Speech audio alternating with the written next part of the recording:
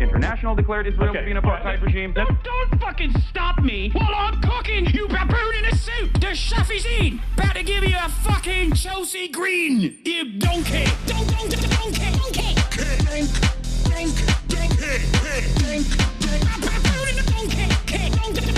Listen to what I'm saying, and you will understand, perhaps, what I'm trying to imply. Patronizing. Yeah, I am being patronizing. I don't know who the fuck you are, and you're over here chirping all the way from fucking London about you want to fucking free Palestine, but also simultaneously you're talking about both sides are fucking fine. Shut the fuck up. You don't know anything, okay? Who the fuck is this pink-haired twink?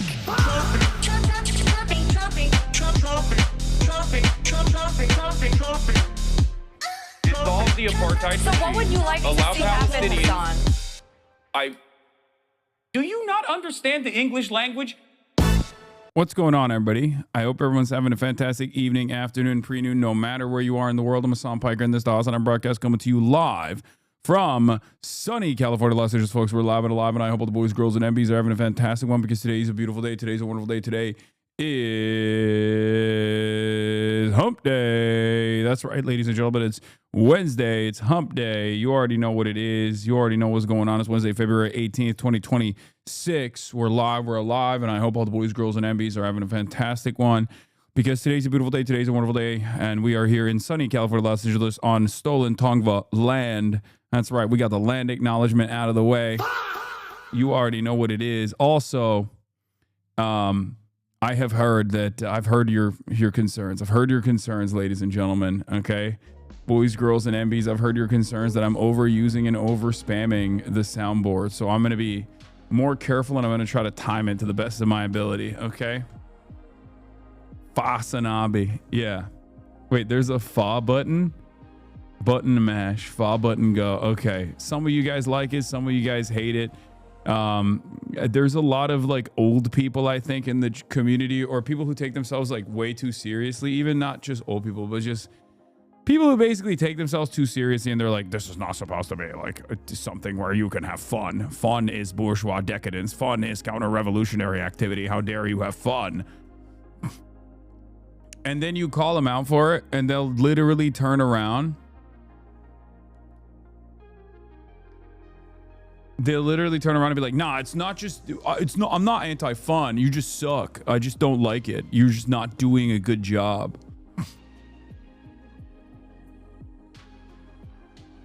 Yeah, go buy a house, old man. Be honest, someone IRL told you about the soundboard, which now made you concede. First of all, I haven't conceded. I am, I like the soundboard. This is not even like YouTube streaming. This is like, what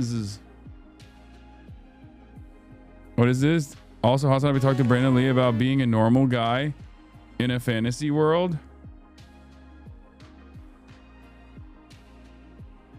Yeah. And probably one of the oldest shadows, and they need to chill. Yeah. All right, ladies and gentlemen, boys, girls, and MBs, it turns out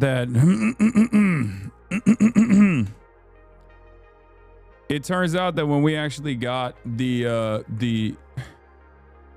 ISP stuff fixed, okay, because we noticed that there was a cutting happening, like with the service that they were providing us. I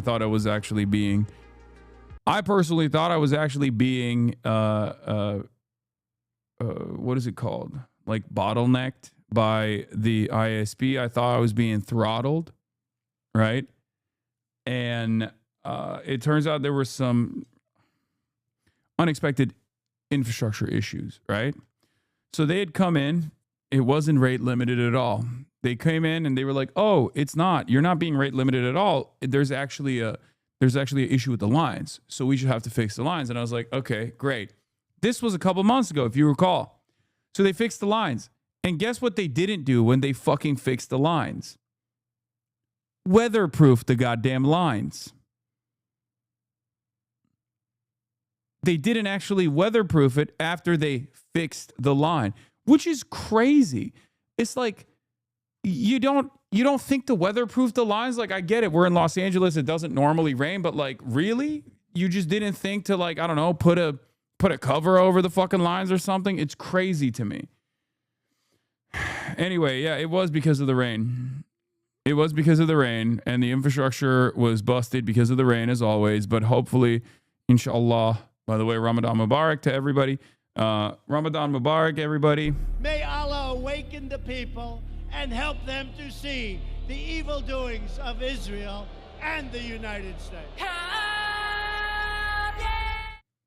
Anyway, but yeah, they inshallah, it'll no longer be an issue, hopefully.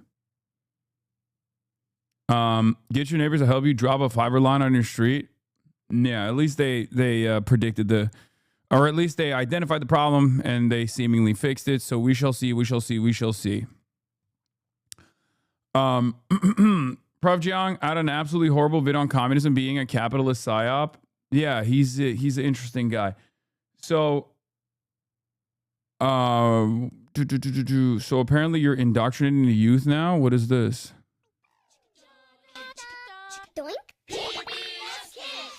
Piker Broadcasting Service Kids is sponsored by you, the people, for you, the people.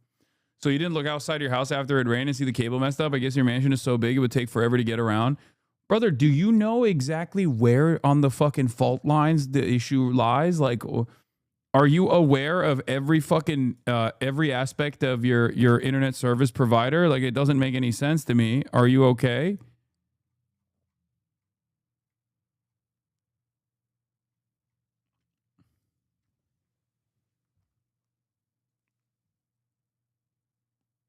Anyway, is bait? That's got to be sarcasm. Are you okay? I don't know. Anyway, so that's probably sarcasm. I hit a no jokes. No jokes. I apologize. I hit a no jokes. It's my bad. Just kidding. I'm Canadian. Get 5 gig up and down. Stop. I don't want to hear that. I pointed my ISP to the fault, even though it was 3 countries away. Okay. What was I going to say? Oh, personal news wise, bro, Caleb fans hates your ass, or is this brigaded? Comment section is true. One of the things that I do is I created this. Someone had to do it, lol. Yeah, Caleb put him in his place. Caleb was the most alpha person in that room. Hasan plays. Then I would lay off. This is why Caleb was always in charge. Literally, like, why are you talking about that so often? Literally, what was he even talking about? I only watched it because Caleb was in it. They were so annoying, and you could tell Caleb was ready to get out of there. Hasan just using buzzwords. Caleb dog walking Hasan is my new favorite thing. Love seeing Caleb humble Hasan is beautiful. How do people not see through Hasan? I think there's a lot of there's probably some autistic parasocial fans in here that like think that Caleb Heron hates me. I'm sure. But then the rest is just like joking around. Watching Caleb check Hasan was so healing. Like, many of these people are just, you know, they're memeing. They're memeing along. I hope you understand that. Like, Caleb ate that, made me like him so much more, for real. Y'all have no idea how long I've been waiting for an episode with Caleb. Yeah, it's mostly people just like one of the things that I do is I create. No, they aren't. Wait, what? All the comments I saw, people saying it was the best episode. They never seen you laugh so hard. Caleb was so funny, etc., etc. I know. Did this narrative around him being a selfish top. Oh my God, I gotta tell you about this. He created discourse? No, he created this discourse, and I can't escape it, and it's all over the internet. I'm a bottoms rights advocate, and I talk about how Austin is not a good top, like he's a selfish top. Hasan, have you ever fucked a guy? No. He does not. Then I would lay off. Thank you. Because it was such a bar. It was so funny, but it's like hilarious because right after this moment, Caleb then turns to Austin and asks Austin to defend himself and instantly goes, okay, hold on. I'm actually on their side again. I don't think people outside the stream understand how much you joke. Yeah. There's also like a lot of woke people on TikTok that are just woke 1.0 style wokes. And it is what it is. You know what I mean? So are you going to fuck a guy so you can win the argument next time? Yes.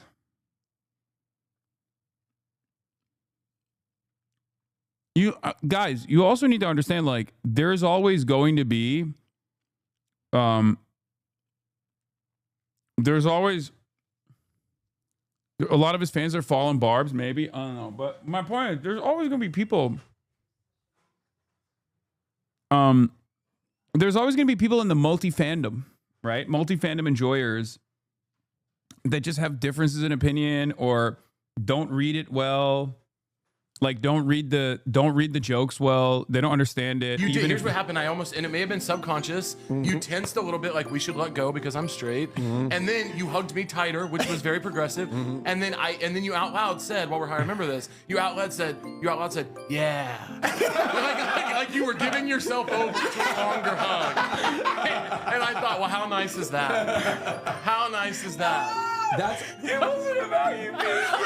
It was trying to go against the autism allegations. He really, I was proud of myself. He really thought he stuck that shit. The whole lot. It's real. I did. I thought this is a big deal because he hugs. Because I remember like him talking about how he hugs. And in my mind, I thought, I'm going to fucking nail this hug. And I thought I nailed the hug. I did not nail the hug at all. Trying to beat the awesome allegations, immediately getting called out for acting strange in a social situation. Caleb is just the right person to humble Unc. I thought I nailed that social interaction an hour ago.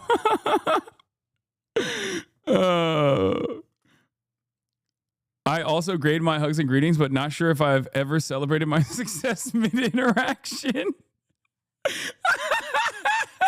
I'm so stupid. That was probably the best part of the podcast. That was so fucking stupid. This is something that only people that have like the appropriate kind of autism will understand or ever experience. If you're like a normal person and you just have never had any kind of curiosity about how your social interactions are being seen by the outside world, you don't think about these things at all. In my mind, I was like, well, I need to lock in. Like I had anime music playing in the back of my head. I was like, I'm going to lock in on this one. And then it turns out he read it totally differently.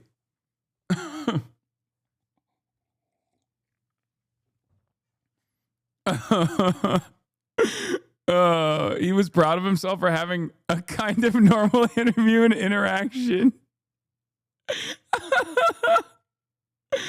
That's Hasan patting himself on the back like, I think I nailed that social interaction an hour ago.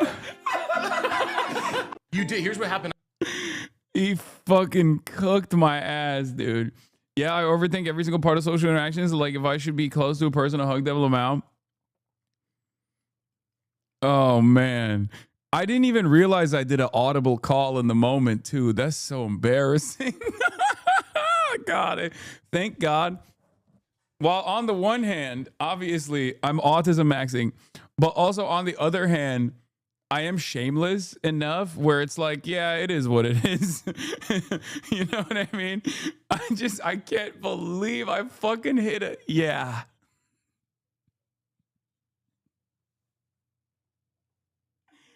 Oh, it's so bad. It's so bad. Oh, Jesus Christ. You were so deep in the headcanon. It was the part where you were out loud proud of yourself. Yeah. Yeah, I got fucking cooked.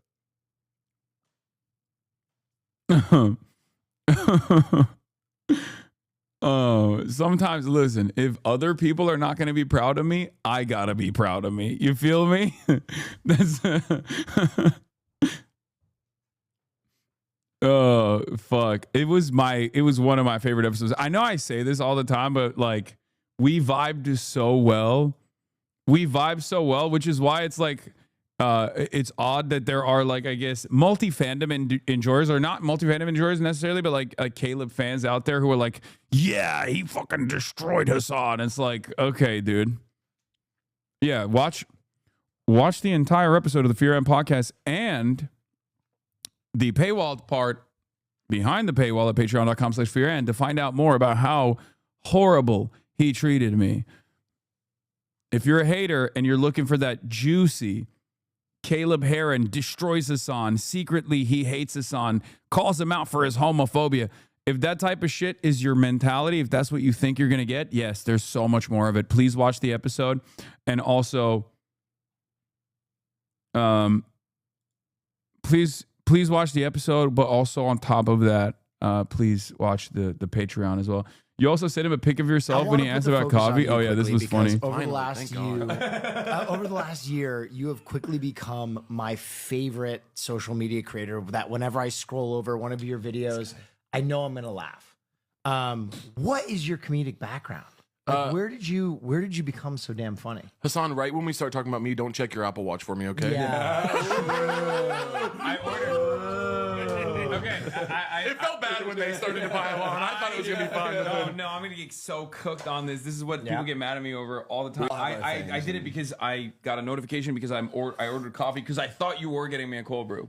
Oh, is that what you meant by that? Well, let's ask the audience. Okay, let's ask the audience if you thought I should bring a cold brew. Okay, wow. Because maybe we'll find out. That's interesting. I texted. It's at 9 a.m. on a Saturday, by the way. Yeah. I said On Valentine's Day. On Valentine's Day. I texted Hasan. I said, "You want a coffee?" He said, "I'm supposed to ask you that." He didn't. I said, "Gotta wake up pretty early to best me, brother." Then he sent me a selfie of himself at the gym. And said, "But I recommend Koufax cold brew if you like that." I said, "Let's discuss their breakfast burritos." He said, "They're fire. I won't be partaking though." In what part of that message did you think I was supposed to bring you a cold brew? Well, I was just trying to subtly say I would like a cold brew. That's crazy. But the thing about Hasan that you have to understand, you have to ask him multiple times. Sometimes he won't. Yeah, I was respond. texting you driving in too. person. It's like trying to become Jewish. You have to go to the rabbi by multiple times. Yeah. But yeah, he did want that coffee. I'm on Hasan's side on this one. He said yes, but no burrito. Hasan was geeking. I've never seen him so enthralled by a guest who wasn't political law. I mean, Caleb was pretty political. As an autistic person, I'm on Hasan's side. To me, the conversation was clear. He made it known he wanted a cold brew. But yeah, him saying yes, and he was saying no to a burrito for himself as a fellow non-direct communicator when asking for things I understand he was on. Yeah. Caleb is hilarious, though. This is like the Adam Friedland Come Town sandwich shit. Yeah, I'm just so glad that Missouri has more positive representatives. Not many good ones escape here. Yeah, he is the best and brightest. A selfie? Are you like a rare vain autistic person? No, I didn't send him the gym selfie to be like, look how hot I am. I sent him the gym selfie because I took it for my trainer who was asking me like what I was doing that day. And I was like, I'm at the gym right now, brother. Like, it wasn't like a sexy selfie. I don't know why you guys are, I don't know why you're reading. It's normal. You send friends like photos of what you're doing, right? So then I already had it in the tank and I was already driving back home. So I just sent him the photo I'd taken for my trainer that I was my friend and trainer I was talking to.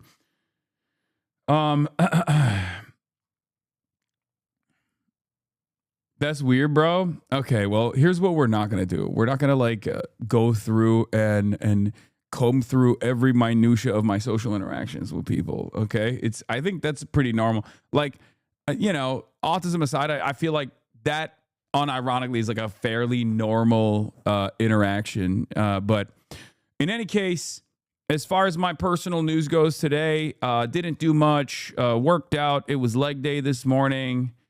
Did a whole weighted lunge component to the weight training, which is probably going to cook me for the rest of the week. Can we rewatch the clavicular interview with Adam so I can be suicidal again? Okay, dude, calm down. It made me very sad. That realization did make me very sad personally as well. What is this, by the way?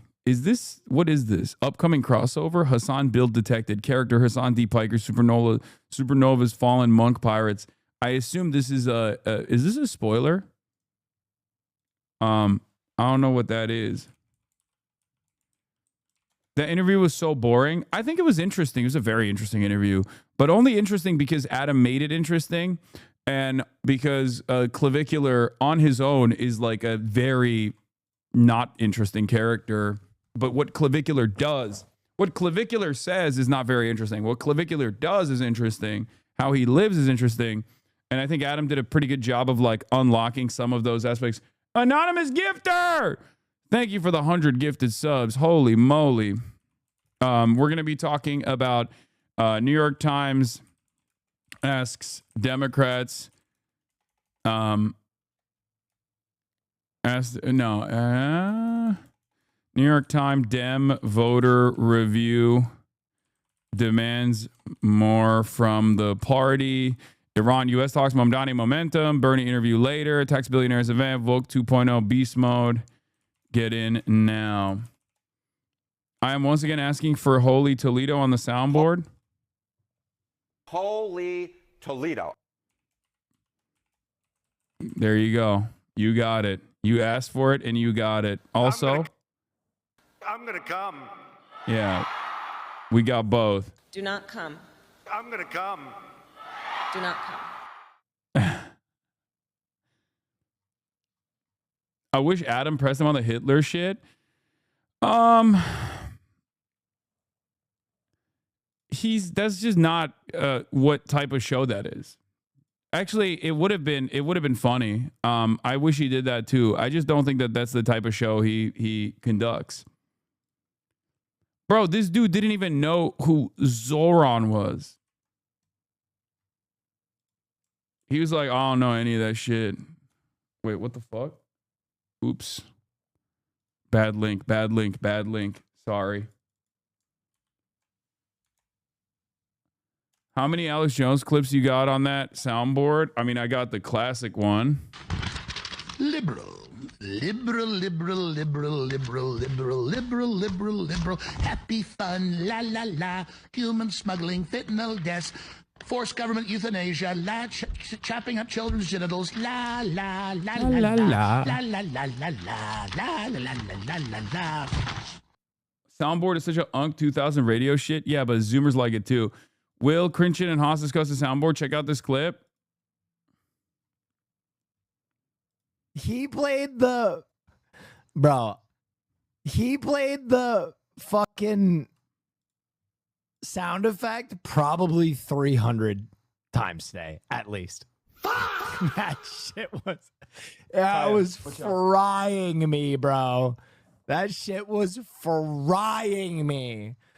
I was playing Mugenics, watching him on my left screen, and every 2 seconds, fire! Fire! Yeah, I mean, it's good. You need the soundbite of Alex Jones saying Jew, Jew, Jew over and over again. No, that one's a little too tricky pizzicky for the soundboard. If I play that one, I have to also show it. Because I feel like I will get banned, and not only will I get banned, but also that one will get me in trouble. Like, if I play it, I have to show that it's Alex Jones, and I have to use that. I have to use that carefully, very carefully. Open presents. Thank you for the 25 gifted subs. God damn. Sin City was a maybe. Yeah, I'm gonna slut it up for you guys. That's right. Tricky Pizzicky, I'm dead. I don't even know what that word means. It just like slipped out of my mouth. Sometimes I just say shit. I need you guys to understand, like, sometimes certain aspects of like American culture, I just like don't know where I even figured out, where I even heard it. And I'm just like repeating it like a child. And it's just like it's just a sound that's coming out of my mouth. I truly have no clue what it is. So that's what it, you know. The funniest thing about that clip is he wasn't even being anti-Semitic. Actually, yeah, the Alex Jones Jew clip is actually him making fun of Nazis who constantly associate, like, that's him making fun of Nazis who constantly associate everything with Judaism. That's literally him criticizing the neo-Nazis who don't do like anti-Semitism correctly, which is ironic because that's a problem that Nick Fuentes has also encountered with Candace Owens. Like, that's a real meta amongst like people who are perhaps most responsible for anti-Semitic conspiracies popping off on the timeline, turning around and being like, you guys aren't doing Jew hatred correctly. Like, it reminds me of Alex Jones having that conversation with Kanye West where he's like, yeah, right, Kanye, you know, we don't mean like we like Adolf Hitler, right? Like, I mean, come on, you just mean like, you know, the globalists, right? And Kanye's like, no, I love Adolf Hitler. Like, he is my guy. That's my guy. I love him so much. He invented the microphone. And Alex Jones is just like, you're fucking up the bag, Kanye. There's a proper way to do Jew hatred, and you're not doing it properly. That's what it is. Yeah, Alex Jones was doing anti-Semitism the right way. Oop, Megaphonics got banned. Classic.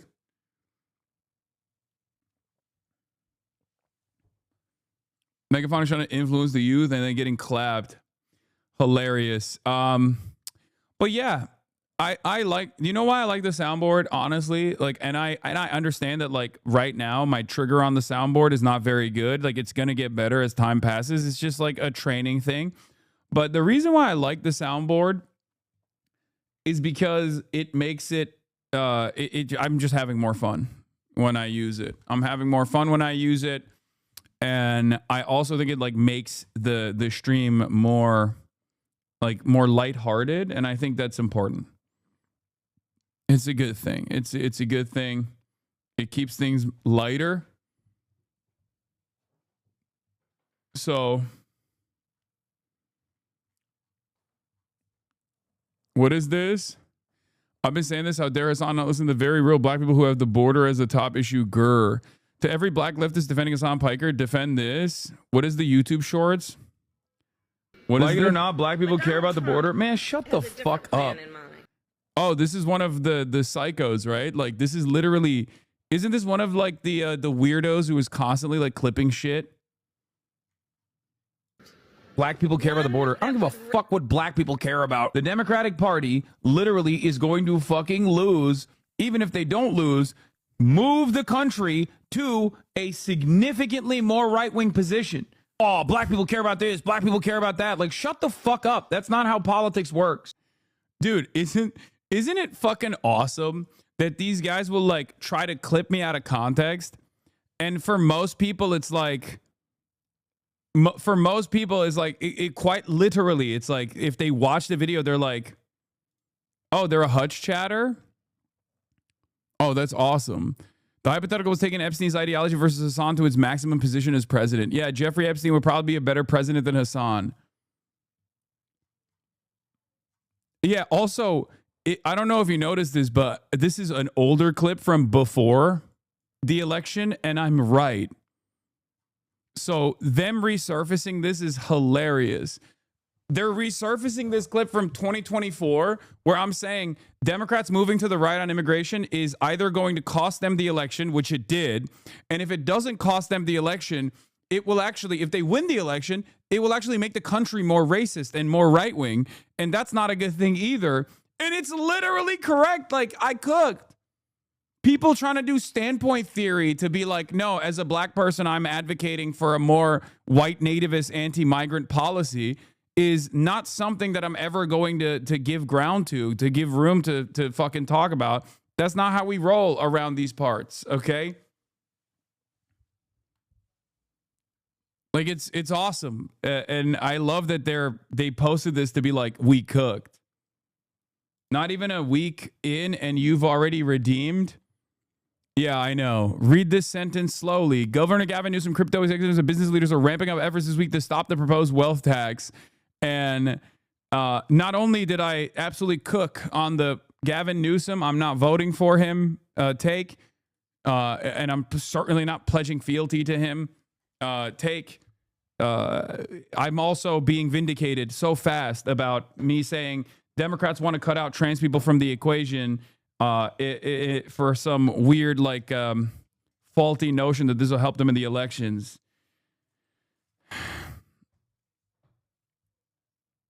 Tim Miller was scolding you. Wait, I thought I responded to him. I guess not, but I should have a talk with Tim Miller. I mean, he's more right wing than I am on a lot of this stuff. So that's not what he said. He's talking about centrists who use the polls to argue leaving trans people to the wolves in the name of political strategy. Yeah. I think Clavicular used a soundboard on Piers Morgan. Okay. Today was my grandfather's funeral. Can I get a fa in his honor? R.I.P. to your granddad, chatter. R.I.P. Tim Miller sucks. Failed Republican op. Yeah. So it is funny that this person is like bringing this clip back. I have noticed that this is like the old meta that Republicans used to utilize all the time because they're not very intelligent, where they just like take a clip and it's very clear that the clip says something entirely different than what the description says. And most people, like, it's not even out of context. Usually it's just like what you see is what you get. Like it's straight up like a well thought out position that they didn't even clip out of context. But they'll just be like, see, this guy is racist. He said he doesn't give a shit what black people think about. Like, it's obvious to me that this is a bad thing. He's obviously racist. But then you watch the clip, and in the clip, I'm like very clearly saying, like, it doesn't matter. Your background doesn't matter if you're saying that tweet has 1K likes from a Hutch liker. You don't even have to do all this. I know, but it is interesting that these guys' gotchas have gotten dumber as well. Liberals' gotchas have gotten dumber because at least this was like the Republican side, right? I've noticed some good clippers popping up. Yeah, I know. There's like a bunch of clip accounts that are popping up that are not like brain broken with Hasan derangement syndrome.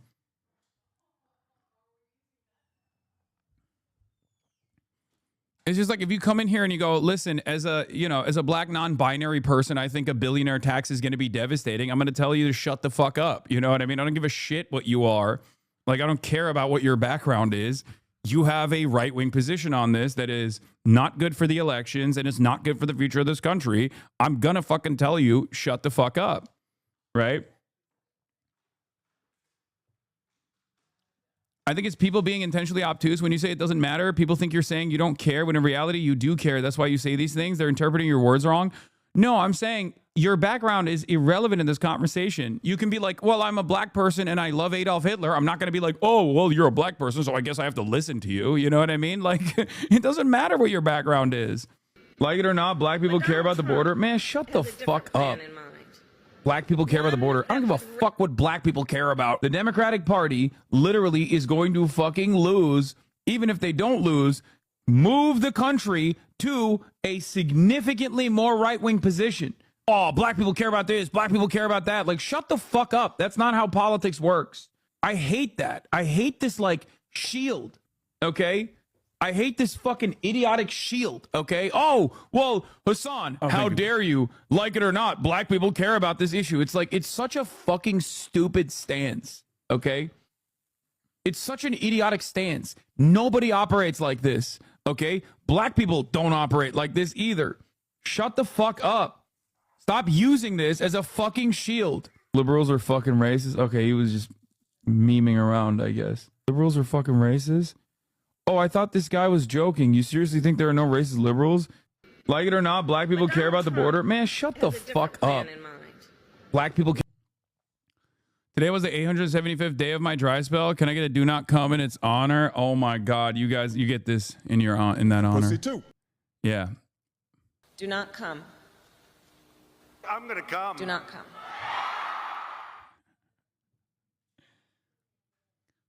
Do you think for Black History Month that we could get Hasan to react to the Martin Luther King time travel movie that is shown in elementary schools to showcase how important of a figure he was? I think that would be amazing. Okay. I don't even know what that is, but I've heard about this and I definitely want to watch that. That'd be so sick. HasanAbi is a straight white male. LeBron is no longer the GOAT and is being usurped once again by Kareem Abdul-Jabbar. If you get mad at my take, you are literally racist. Happy almost 5 years, Hassel. Okay, good to know. My friend Martin. I have not seen it. Our friend Martin. Did you talk about Tim Miller's tweet? No, not yet. I'm going to talk about it right now. So vindication was twofold this week, like I said. One was just like posting my old takes. Someone show this to Don. He in jail, ain't he? I don't like to give him any views on YouTube. Is this YouTube or yours? Is the link is someone else's? For full context, Hasan Piker was discussing border when a white liberal made a comment. Black people care about this issue. We don't need white people to speak for us. And Hasan literally told him to shut up on our behalf. Thanks, Hasan. Hey, let's go. But yeah, they've fallen. The liberals have fallen. Explain why identity politics is bad. Identity politics in that it is against the left position is silly and stupid. Okay? It's silly, it's disingenuous, it's idiotic. Wait, what? Am I a mini F? No. It's not even raining. It's sunny. Hey, yo, chill. It's sunny. That's crazy. We got to chill out on that. We got to chill out with that. He about to act up. Yeah, my ISP is going crazy. My ISP doesn't even want to defend. My ISP doesn't want me to defend myself. Grand Platinum on China? Oh no, what did he say? Oh, I think Live ice fishing with Grand Platinum? Bro, this dude will do anything but do a broadcast with HasanAbi Piker. I'm gonna be honest. He will do anything but do a stream with me. But the other thing that I was talking about, of course, was this. Another far-right neo-Nazi does the family annihilator move, as they're known to do, and instantly the very same people they retweeted are talking about trans identity. Also, to every shameless centrist floating trans disapproval polls, you disgust me. Maya C-O-2-3, thank you for the 25, get the subs. You disgust me as much as the right-wing freaks do. Now, the reason why I said that is because of the Laksha Jain, I think his name is. Like he immediately came out of the gate swinging and started posting like trans disapproval polls, talking about like, well, we got to drop, basically implying that we have to drop people. Like Democrats have to drop trans people from the conversation. They have to drop trans people from the equation. And it's ironic because my argument has always been that when Democrats refuse to advocate for certain marginalized groups, that's when they literally end up losing. They cede territory to the right wing on these culture war narratives. It doesn't have to be like constantly in your face, right?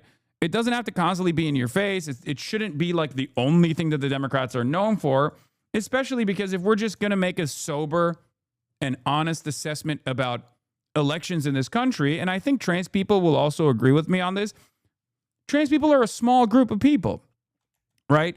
So like, obviously it can't be the number one priority. It shouldn't be the number one priority. It shouldn't be like the thing that you come out swinging for, right? But it's also not a thing that you should be ceding territory on, right? Like it's just ridiculous. And my argument always around this issue has been that if you actually gave Republicans something to fight against, like a real coherent policy agenda that they must negatively polarize against or they must negatively position against, they're not going to spend a good deal of time attacking trans people. Like they'll still do it. They'll still do it, right? They're going to do it regardless. Like they're gonna wait, is effing again? Oh my Lord, what the heliante is happening? The Fs are not as bad though. I think you guys are freaking out for no reason. It's not as bad, but it's still happening.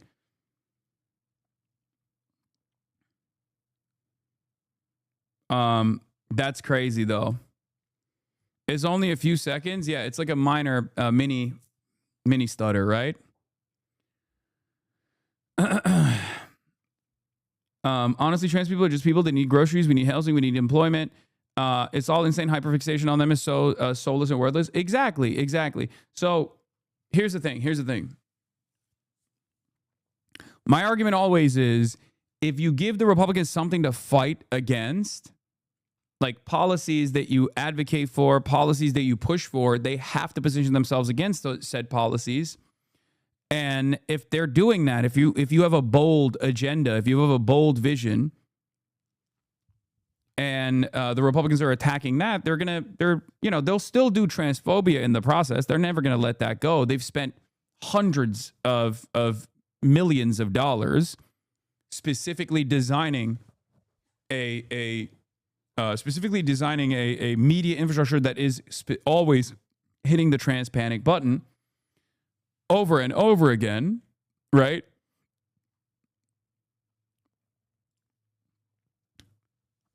It's just, this is I feel like this is just an abdication of responsibility from the Democrats in terms of like not protecting marginalized identities.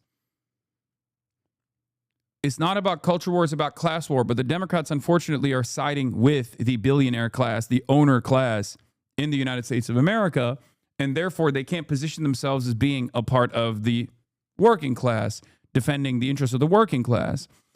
And when they don't do that, it's like two parties that are both on the side of the owner class, two parties that are obviously still very much maintaining the interests of the super wealthy in this country, whether it be private healthcare providers or whether it be, big industry, agribusiness, all different sorts of industries. You're always going to have a fight around culture war issues, and the Democrats are always going to lose on those culture war issues, especially because the Republicans have a faucet of misinformation that they can deploy, and they do not shy away from deploying with regular frequency. Transpanic narratives is one of the components of the multifaceted Republican approach. So if you want to protect marginalized identities, marginalized communities, one way you can do that, because the best defense is a good offense, is to go on the offensive. To go on and declare a bold and radical agenda where the conversation is directed towards what the Democrats could do for the working class. Right? That's it. Having said that, this was very frustrating for a lot of people. I said this, and then people were yelling at me. I said, if Dems gave Republicans actual policies to oppose, like Medicare for All, GOP wouldn't be able to constantly hit the transpanic narrative successfully. Dems would never have to concede on trans existence at all. This requires constant counter messaging and leading with policies that hurt the bottom line of their corporate benefactors, so they won't do it.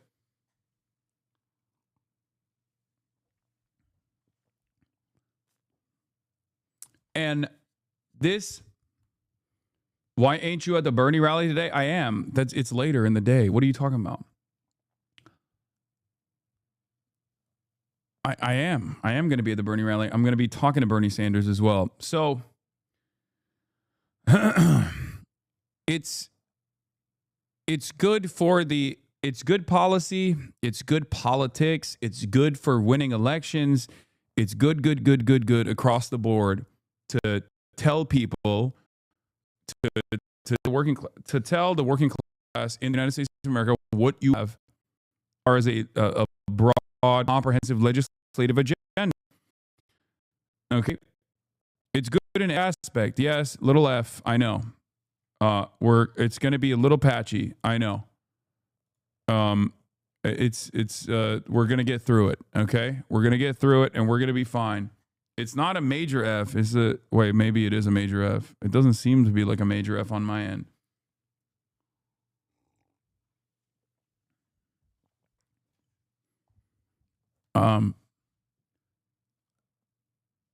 Wait, oh shit. Uh-oh. What the hell? It's even worse now. No, it's pretty bad. It's doing again. Is this different from last? The reason why it's different from last time, I suspect, is because there's a spider. There's a spider? What? Oh! Oh, fuck! Oh, my God! There is a spider! What the fuck? Ah! What is that?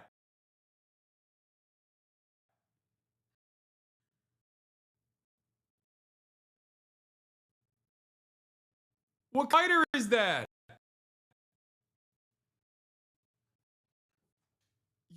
I thought y'all were fucking with me.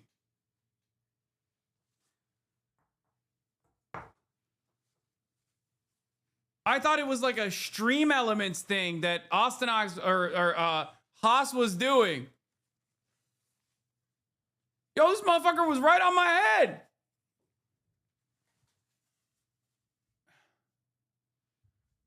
Oh my God. What the fuck? Maya? Okay, dude, that shit was on my head. I'm sorry. This was the most ethical way to deal with the spider. It's a barn spider?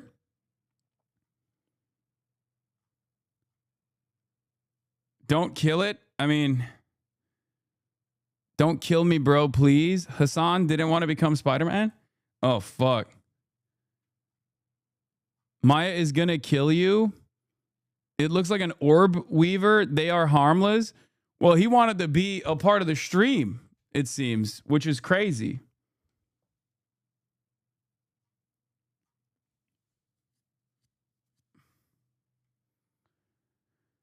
Holy fuck.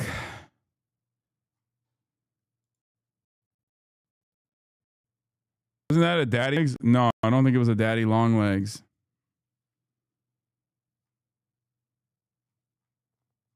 Oh God, my internet is fucking busted again. What is happening, man?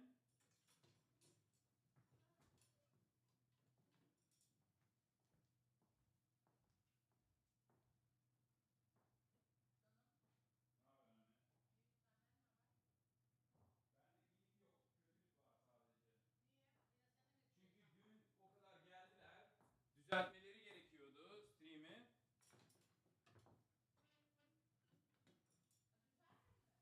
No.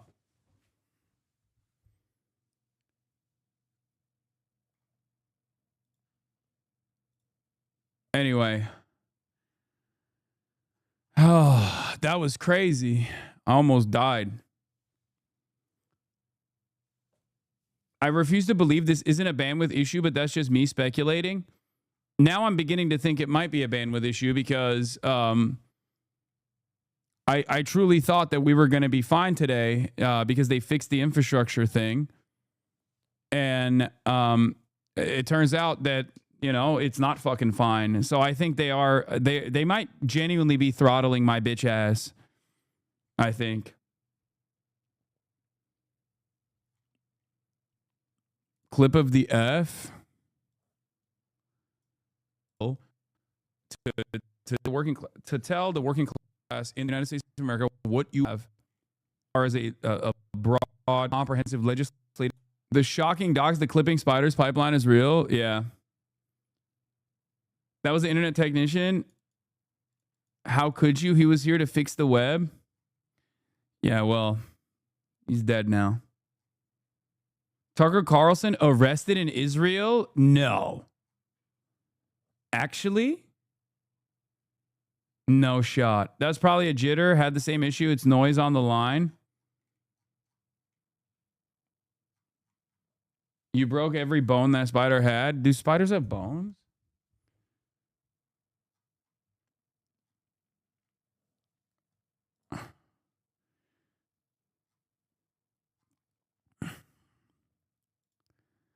Anyway, where was I? Where was I? He was detained for a bit, but it's out of the country. They have an exoskeleton? Gross. Okay. All right. Listen. Let me finish what I was going to say. Which is Tucker Carlson detained at Israel journalists dragged in the interrogation room. What the fuck? Hey, yo, that's crazy.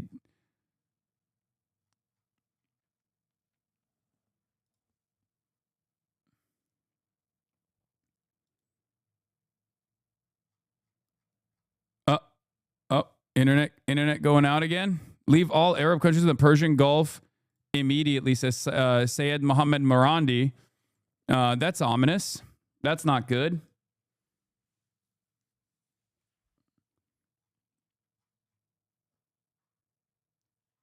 Yeah, he's getting recruited to do Mossad. They were like, "We really love your work."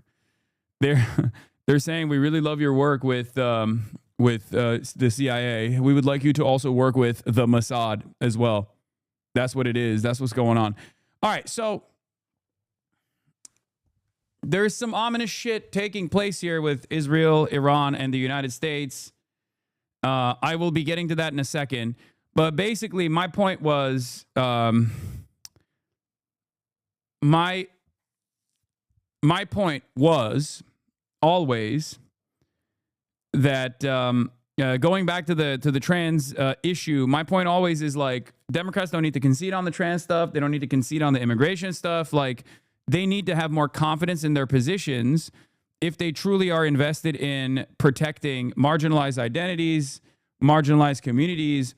They have to actually do that. They have to actually, take the time out to unironically defend these communities. And if they don't do that,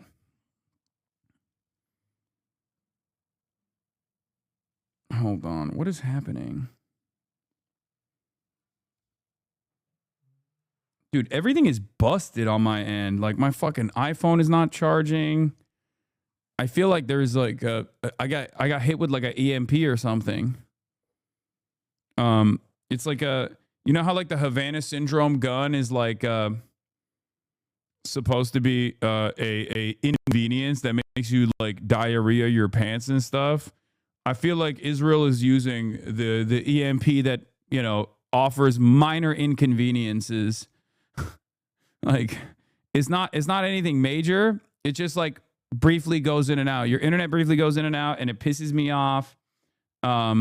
It also, you know, my phone doesn't charge consistently.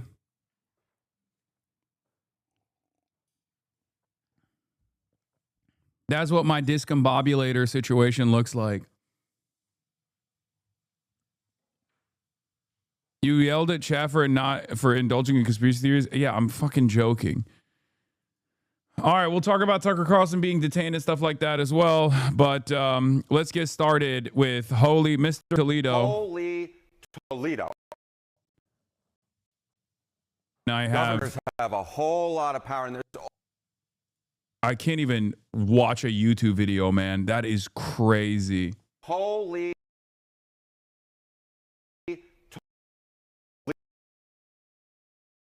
Toledo. That's crazy. Come on, man. All this talk of a Democratic wave, but what right now? Oh my God. Oh my God.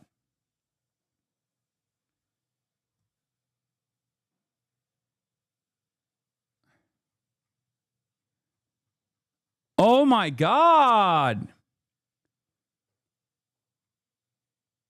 Is there anyone else on your network or just you? It's nothing like yesterday at all. I mean, my mom is here. Maybe she's on the network, but I don't think that's the problem.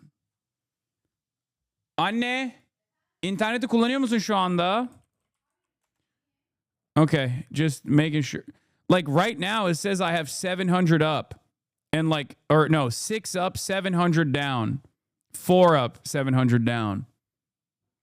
That's what it says on the internet speed test side. But, 3 up. Great. And that's like, I'm being throttled. I'm pretty sure I'm being throttled. I think my ISP has been steadily throttling my ass. But what's interesting is like they're throttling the download as well, which is new, I think.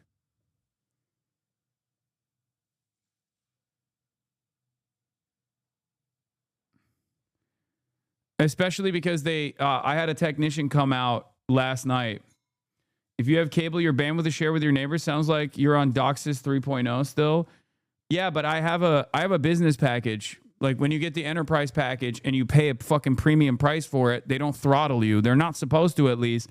And I think either my ISP changed its policies without telling anybody, especially because they can get away with doing shit like that, or there are real issues. Pre-record chat is annoying anyway. Okay, dude, you're annoying for saying dumb shit like that. I'm not going to pre-record 8 hours of a broadcast at nighttime and then run it during daytime. What are you talking about?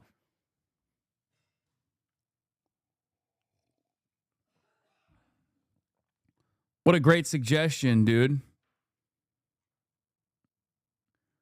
I am speculating.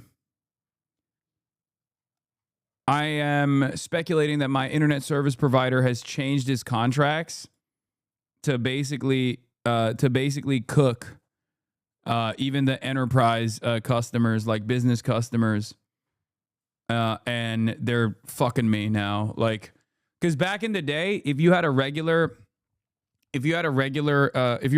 client during peak hours, they would just throttle the fuck out of you. So I switched over to business. Because I thought in business, it's like an unspoken secret that business customers don't get the throttle on the same nodes that otherwise get overloaded, where you experience packet loss. If you're on the same node with like a bunch of other people in your neighborhood, in your block, they literally will just they will cook you. They will throttle the shit out of you. And this kind of stuff, unfortunately, is there's no real accountability. And chat kept yelling at you to get business because your stream ended at 3 p.m. every day. Yeah. And then I got business. I got the business client. And no, there's no fiber available in my neighborhood, chat. Please stop. If you are the only enterprise business customer in your area, I doubt you have a dedicated node for your crib. No, but it doesn't matter because when you're a business enterprise customer, they, even if you're on the node with like everybody else, they give you prio and they don't actually fucking throttle your shit. That's the whole point of getting a business, becoming a business client.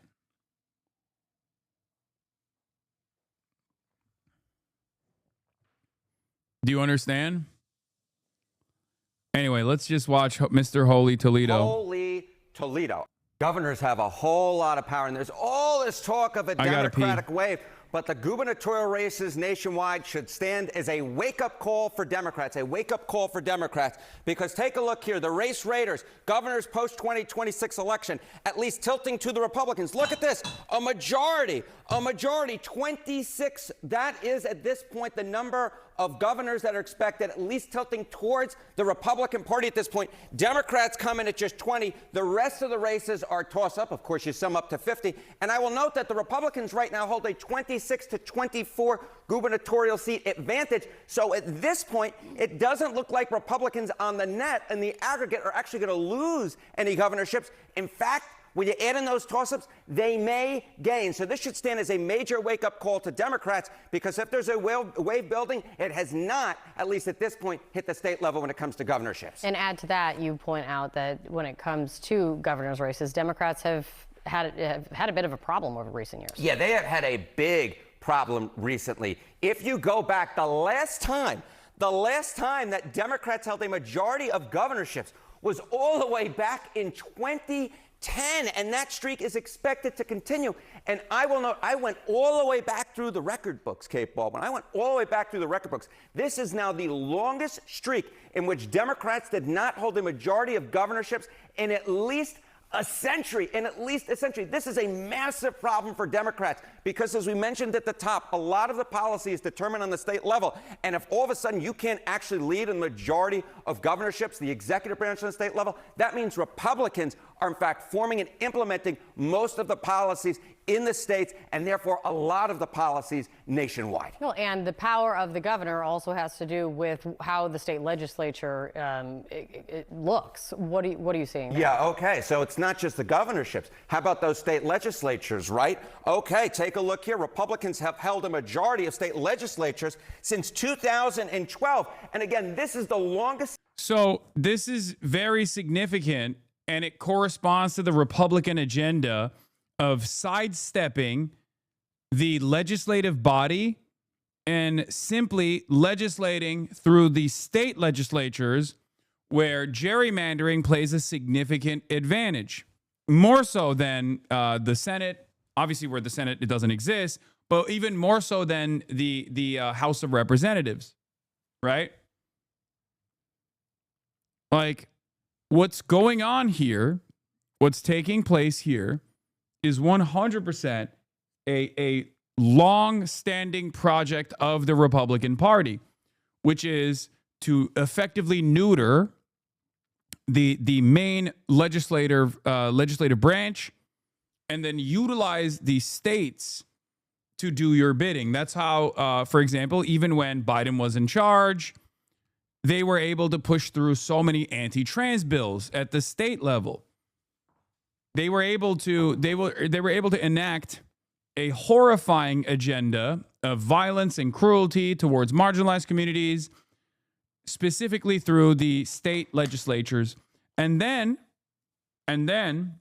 have that maneuvering get tested in the courts, and then go all the way up to the Supreme Court, where the Supreme Court is obviously pliant to the MAGA mission, where they would turn around and effectively change the constitutional interpretation.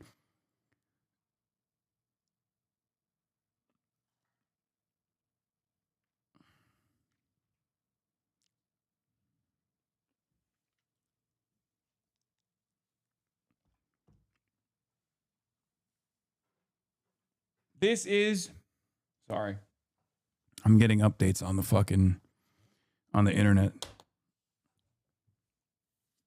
Every good thing that my city does, the state legislature just undermines. Is annoying. Yeah. It is a very reliable tool in the tool belt. There was no F, chat. I just stopped talking. Yes, we're going to talk about Tucker being detained in a second, okay?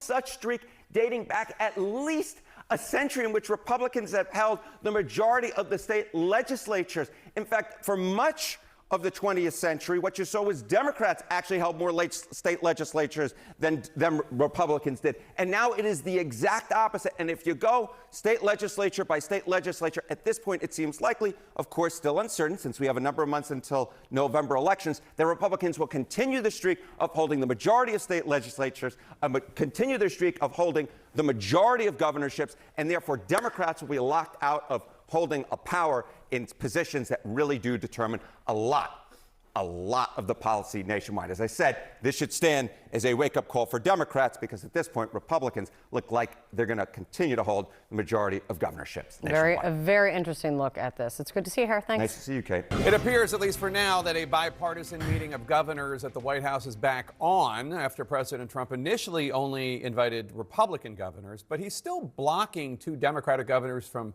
a separate dinner and attacking the GOP chair of the National Governors Association, a very conservative Republican named Kevin Stitt, as a rhino. Let's bring in Democratic Governor Andy Beshear of Kentucky to discuss it all. Governor, there's a lot of confusion over whether Democratic governors are still invited to attend this bipartisan meeting and dinner at the White House. Kevin Stitt, the Oklahoma governor and the chair of the National Governors Association, seemed to say that you and your fellow Democrats are invited, but then the president went on social media and attacked him. What's your understanding? House sensitive or House/Senate races, the governorship votes? So the gubernatorial race is actually one of the few races that's kind of decoupled from party loyalty, even though it obviously plays a massive role in the party advancing its interests, in the party advancing its agenda. Andy Beshear is actually a perfect example of this. Deep red state, but he's deep blue. He's uncompromising on protecting trans people and stuff like that. So, like, it actually plays a really big role in how the parties operate. But at the level of the voter, when they're going out and voting for a governor, it's a much more personal decision. It's a much more personal decision, and it's entirely around, like, what the governor is going to do, like how the governor pitches why you have to vote for him. Okay? The reason why I say this is because there are plenty of instances where you'll have a red state with a blue governor, and even more instances where you have a blue state with a red governor, right? So the governor has tremendous power over the state and over the state legislature, the power of the veto, the power to basically run it like a president, like a mini president. And yet, regardless of that, there are plenty of instances where, you know, you have more moderate red governors in blue states, and you have blue governors in red states. Are you invited to these events? Are you planning on going? It's just a lot of drama, and it's unnecessary. You know, governors wake up every day focused on getting results, on creating better jobs, creating safer communities, expanding access to health care, improving our public schools. And this meeting is an annual bipartisan tradition where we try to push our differences aside and talk about how we move forward in those areas. Yet the president has just turned it into drama, inviting and disinviting others. It no longer looks like it's going to be productive at all. At this point, I'm not going. If you're not going to invite all the Democratic governors, this chair of the DGA isn't going to be there. So just for the record, it's Jared Polis of Colorado and Wes Moore of Maryland who are the 2 Democrats not invited. Are you worried at all that you not going will ultimately hurt your constituents in any way, denying you an opportunity to bring up your concerns with the president directly?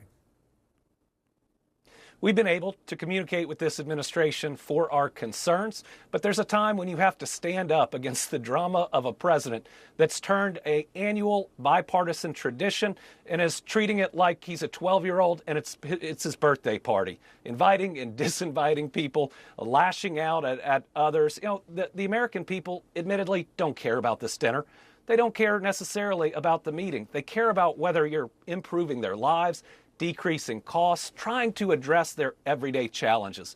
So that's what I'm going to be focused on. For the record, I've had two 12-year-olds, and neither of them would have ever done that. The administration is increasingly focused on the midterms. Earlier in the show, we played some sound from DHS Secretary Kristi Noem talking about making sure the right people are voting and electing the right leaders. Between that and the DOJ demanding voter information from states and the president saying he plans to implement voter ID requirements even without congressional approval, are you worried as a governor about what is going to happen at the midterms? Well, it's my job to be worried. Kristi Noem's statements are wild and they are un-American. The president talking about not federalizing elections. He first said Republicans should take over elections in certain states. That is anti-democracy. But Democratic governors and AGs are ready to stand up and make sure we have full and fair elections. But I'll say this. If you try to intimidate the American people, especially when it comes to something so foundational as voting, I think you're underestimating them. I think you'd see huge lines and people singing. You know, people want to be Americans first, and Democrats or Republicans second, third, or fourth. You put our democracy at jeopardy. You try to intimidate them from voting, and they will step up and protect this country. But what are you specifically talking about doing if there is an issue? Well, the first thing we do is go to court. That's what the courts are for. I've taken on this Trump administration despite being in a Trump plus 31 state over and over and over, and we've been winning. When they've tried to take the personal information of our citizens so that they can use it as they wish, we stood up to them. When they tried to cancel funding so that we could create a warning system in eastern Kentucky for the next time it would flood, we stood up to them. Time and time again, they've overreached, like trying to send National Guard from Texas to Illinois. We were a part of that lawsuit, standing up and winning for the American people. You talk about needing FEMA in the case of a natural disaster of any sort. Are you worried at all about Chatters? Yes, we're going to talk about Israel in a little bit. Obviously, please. Okay? I know. Like, calm down. A lot of you are spamming, but I want to move through this at the pace that I would like to. I know Trump is live at a Black History Month reception, but where time. But I said, I'm looking for other people like you. How many are there? Many. Then I was worried I said, well, maybe she's going to say everybody should be let out. We're not a believer in that. I said, so Alice, are there people that shouldn't be? You met a lot of people. We'll get to this in a little bit because he's already had a Jesse Jackson soundbite as well from this, expected gaffe machine, right? Obviously, Trump talking about Black History Month is going to be disastrous, okay? And I know Tucker Carlson's been fucking detained! Stop! I know! Fuck!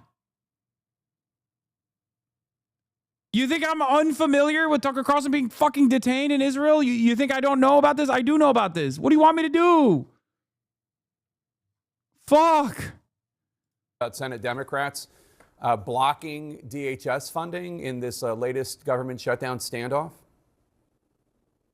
Well, hopefully it won't last too long because FEMA is incredibly important and I will admit is operating pretty well under this president, at least the people on the ground that are helping people after the natural disasters. But ICE is out of control. They have an American body count. They have injured and wrongfully shot others. They have 2 agents that are being investigated for perjury, and their leadership attacks anyone involved in an altercation with ICE as domestic terrorists before they even know the information. This is a group that thinks they can barge into an American's home with an administrative warrant. We have to stand up for them, and Democrats should be using their leverage to try to get reform and retraining. So you're the new chairman of the DGA, as you alluded to. You had an op-ed in the New York Times talking about how the focus of the Democratic Party must return to creating better jobs, more affordable and accessible health care, safer roads and bridges, education, communities where people feel safer. I have to ask, it's no secret you're weighing a potential presidential run in 2028. Do you think Democrats right now are conveying the message that you laid out in that New York Times op-ed? And how do you respond to a Democratic voter who might say, I like your track record in a red state or red Commonwealth, but you're too soft-spoken?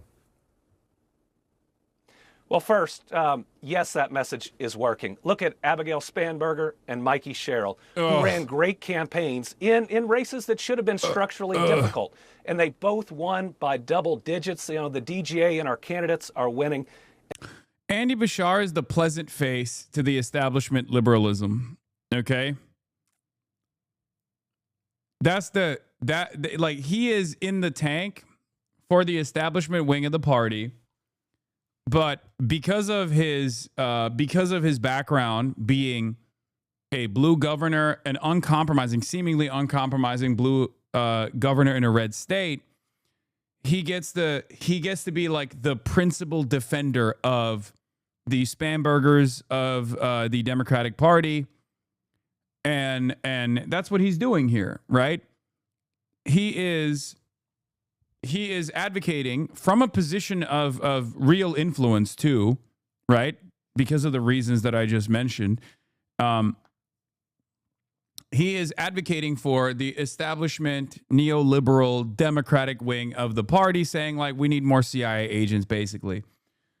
You have to treat this with the same response that you treat like a Gavin Newsom, right? Gavin Newsom says this stuff in a deep blue state. And therefore it's easier to fucking disparage. But when Andy Bashar says this, he's saying this from a red state. So obviously people pay attention to it. He probably is for this reason, he's probably one of the scariest individuals that can make this argument, a convincing argument that you have to do more moderate centrism. You have to just reform ICE, not abolish it, all this stuff. Because, see, I'm in a red state. I'm obviously dominant in a red state. And the reason why I'm dominant in a red state is because I compromise on these issues, right? Except the reality of the matter is the reason why he's dominant in his state is because he's a dynastic name in the state. Like, his father was also a recognizable individual. That's part of the reason why he's allowed to be an uncompromising figure of sorts, and has developed he's developed enough like voter loyalty. People like his services, his constituent services. His narrative doesn't actually work in all these other states. Okay? Everywhere. For me, I believe that the American people want stability, that Donald Trump is exhausting. Many Americans feel like the pendulum swung too far during the Biden administration and it swung way too far during the Trump administration. And what they want is an America a reasonable, moderate centrist where they can wake up every morning and not be worried about its future. And I think they want leadership that's focused on them, on whether they make enough money to not only afford their groceries, but take their kids on that vacation that they went on as kids. That young couple wants to be able to afford their first home around the same age as their parents. People want to feel safe in their communities, believe their kids are going to great public schools. Those are the types of things that I think are not only appealing to the American people, but maybe can help us heal, to recognize that most of our... Yeah. Okay, it's fucking bullshit. All right. Hakeem Jeffries asked point blank about Bernie Sanders endorsing progressive challengers to House races. He's going to have a bad argument here as well. Now, of course, before we get to that, I do want to talk about a complimentary piece to this conversation that is taking place right now. The New York Times went and asked a bunch of Democratic Party voters, lifelong Democratic Party voters, people who voted for the Democrats in the past, how they feel about the current state of affairs in the Democratic Party. And I think it's very interesting because there are a lot more people in the base. Do you have one last question? There are a lot more people in the base of the Democratic Party who have opinions. breaking Tucker detained in Israel, I'm gonna fly out to Israel right now so they can fucking detain me and then hopefully kill me in prison, in an Israeli prison. Oh my God, chatters. I know. Okay? I fucking know. You want to know why I know? Because I of course, this is a huge story. It's literally in the fucking look. Read the pinned. Read the pinned statement. We are aware Tucker Carlson has been detained. We are aware of the situation in Israel and Iran. Please stop. You're not breaking anything. You're just breaking my will to live. The only thing you are breaking is my will to survive. Okay?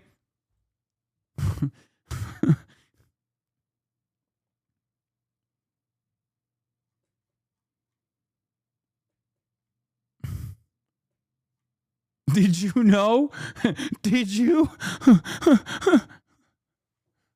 I did. Anyway, as I was saying, the complimentary piece to this is the New York Times piece that I would like to get to. Does anyone have the link for that? Maybe you can send me a link that I actually want to see for once. Okay? That could be nice. Dude, I know about the ICE thing. We watched it yesterday with Wajahat Ali and Hakeem Jeffries. Yes. You need a list on screen? No, I don't. You want to know why? Because nobody reads anything. Okay? Nobody reads anything. The people that come in to spam whatever is happening come in with good intentions, but unfortunately they are illiterate, okay? So it doesn't matter. Thank you for the link, guys. But the reality is I've tried all of these different methods.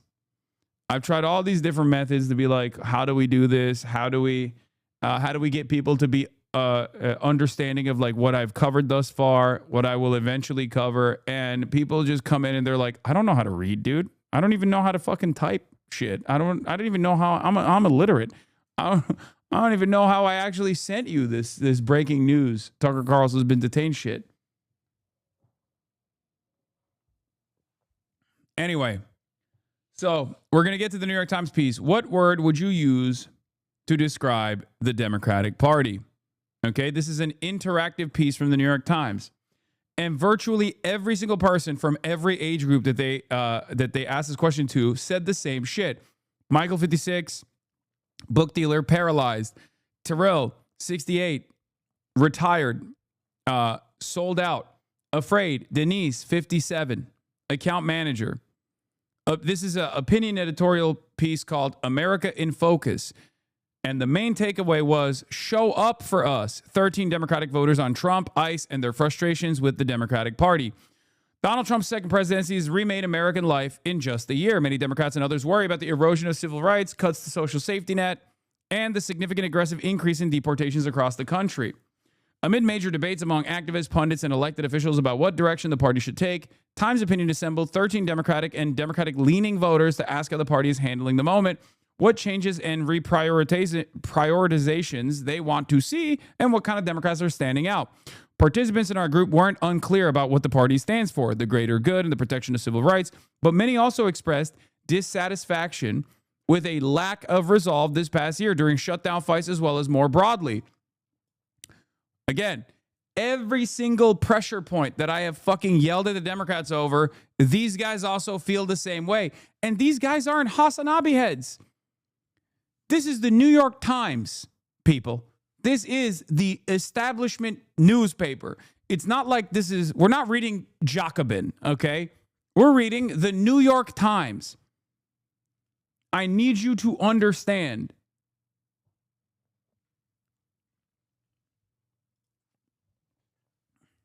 Yeah, they're too young to be HasanAbi heads.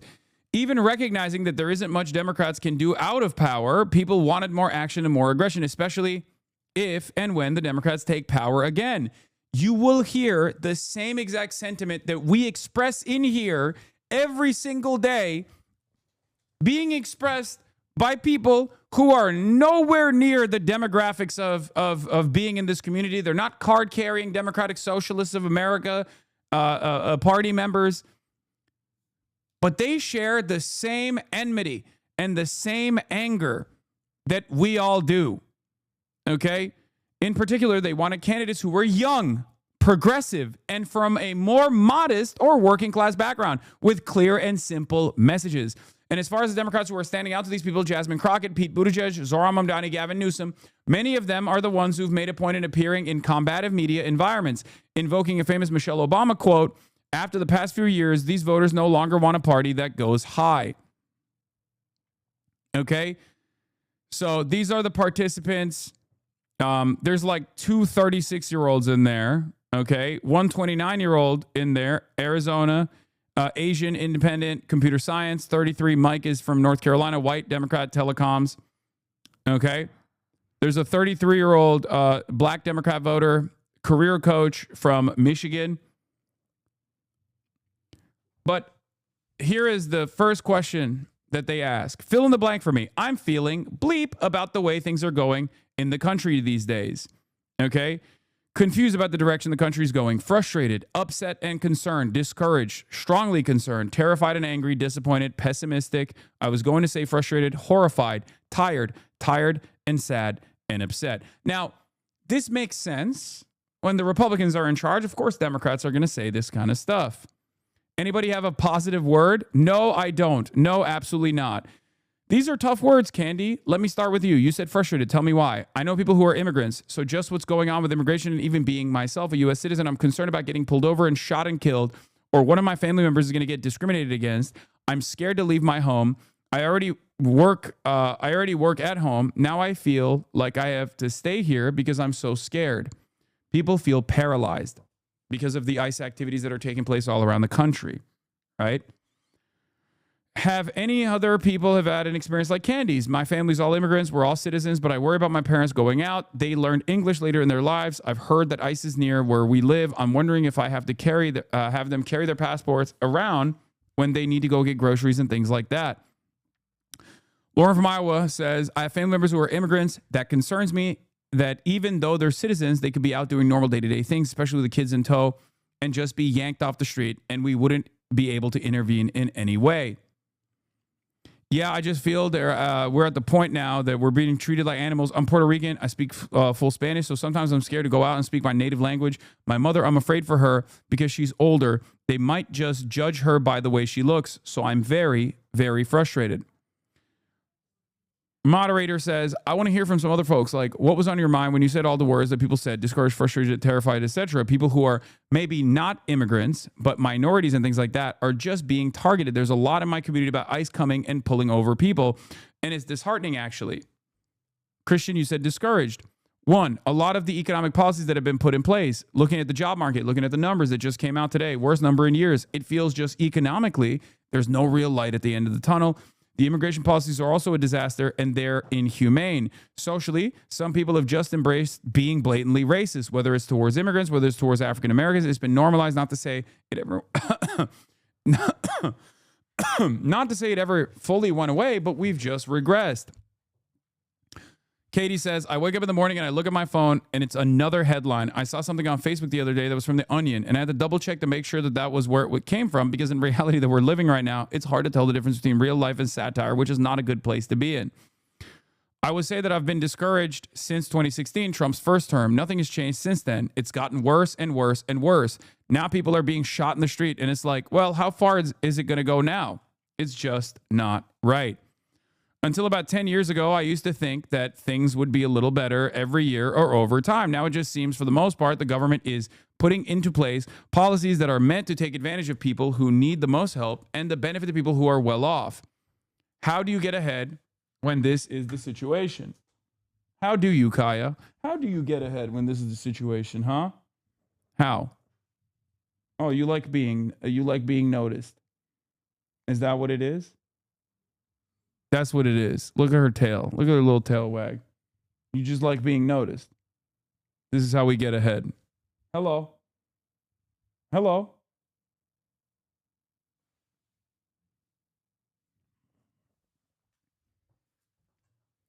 Do we still fully don't know what's happening in the concentration camps, and they're literally destroying cameras and videos on hard drives? I know. She wants the soundboard. Here, look at this. Kaya, place.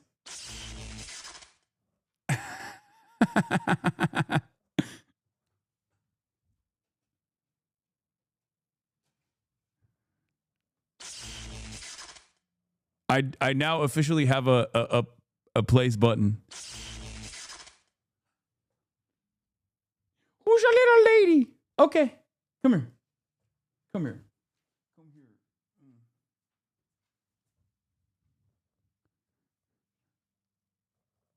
Just little butt scratches. Hello. Hello. Hello. He can't keep getting away with it. Yeah, finally I do. Now I officially have a button where I electrocute Kaya. Yeah, isn't that wonderful? Would have been a good edgelord. Anyway, I feel the same way. I feel sorry for the people that are going through this in their lives. I know because I'm fair, it's not just right that we rule by the. So everybody agree characterization. The question is, America's best days behind us, ahead of us, or happening now? Everybody said, wait, is it effing again? Oh, I didn't even realize that it was effing. I'm being throttled again. Kaya's revenge. Okay, you got to get out of there, though. Come on. Back up. Back up, lady. ISB hates the soundboard, too. Yeah, your voice gets wobbly and laggy, but we never drop or anything. Okay, good. You can't stand there, lady. You can't stand there, because unfortunately, I don't want to drive over you. You use too much power on the place button? Yeah, to electrocute her with the Tesla coils. It fried my electricity grid.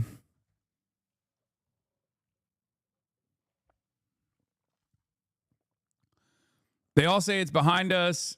None of them says America's best days are ahead of us. Once he's out of office, what's going to happen on some of the things that people have been bringing up tonight? Immigration, economic policy, women's rights, gay rights. I say it entirely depends on what the party has power, on what party has power and who gets elected. I don't know if we're going to be living in a pendulum situation for years and years and years after this, where one party does these things and the next party tries to undo it, and on and on. My concern is that the things that the Republicans are doing now, they're going to be hard to undo. Yeah, it depends on who comes into power next, I guess. But if they don't wield it as brazenly as he's wielding it to undo some of the things that he's doing without asking the voters what we want to do or asking anybody besides just whatever he wants to do, the Democrats are too afraid to do anything, I feel like. So if they come into power, they've got to do something. Okay. Michael from Pennsylvania is now out. Michael from North Carolina is now in, for the record. It's over. We have a new Michael now. And you will see more and more of Michael from North Carolina cooking in ways that Michael from Pennsylvania never could. Like, if we're being real. RIP to Michael from Pennsylvania. Long live the new Michael. Michael 2, Revenge of the Michaels. Yeah. Shots fired? Yeah, shots fired. Okay.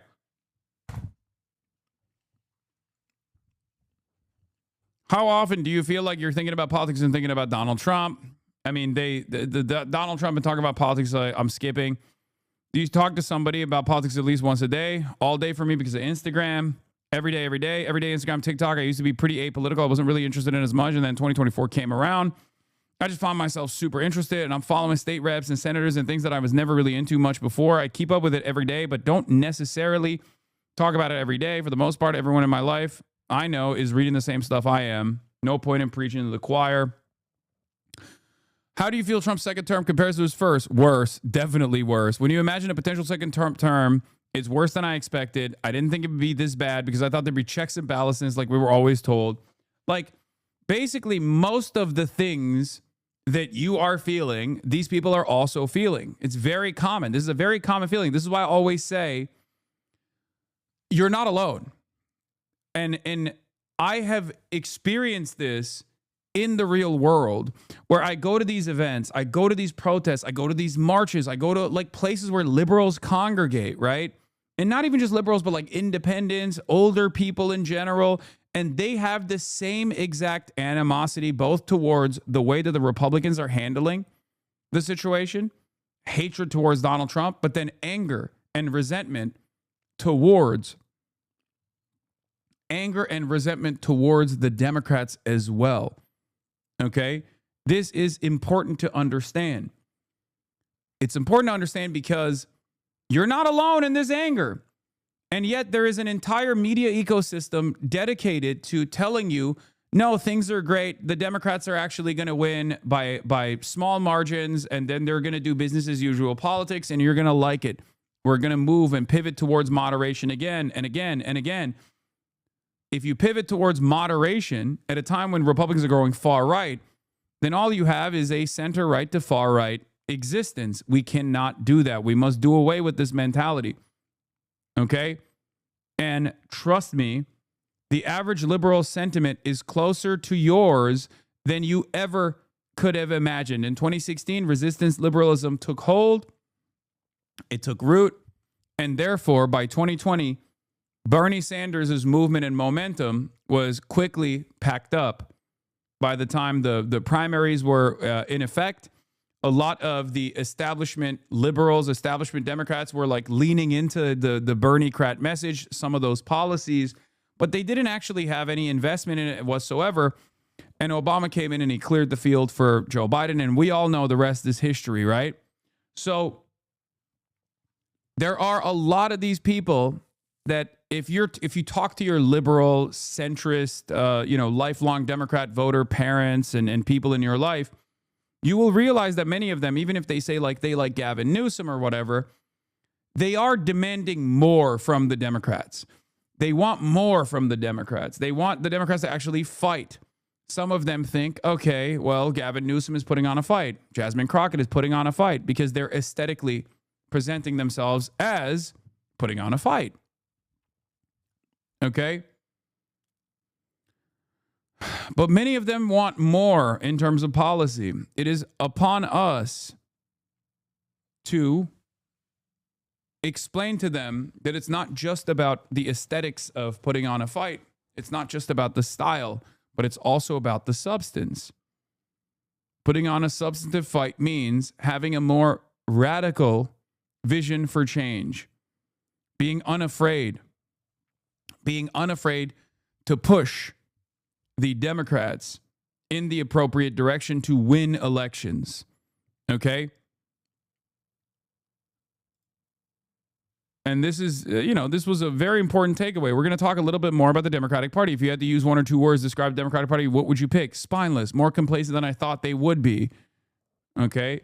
Paralyzed, afraid, incompetent, I guess suffocated or given up. Our local government's trying to do a lot, but then in the House and the Senate, they're getting voted against the Republican majority. So, sold out. As a 68-year-old. A 68-year-old saying sold out. I just feel we were never being governed. We're being looted. The Democratic Party lines their pockets and they created this mess. I do like what Trump's doing in terms of the terrorists. They've been milking us for God knows when. Now, that last part is not so great. Okay? What other words would people use to describe the Democrats? Sellouts and suckers. Immobilized. Can I say no balls? No cojones. I will say that there are a large number of young Democrats that are really starting to climb the ranks in the party that are motivated. I'm hoping that word starts to take over a little more. Like, this is like, I mean, I could have, this is, if I got an article written like this, people would understandably say I paid for it. Like, these are paid actors. So I'm glad that it's coming from the establishment newspaper, the New York fucking Times. Okay? I said, this tracks 100% with what I've seen on the streets, from the No Kings protest to the resistance against ICE. People are very mad at their party. Dems on here are oblivious to the anger. They're speaking into an echo chamber of consultants who tell them what they want to hear. Okay?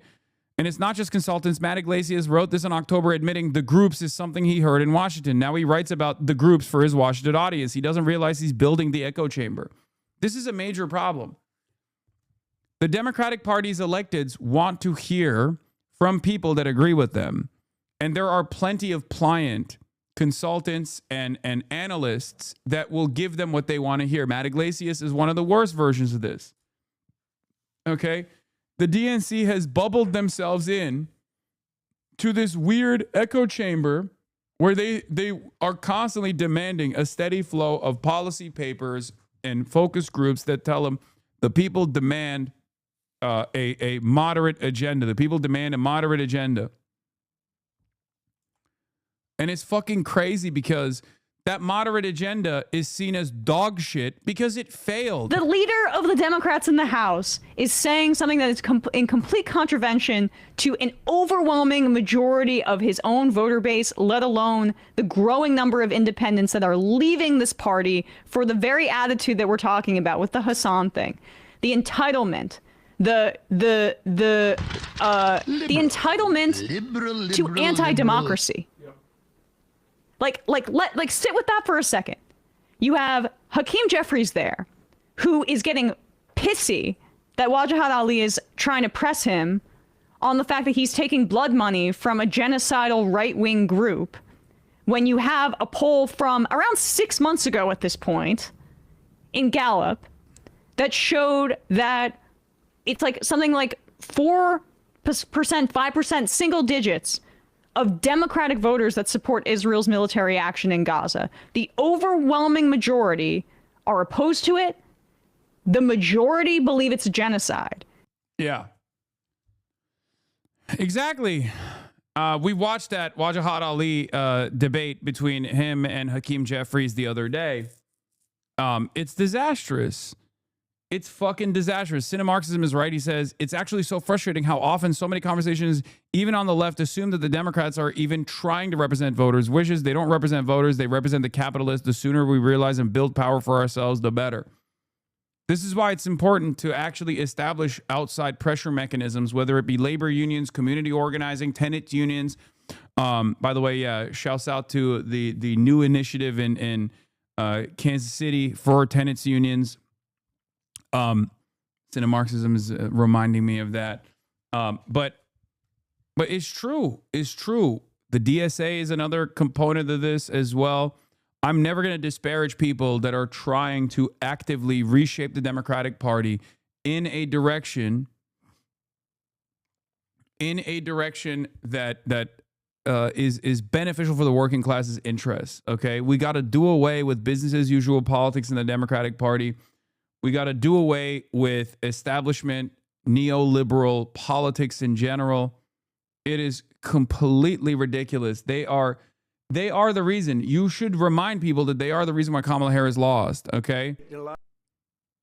Like, Kamala Harris lost for this reason. They did it. They did everything right, okay?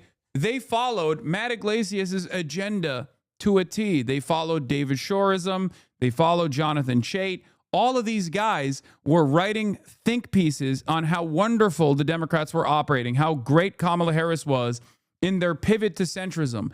Now, of course, after the spectacular failure, they're trying to rewrite history to make it seem like they didn't pivot to the fucking middle hard enough. They did. They did. They did everything right, and they still lost every single fucking swing state. So clearly, that's not working. Okay, it's the often misattributed Einstein quote, like the definition of insanity is doing the same thing a million times over and expecting different results. That's literally just the Democratic Party's politics, doing it over and over again, pivoting to the center over and over again, pivoting to the center endlessly and expecting a victory.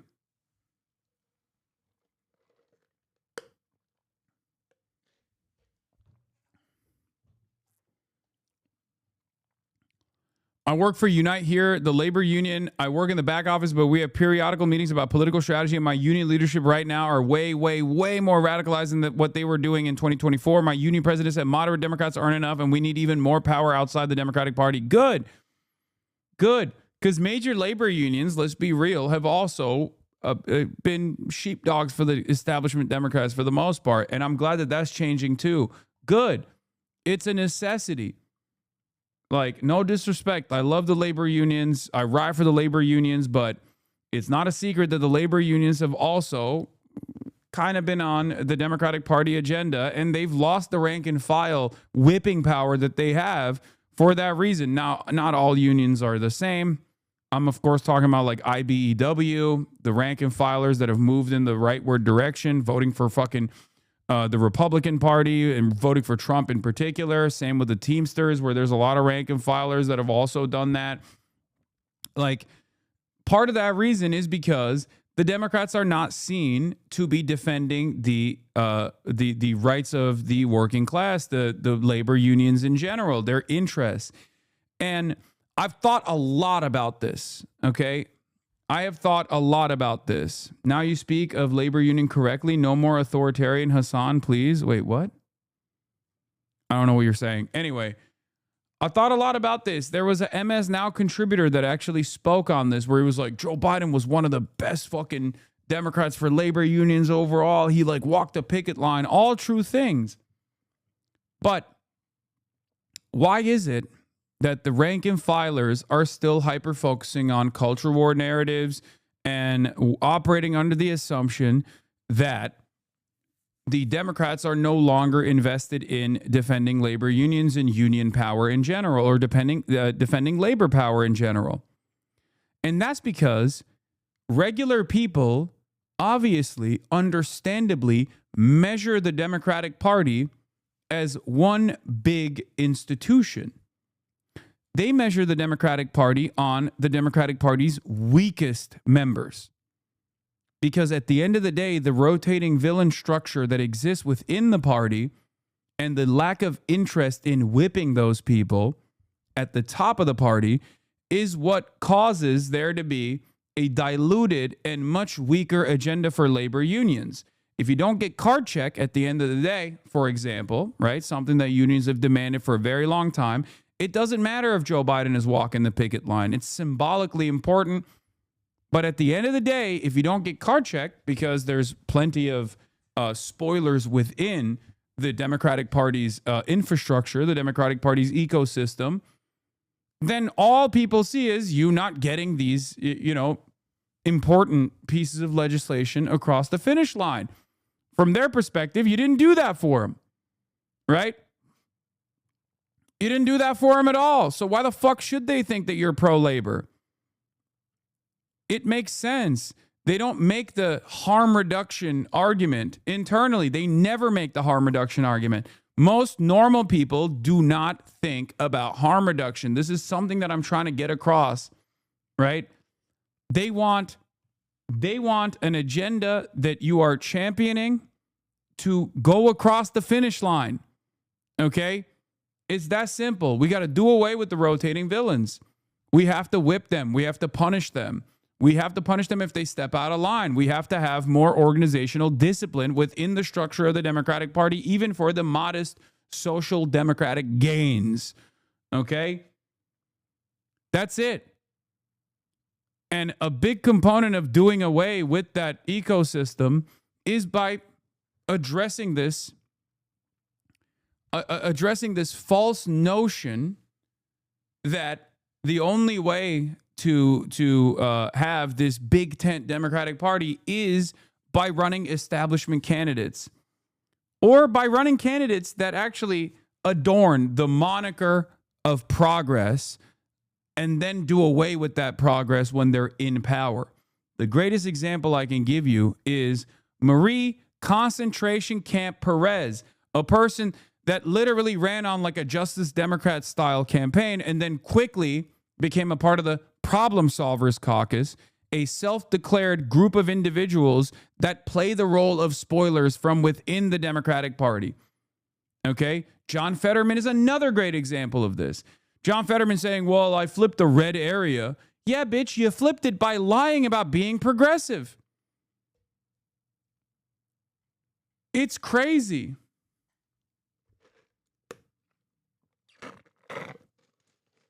You proved that you don't actually have to look like you're compromised.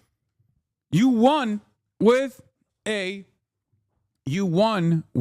progressive campaign, a straightforwardly progressive campaign, even when you had fucking brain damage. Like, people literally were like, I will vote for a stroke victim as long as they are progressive enough. And for some, maybe it was because you look the part of an ogre in Western Pennsylvania, and they were like, oh, he looks like me, he talks like me. I don't really care if he's actually, woke or whatever. But the reality of the matter is, you were woke when you ran. You were woke when you won. When you ran and when you won. It's that simple. Consider this analogy. You and your family share a car. A family friend asks to borrow the car. You say no. Your family gives him the keys anyway. He brings it back and the brakes were swapped. You say you should pay to fix the brakes. Some of your family members say, let it go. The friend takes the car again, T-bones the minivan, kills the family. Insurance makes you pay. Hashtag DNC. Dark.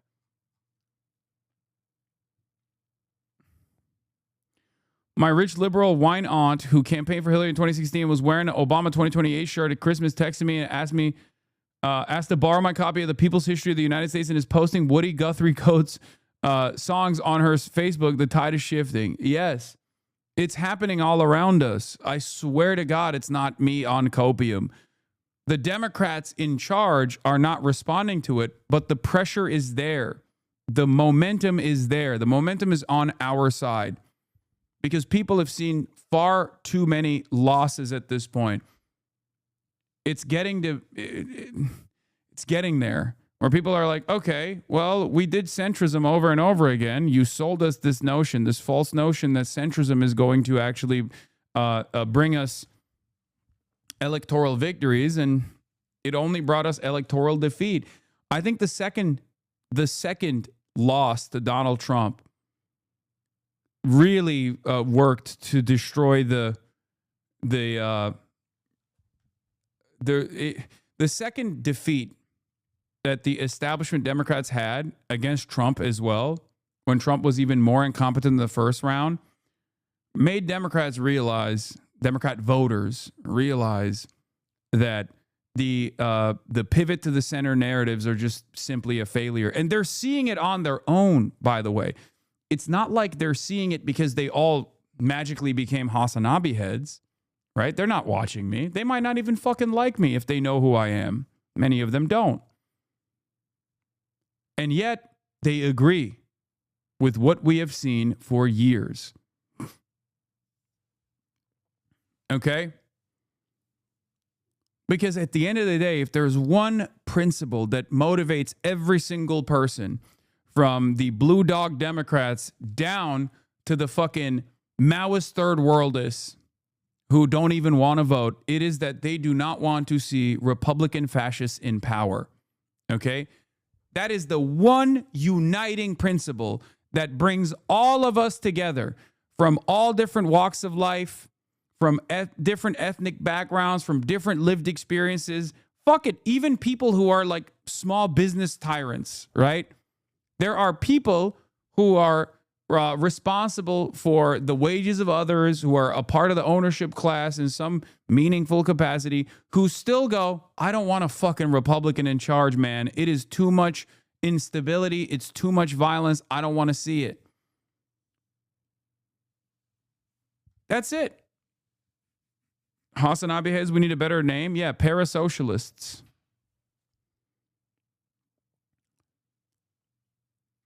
That is the one uniting principle. We do not want Republicans elected, okay? That's part of the reason why a lot of these fucking centrist neoliberals will consistently say that I want Republicans elected because, it's going to be a tremendous opportunity for me to farm fucking subscriptions or some shit. Like, they have to, like, find a way to be like, Hasan actually doesn't hate Republicans. We, on the other hand, who tell you every 4 years that we have to become more like the Republicans in order to defeat the Republicans, we actually truly hate the Republicans. It's fucking bullshit.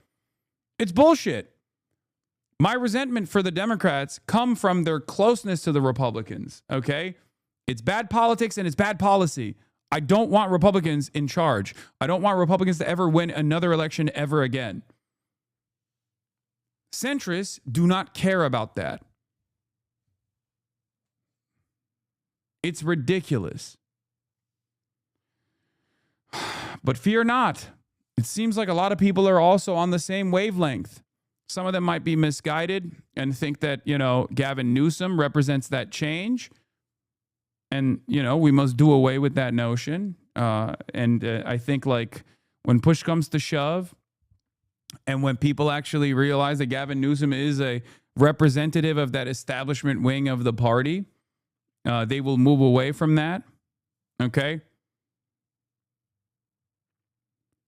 But getting back to this article now, we're going to talk a little bit more about the Democratic Party. We already covered this. What other words? Sellouts. We already covered this. During the recruitment for this group, everyone identified in some way as being a Democrat or leaning towards Democrats. Tell me, what does the Democratic Party stand for? So I grew up in Pittsburgh, very blue collar town. My whole family was that way. But then even as I got old enough to make my own choices, I just identified more with the Democratic Party because I didn't feel very Republican. I grew up in a conservative household, not a liberal household. I've always felt like more than not that the Democrats supported policy programs that were for the greater good that would help move people up and forward. Whereas Republicans, more than not, just said, well, you're on your own. The Republicans, really just want to help the rich get richer. For me, it's always been more about the greater good and being accepting of everyone, no matter who you are. There's a big civil rights component. One analogy I've heard is that Democrats would rather 10 kids get free lunch than, say, even if 9 don't need it, but then that one needs it, versus the Republicans will say, oh, well, there's 9 kids who are getting free lunch. They'd rather the one person starve. It's a pretty interesting way to put it, but yeah. People use words like spineless, weak, scared, afraid. What are they afraid of? It seems like to me they're scared to speak up. I've heard Democrats speak up when they're interviewing these senators on television about the killings in Minnesota. I mean, they are speaking their mind. They can talk the talk, but can they walk the walk? And I'm hoping that they will. The Democrats are really good at speaking when they want to, but they want to act like they care. But at the end of the day, for example, when they gave in to giving ICE money, they're suckers.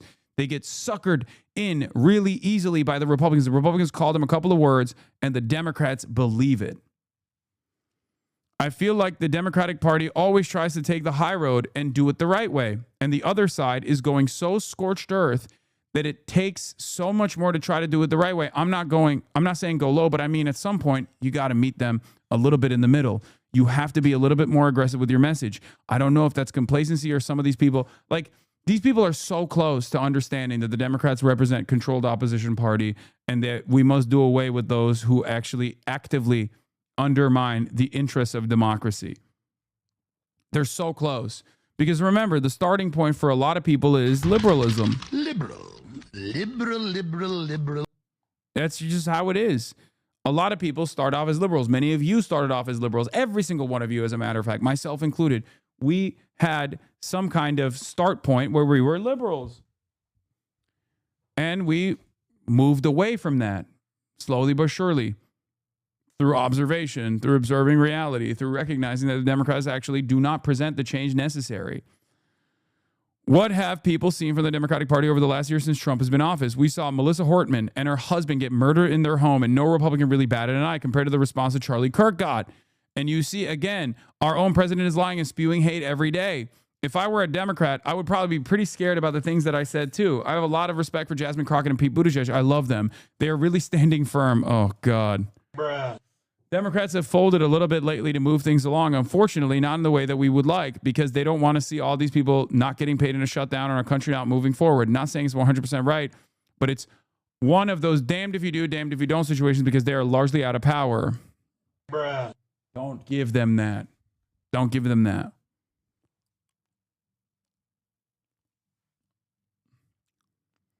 Has anybody been following elections that have happened over the past year? Democrats have flipped seats that were Republican. I know Texas one just got flipped, and they have been by large margins. So what does that tell you? It tells you that the Republicans are about to rig the next election because that's what's happening right now. True. How do you square the negative feelings towards Democrats with the fact that they're winning these elections? I square it because I feel like they're always playing catch up. It's true. So yeah, they've won some seats. But people are upset about Trump, and so they're voting for Democrats. I still don't think they're going to take the House next year. They would have never considered redistricting until the Republicans did it. Not saying that they should have, but it's like, what else are Republicans going to do first? Oh, that's so perfect. What would you say are the Democratic Party's strengths? They got really good health policies. They're for the greater good, all this stuff. How would you then respond to what somebody else said? They're out of power. They don't have the White House or the Senate or Congress. So what are they supposed to do? It's definitely a good point. However, you don't just lie down and say, oh, well, sorry, we can't. Yes, we don't have it, but that doesn't mean that they can't fight for it. And it's scary with some of the retaliation and things that are happening, but they need to stand firm. See? When you say you want to see the Democrats stand up and fight, what does that look like? Just getting the message right. You hear the Republican side, they'll spew nonsense about everything. And I'm not saying spew nonsense, but they can't get a clear, cohesive message out there, and they don't all stand together on that message. So no one knows, hey, we're fighting for you for this. They just think, hey, you're just locking the whole government up because you're being stubborn. Then they lose steam, and then they lose their people behind them.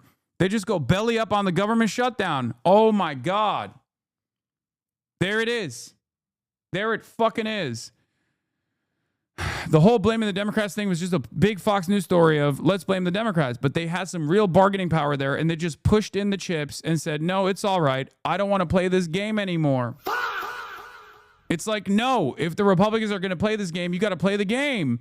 We can't just sit around and not play. California's doing it the right way. They're like, okay, well, if you're going to take the seats from us, we're going to give ourselves more seats to counteract what you're doing. That's what we should be doing. This is the last thing I'm going to read from this article before I move on. Has anybody seen anything from the Democrats? Any candidate or public figure or someone locally that's made you say, oh, yeah, we need more of this. This is what we should be going for. Zoran Mamdani. Clear, concise messaging. It's exactly what everybody wants. It helps everybody. It's the perfect messaging because it's clear and concise, unlike Democrats. Just like Bernie. Bernie said the same things since the 80s. You've got to tax the billionaires.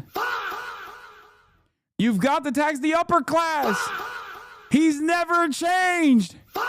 That's the messaging. You've got to drill it into them. And Zoran did it. Man, it's beautiful. And then Diane comes in from the top row, 72 years old, white, Democrat, retired, says, Mike said it pretty clearly, and I can't really think of anything to add to that. Then they ask who else. If someone says Isaiah Martin, he doesn't hold back. He just went on Jubilee and went against like 20 conservatives. And to me, they got all embarrassed. He's asking them questions and then they get tongue twisted. They can't answer the question. Pete Buttigieg is a big one for me. Jasmine Crockett, she tells it like it is. I was going to say Mike said it pretty spot on.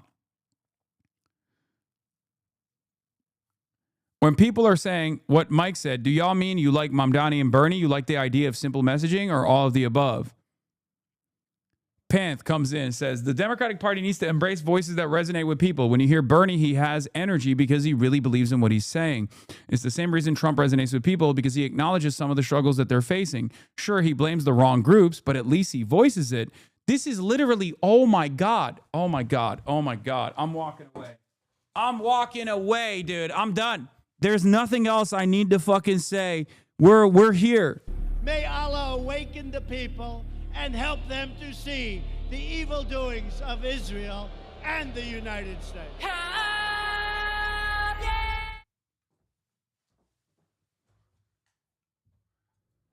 This is the New York Times. These are random Democratic Party voters.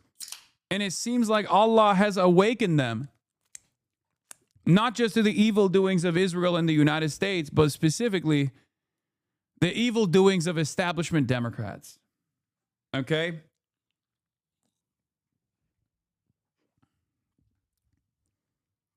Straight up.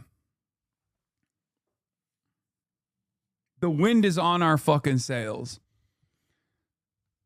I have never felt this hopeful. I have never felt this excited about what we could potentially accomplish within the confines of permissibility, within the confines of at least one of the two major powers in this country, major political planks in this country. The Democrats are weak, and it is We are closer to seizing power than ever before. This doesn't mean that the Democratic Party is going to become a socialist party. Okay? I'm not saying that at all. I'm simply stating that in order to unlock class consciousness and in order to achieve the modicum of revolutionary potential that exists in the heart of Americans, the American working class in particular, we have an opportunity more than ever before to actually put forth a much bolder vision, an agenda that truly changes the dynamic of business as usual politics. And the way to do that runs through the Democratic Party at least, is by putting socialists into office and to show people that when socialists are in office, they actually make the necessary changes. Shut the fuck up. Democrats are not the working class party. What the fuck are you on about? Bruh. Bruh. Bruh. Bruh. Is that what I said? Is that what I said? Did I say that? Did you mishear? Did you not hear the part where I said the exact opposite? Why is it that so many of you come in here and refuse to listen to the words that I am telling you? Okay, I was a bit trolling. Sorry. Okay, take an hour off. Take an hour off, chatter. Holy Toledo. Jesus Christ, dude. Jesus Christ. I had to blammo this chatter. Blammo. Blammo. Just joined in chat, already getting lectured. Yeah, well, sometimes you fucking need it, okay? Sometimes you need it. I'm gay and Lebanese.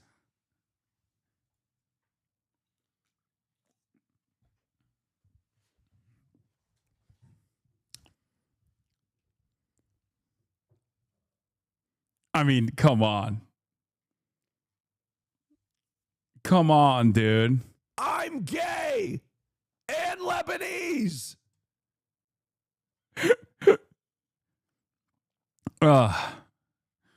Okay, that was crazy. What do you mean? Yeah, crazy good. I want old Hasan back, the one who talked about politics and nothing else and didn't use a soundboard. Yeah, well, we're moving on to this is a new direction, okay? This is a direction where... Legalize comedy. That's right. Comedy is legal now. Legalize comedy. Yeah! Yeah! And pussy too. All right. I'm loving the sound surprise. It feels like when you would pull a 10-10 top of the hour ad break. Yeah, that's right. We need a PBS one too. Soundboard haters are revisionist. I agree. Billionaires propped up 20 plus abundance groups. Liberal media figures embarrassed themselves, saying the party needed to moderate. It didn't work because people are smarter than the elites think, says Joe Road. And it's true. All these guys, basically all they did in the aftermath of this spectacular defeat that everyone experienced, that everyone was frustrated by, they turned around and said, actually, guys, we didn't go to the center hard enough. We didn't go to the right hard enough. Okay? And then they basically, the Democrats basically decided we shouldn't do anything. We should not even try to protest against the Republicans and their agenda, because we'll cause people to understand that the Republicans are bad, and we can just turn around and say, see, we're a much better option, and we can do business as usual politics all again and eke out a marginal victory. Well, it turns out people are still very fucking frustrated. And they're not just frustrated at the Republicans, which they obviously understandably despise, but they're frustrated at the Democrats also not doing anything to stop the Republicans. Anyway, the Democratic Party doesn't do the same. In 2024, they were saying the economy is fine. For a lot of people it was, but there were a lot of people who were seeing their prices go up and were struggling. And the stock market doing well didn't mean anything. I don't agree with everything Bernie says or everything Mamdani says, but they're similar to Trump in that if they come into office, I know they're going to do something. It might not be what you want, but you see action being taken, and the Democrats are not like that by and large. Oh, this guy's not even a fucking Mamdanistan supporter. He's not even a fucking Bernie-crat guy. And even he recognizes we need change. We need change. We need to move in the appropriate direction. None of this None of this like marginal business as usual politics, this fucking day late, dollar short politics that we've seen from the fucking Democratic Party. Is there anybody else you've seen, Democratic candidate figure, who excites you? I still don't agree with everything she's doing, but AOC is a well-known name and seems to be fighting against Trump. Mickey Sherrill just won governor. Gavin Newsom and J.B. Pritzker, they're speaking out strongly against Trump.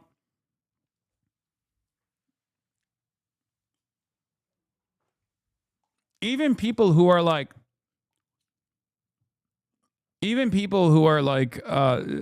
not socialists or anything like that are just like, I kind of want this. I kind of want this because it's good. It's good. It's actually helpful. Like I want them to do things. I want them to do something, anything, please, for the love of Christ. Meanwhile, what are people doing on the other side? What are people doing on the establishment liberalism side? I'm going to do a quick, brief shout out. Do you trust that he would not nuke Israel? Let's bring back my favorite anti-Semite destroyer, okay? Vladimir Ilyich Lenin, who talks very famously about the enmity caused against Jews in Tsarist Russia. His speech is important to remember because it is prescient even now. It's something that I have brought forward many times over. All of this enmity is a simple distraction. It is. Anyway, there's a longer video on Twitter if you want to go and watch it, but it basically shows like my arguments against anti-Semitism over and over again, regardless of the fact that like establishment liberals, at least on the on this platform that we're on, spend a good deal of time talking about how devastating people like myself are. And unfortunately, they're not invested in any sort of serious change. What is this? This one? Yeah, I'm not going to play the whole clip. I've played it too many times. So, more proof that the normal libs are on your side with the stupid election discourse. We're going to show you, which is why I have a question, which is a question I have directly for California Governor Gavin Newsom, which is if J.D. Vance is the vice president, if J.D. Vance is the presidential nominee in 2028, would Gavin Newsom vote for Hasan Piker? I want to know. I think inquiring minds want to know. Gavin Would Newsom, you? who next person? Listen, the next time a right-wing pundit. That's actually a really interesting question. Then sits because down. I think Pearlmania is not like the biggest fan of what I said there. But I like Gavin that question. Newsom on Gavin Newsom's own podcast. They should ask Gavin Newsom, would you vote for Hasan Piker? I think that is the direction we need to take this, because it was just stupid. It's just been a stupid thing all weekend. It was a hypothetical question asked on a podcast that was then clipped and then spread around everywhere to enrage people. Like Hasan didn't clip it. I've Had It podcast didn't clip it. It was a third party of people who don't like either of them who clipped it to then go, fuck you to everybody else, to then make everybody get enraged at each other so then everyone could have content to talk about. And then it gets thrown over into the streamerverse. And then all the streamers then clip it. And then they all have something to talk about. This way, nobody has to talk about what's actually happening in the world, which is that we are being run by a cabal of elite pedophiles. I agree with this 100%, by the way. Ginger Michael from Pennsylvania is correct. And the people that clipped it would vote for J.D. Vance over you. Yeah, that's the other side of this that is ironic. The people that clipped it and spread it far and wide aren't even real Democrats. Many of them don't even live here. They're all fucking they're Euroids in general. And they just have a singular focus, Hasan derangement syndrome. Over and over again, they have demonstrated that they don't actually give a fuck about what's going on in American elections. They just want to act out the desires of their fucking sex pest cult leader, Destiny, right? They have literally said they would vote for Jeffrey Epstein over someone like myself. They've said that they would vote for Adolf Hitler or even Donald Trump over someone like myself.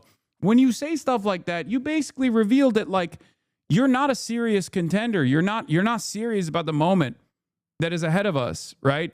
All you care about is masquerading the personal animosity that your favorite cult leader has towards me and masquerading that as like some kind of serious political disagreement. And that's precisely the reason why you see this kind of insanity over and over again.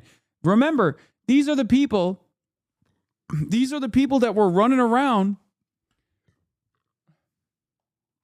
These are the people that were fucking running around having conversations about how I am worse than Adolf Hitler for America. I think Hasan is worse than Jeffrey Epstein. That's what it shows you, Hutch. That's what it shows you. What is Jeffrey Epstein? You did when you said I would vote for Epstein over fucking JD Vance. Tell me, what is Jeffrey Epstein's policy platform? Dude, you don't need... That's a fair question, isn't it? Isn't that relevant to the analysis? I don't know anything about Jeffrey Epstein's politics. Would he push for a public option?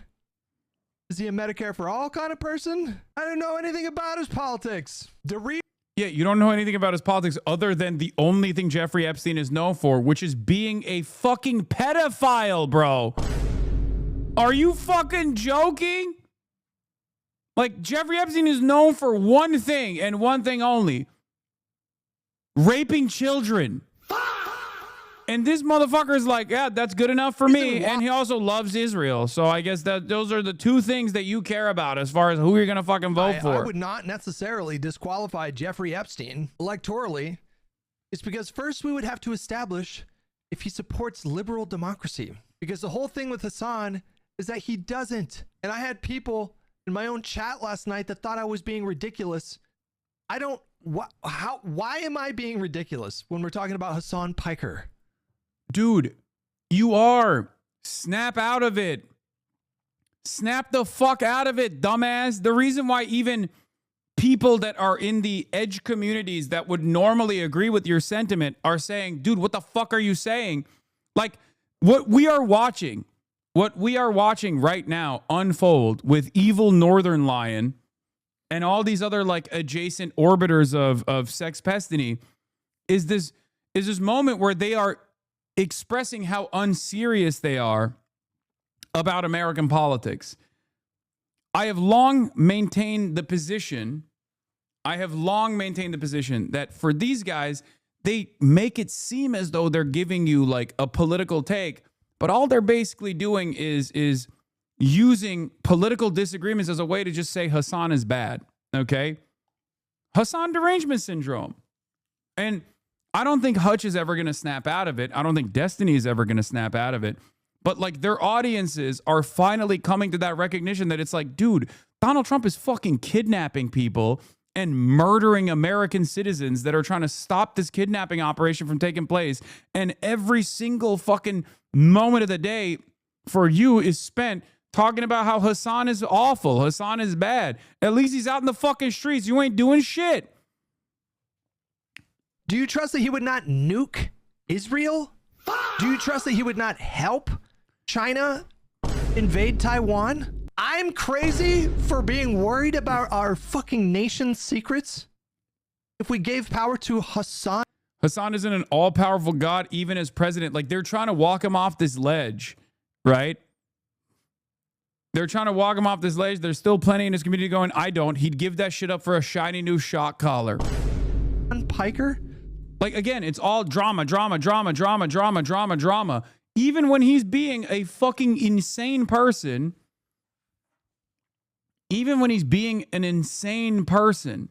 okay, there are still plenty of people that want to keep up this, like, no, you're doing the right thing method. Or they're trying to fucking literally say, like, no, Hasan would be far more devastating. Okay, well, I have my candidates, you know. You can look at who I'm working with, right? Who I'm working within the Democratic Party and make that assessment for yourself. Are these guys bad or do you like them? Obviously, the one that we can directly point to is Zoran Kwame fucking Mamdani, right? Do you like Zoran? Okay, well, I guess you don't have that big of a disagreement with me after all, right? I'm the crazy one who's like, I don't know, what's Jeffrey Epstein's policy position?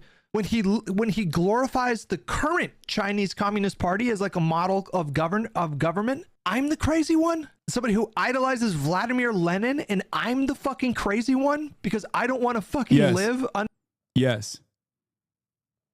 an authoritarian leftist regime. Yes. All of this, like Hasan would give state secrets to China and shit like that, is literally the exact same shit that like Steven Crowder and them would say. These guys don't realize that they've actively radicalized themselves into taking on positions that are identical to the biggest fucking reactionaries out there. They don't realize it though, because this is what happens when you are singularly focused on expressing the enmity that your favorite fucking sex pest has. Like, you're fighting his battles and you don't even fucking realize it. Lenin is such an interesting sticking point for some reason. Yes, because these guys don't realize that they're completely trapped in this Western focus in politics where it's like Lenin, Karl Marx, these are terrifying people. They've killed quintillions of individuals. They've killed so many people. They're so ruthless. They're such tyrants.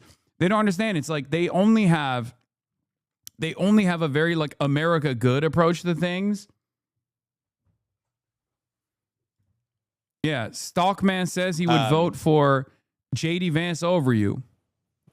For me personally, he would send me to the gulag, so I would vote for JD Vance. Well, that's over Hasan. For me personally, hold on, but Dan I would be understand gone too. Wait, I'm starting to see Hasan's platform now. I'm starting to get it. So for most people, it might be better to be under Hasan, but for me specifically, I can't. I'm not going to vote for my oppressor. This is like peeking into the other side where there's just like an insane approach. Like, they don't realize that I cover politics, and these guys just cover me covering politics in a fucking negative framework. Hopefully a lot more people are waking up to that reality though. Ogre Boy says dumbfuck McGee takes this opportunity to speak on doing politics to talk about any guesses. That's right, Hasan. Amazingly, seeing as how he watches more Hasan than I do, he even fucks that assessment up. Shocking. Destiny, is it necessarily bad to have political commentators that don't want to be engaged in actual politics? Yes, it is bad. Now, when I say actual politics, I don't mean they're running for office or they're like directly affiliated with a candidate. I mean, they're trying to get political power. Politics is about getting political power in your political system, right? Or influencing political power in your political system. So in a democracy, you want to be able to exert influence over lawmakers, over the president, over cabinet level officials, over executive agencies. Like, this is like politics, is political power. And so somebody like Fuentes ideally would have a Groyper caucus in the House or the Senate. The House would be amazing for Nick. That would be like his ideal. For somebody like Hasan doesn't care about politics per se. He just like talks about it and then.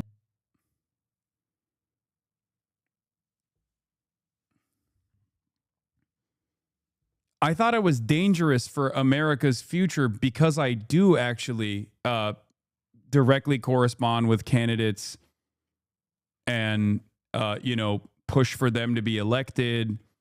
He goes back and forth on this nonstop, it seems. Because, I thought the danger that I represented to America was that I command a tremendous amount of fucking... I command a tremendous amount of political influence. I wield it dangerously. Now he's saying I don't fucking care about politics. I guess it's just it's just about whatever in that immediate moment, whatever reactionary garbage you can just toss out there. The enemy is both strong and weak at the same time. Now, of course, that's a strange thing to say about someone, especially like myself. I have candidates that are running for Senate, Democrats running for Senate. I have candidates running for, the mayor's office, right? Zoran Mamdani was one of them. I have opinions about how, local governance, state governance should be run. And I'm trying to push for people to do it, both from my community and also people that I use to get elected, use my community to get elected, right?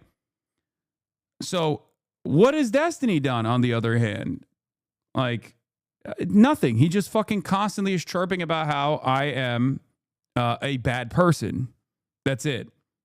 He spends basically every fucking waking moment just saying, when he's not procuring CSAM or not in a legal battle with his victims and undermining his victims and victim blaming in general, all he does is just fucking talk about how much I suck dick.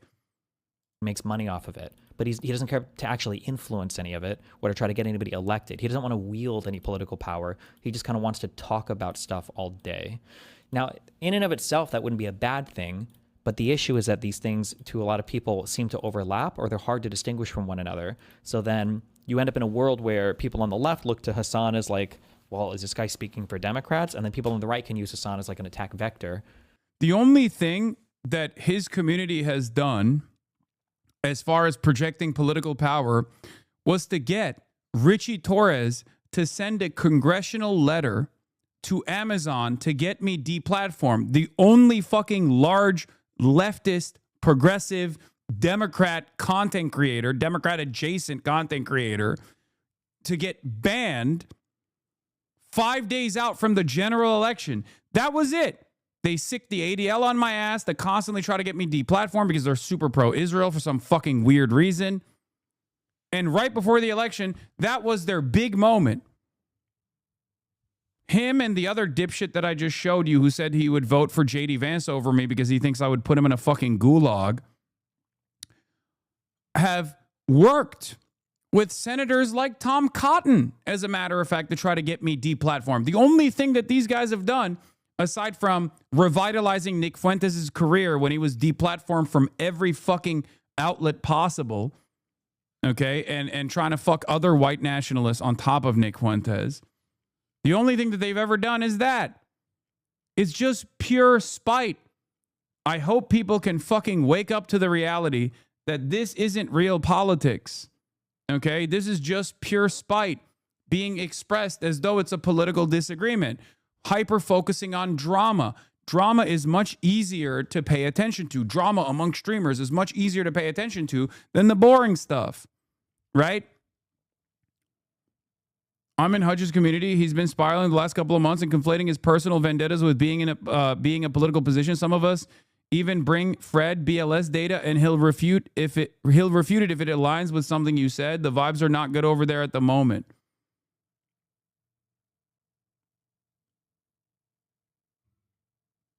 It's crazy. They think, and what's really crazy about it is if they had the fucking wherewithal to recognize where the political changes are happening within the base of the party, they would just shut the fuck up about constantly attacking me. And they would instead be like, oh no, we were there all along. We want, AOCs to run. We want Zoran Mamdani's to run. Of course, we were there all along. They would just lie to their fucking audiences. But they don't. They don't do it. They don't do that because they're fucking stupid. And they're so personally invested in their own vendettas. Okay? Hud said you getting ratioed on Twitter was a win. Yeah, I know. It's going to be a real fucking shock to all of these motherfuckers when the midterms come around, I think. Like, this is the only politics they have, which is to constantly tell their audience that I have no political motion whatsoever, which who cares? Who cares if I have political motion or not? Like, I'm irrelevant. If I'm irrelevant and I'm powerless, then why the fuck do you talk about me all the time? You know what I mean?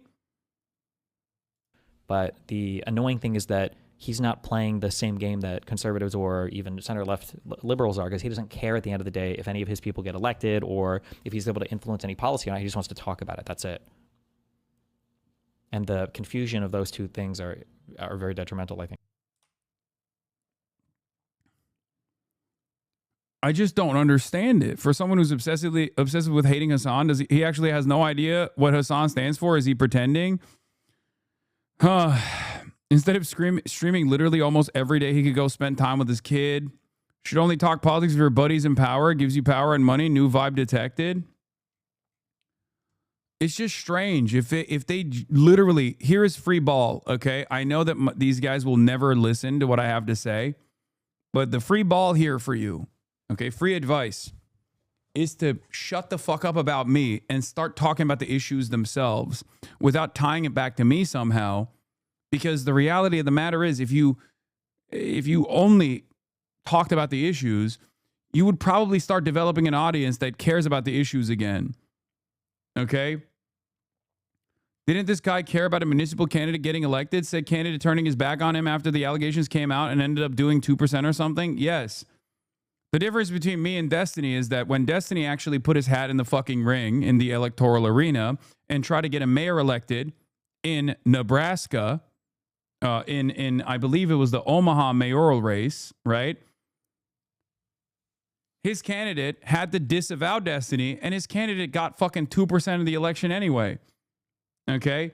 And it's so sad that he has like genuinely tried to say like Zoran did the same thing. Zoran did the same thing. It's like, first of all, he disavowed the 9/11 statement. He didn't disavow me, as evidenced by the fact that, you know, I'm still working directly with the DSA to get his slate and his agenda accomplished here.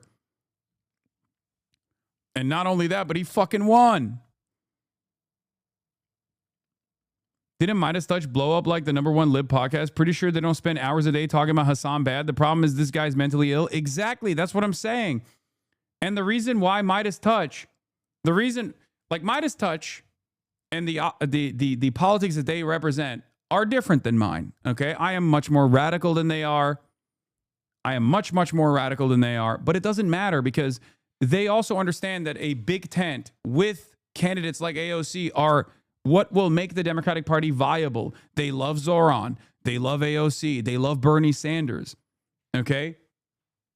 They don't shy away from propping up establishment Democrats as well. But they don't spend every fucking waking moment and make their political expressions simply Hasan bad, Hasan bad, Hasan bad, because they also understand. And I talk to these guys, right? I'm going to talk to someone from Midas Touch, Adam Mockler, tomorrow. The reason why the reason why I think there's a productive conversation to be had there is because regardless of some of our policy disagreements, they ultimately want Republicans to fucking lose. These guys don't operate like they want Republicans to lose. They don't give a shit whether Republicans win or lose. They only care about getting someone like myself deplatformed. That we should respond to them as appropriate, call out their bad takes as appropriate. But the obsession is something I don't understand. The obsession is something I don't understand. And why, as opposed to someone like Piers Morgan, as opposed to like Joe Rogan. If you don't understand the obsession at this point, does Zoran actually really fuck with you still or not? Does it seem negative towards you in that debate? Brother, I talk to Zoran Mamdani privately all the fucking time. Not that it fucking matters at the end of the day. You're probably just not like his entire, I think you guys don't understand, like his entire team is people like you, okay? I work with his slate of candidates. Stop being fucking parasocial. I can't believe that this is like a genuine, I can't believe that this is also like a genuine point of contention. This is what I mean.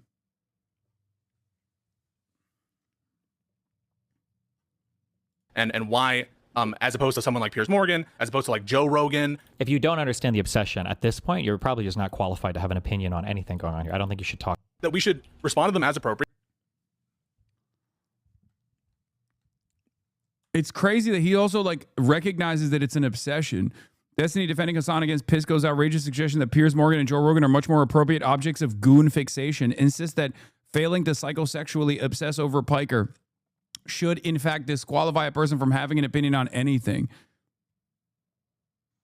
To which I responded with, not even hiding the pathological obsession now that the remaining cult members are the most diehard. I think that's what's going on here. What's going on here is that it's like a fucking grudge. It's an obsession. And we're going to move on to Zoran Mamdani right now, by the way, who has the heavens mandate. But basically what I was saying is they think that the only way to cover politics is by just like hyper fixating on someone like myself. If I am irrelevant, then you shouldn't be talking about me that much. If I am relevant because I work within the confines of the Democratic Party, then you shouldn't be attacking me because ultimately We are supposed to be fighting the Republicans together. Problem is, you don't give a fuck about fighting Republicans. You give a fuck about fighting an agenda against me, the agenda that happens to be a pathological obsession that you have. Lucky for us, I think that more and more people in his community, more and more people in his orbit have started to realize that this isn't like real. What you're talking about is just like drama obsessed, clickbaity nonsense. Okay? Zoran Mamdani is issuing an ultimatum in an effort to close the city's massive budget gap. He's calling on New York Governor Kathy Hochul to raise taxes on the city's wealthiest people, or he'll have to increase property taxes by nearly 10%. But that's not enough to balance. Yeah. Zoran Mamdani has officially moved on to playing hardball. While I was initially critical of his move of endorsing Kathy Hochul before the New York Democrats did, and doing it alongside AOC, and coming out of the gate swinging with a Kathy Hochul endorsement rather than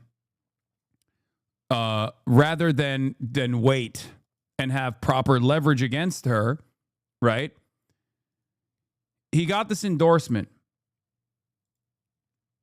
Now, what's really interesting about this endorsement and this calculated posture that he has is that the endorsement actually yielded a concession from Kathy Hochul immediately in the form of $1.5 billion to play, to basically help with the budget shortfall that the previous administration had presented, right? A lot of corruption from the Adams administration, and Zoran is doing full-blown transparency, okay? But it didn't end there. There was a back and forth on whether or not Zoran was the guy that was actually going to continue pushing Kathy Hochul in the right direction, because one of his major agenda items is obviously increasing the taxes on the super wealthy in the city of New York, right? And you can't really do that without Albany, the state of New York, controlled both by the state assembly members, but also by the state legislature and the city assembly members, the state legislature, but more importantly, also by Governor Kathy Hochul, right? The major reasons as to why he's doing this, obviously, is through sewer socialism. Shouts out Michael from Pennsylvania, loves talking about this, obviously, to give him his flowers. To show that if you are a socialist elected, you will accomplish the promises that you made, and that as a movement guy, as a movement leader, no matter how small a role you think you may play, and the mayoral seat is a very powerful one, especially in New York City, that you will show nationally to every Democratic Party voter that is paying attention, both in the city of New York, but also beyond, that a socialist elected means a person who is serious about making the necessary changes that will improve the material conditions of the working class. Now, he obviously has a lot of pressure. From a 16-year-old girl describing how Trump drugged and raped her.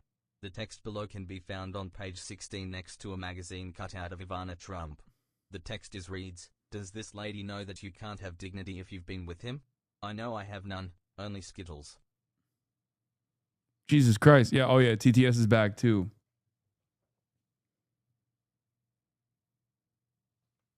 That caught me off guard a little bit. I turned TTS on. Yeah, dude, we're doing crazy. We're doing crazy stuff out here. We got the soundboard and we got TTS. Make that last statement a soundbite. We need to be able to repost that socialists will make their true promises when they get elected. Sure. Okay. Now, the struggle continues, right? He has a lot of pressure. He has pressure from all of the same like corporate entities and corporate interests in New York City. He has pressure from the police. And he also has pressure from Albany with Kathy Hochul, who is obviously not going to comply with everything that he's demanding. But the question was, for many people, whether or not Zoran was actually invested in this fight. in this fight to tax the wealthy, because he said he wasn't going to go to the protest that's taking place in Albany against Kathy Hochul to put public pressure against the governor to make sure that the governor advances this agenda item. Chat tipped $6.90. Far. Yeah, there you go. All right. And there was actually a really interesting take from Peter Stern, who initially addressed, where is it? Where the fuck is it? Does anyone have the link to the original take that Peter Stern had when, like, Zoran said that he wasn't going to go to Albany and support the protests against Kathy Hochul? This caused people to think maybe Zoran is not invested in this fight at all. Okay? It invoked understandable scrutiny, okay, towards what he was trying to do. But then he very quickly came out, got some promises in terms of $1.5 billion from Kathy Hochul's office. Hello. What is happening?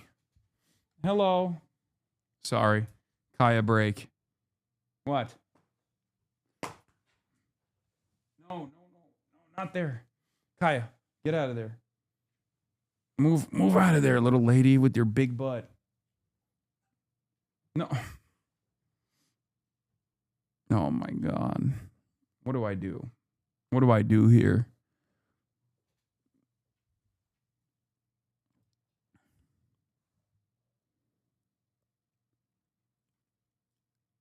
She's still mad about the spider incident. She does not care about the spider at all.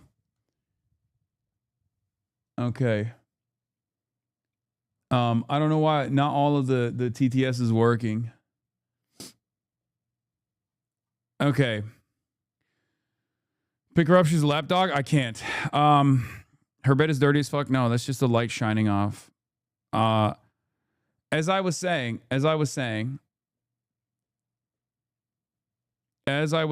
initially. Soltatsu tipped $5. What's up, chat? It's the top of the hour, and you know what that means. It's ad break time. Jesus Christ. Okay, guys, subscribe instead of donating. Okay. K8 Timon tipped $5. When mom find the poop sock away. Okay, you're gonna make me turn off TTS. You're gonna make me turn off TTS instantly. Okay. Nothing will get me to turn off. Nothing will get me to turn off the sound board, but I will turn off TTS. Balance the books. In addition, he says he'll also have to pull millions from the city's rainy day fund from retiree benefits. It is a path that Mamdani says he does not want to go down. And if we do not go down the first path, the city will be forced down a second, more harmful path. Yeah. There's obviously a couple options here, right? At play. Either Kathy Hochul raises taxes on the wealthy, or he tries to basically force the hand of Julie Menin, okay, to use the city to increase property taxes, okay? Or austerity. Now, austerity is unacceptable. It's not going to happen, right? He is not going to do austerity. Still waiting on that blue hair BTW. He said he's not going to do austerity at all. So that's gone from the equation. New statement from the council speaker, Julie Menin, on Mamdani's budget proposal came out as well. We're going to be covering all that, but here, let's do this. The options of the second path are the options of last resort. I'm turning off TTS. Options that we will only employ if there is no other means of arriving at a balanced budget. So I guess he's asking, what's a 2% tax increase on a multimillionaire? If you're already the highest tax jurisdiction in America, it's a massive tax. You know, what I love about this guy, and I'm giving him credit, he goes big. He goes big, and he's got a fantastic social media team. This is great.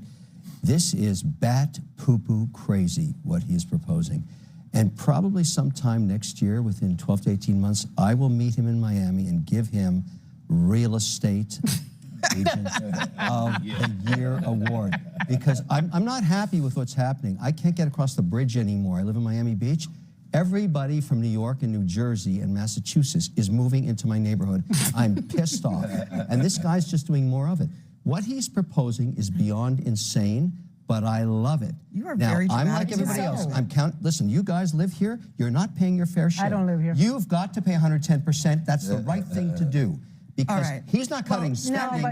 He's just going to tax you into oblivion. I found this very interesting chart, some data for you, Kevin. Thank you. The last time there was a tax hike on the wealthiest, this was in 2021. Take a look at this chart. You see what's going on there?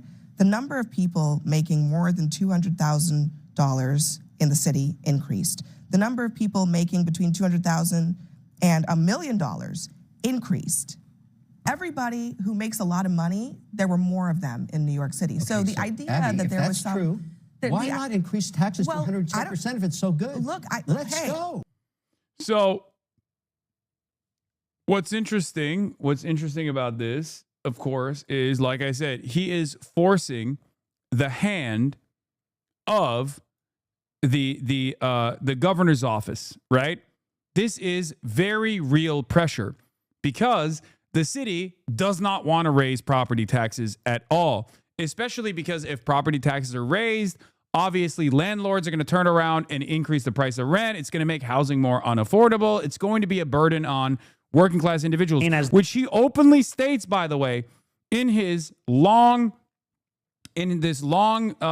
response video that he crafted, his town hall that he did, where he basically said, you know, we are forced to raid the rainy day fund, the retiree health benefits, trust reserve, and to increase property taxes. Okay.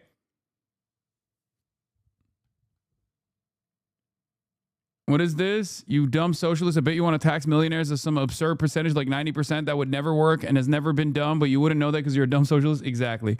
That person is joking. Obviously, the highest tax bracket was 90%.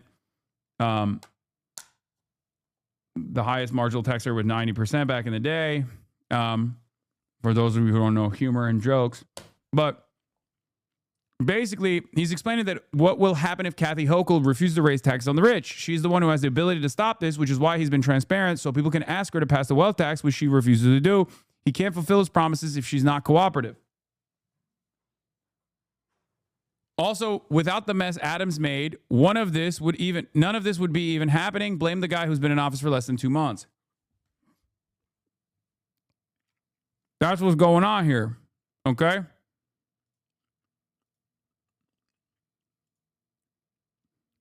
One of the techniques here that I think is very intelligent is pitting two of these different forces together.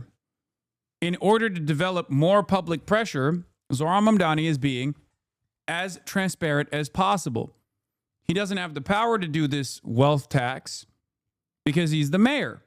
But as the mayor, he has the power to put pressure on Kathy Hochul, and he also has the power to pursue different kinds of taxes at the city level. One of the things that he has the power to do, as the power to pursue, is trying to raise the property taxes. He doesn't want to raise the property taxes, so because that's an objectively unpopular position, and it will have negative pressure on working class New Yorkers, something that he's very aware of. He is tactically saying, if you don't actually do this wealth tax, which is very popular, then we will be forced to either A, raise the property taxes, which is very unpopular, and will force the New York Assembly to do something that many people don't want to do, especially because legally, the New York budget has to be balanced. So it's going to happen no matter what. And because austerity is not an option, understandably, austerity is not an option at all, he's basically saying these are the options that we have. Someone's going to get taxed. It's up to you to either tax the middle class and working class individuals by way of raising the property taxes and then having landlords fucking raise the rent and ruin affordability, or you tax the super wealthy. It's very simple. Either you tax 33% New Yorkers, or not 33% New Yorkers, sorry. Either you tax 33,000 New Yorkers, who are some of the wealthiest individuals in the country and the wealthiest individuals in the city of New York, or we increase the cost of living for 5 million New Yorkers. Okay? Either 33,000 people pay a little bit more, a modest increase in taxes, or 5 million New Yorkers get punished in the process. That's it. It's a brilliant way to apply pressure to Kathy Hochul, especially because he has to balance the budget no matter what. I actually think Zoran played ball pretty well here, endorsed Hochul, and then turned around and was like, okay, now you hold up my endorsement. Yeah. Not only did he get, through his early endorsement, a immediate 1.5, Hasan, New York has 19 total million people, downstate is almost 9 million. Yeah, 33,000 is a modest amount. 33,000 of the most wealthy New Yorkers paying a little bit more in taxes. I mean, that's crazy. What does austerity mean? It means belt tightening. It means like cutting social expenditure. Now, of course, you can't really do austerity in New York City regardless, because on the one hand, you have the New York Post and all these other people yelling at Zoran for what the sanitation in New York is doing. Well, someone's got to pay the fucking people to plow the snow, right? So you can't, on the one hand, demand austerity, and on the other hand, say, who's going to plow the fucking snow? You're not plowing the fucking snow. It's that simple. Mamdani says if Governor Kathy Hochul rejects the state legislature's proposed tax increases on the rich, he'll have to balance the budget on the backs of working people using the only tools at the city's disposal.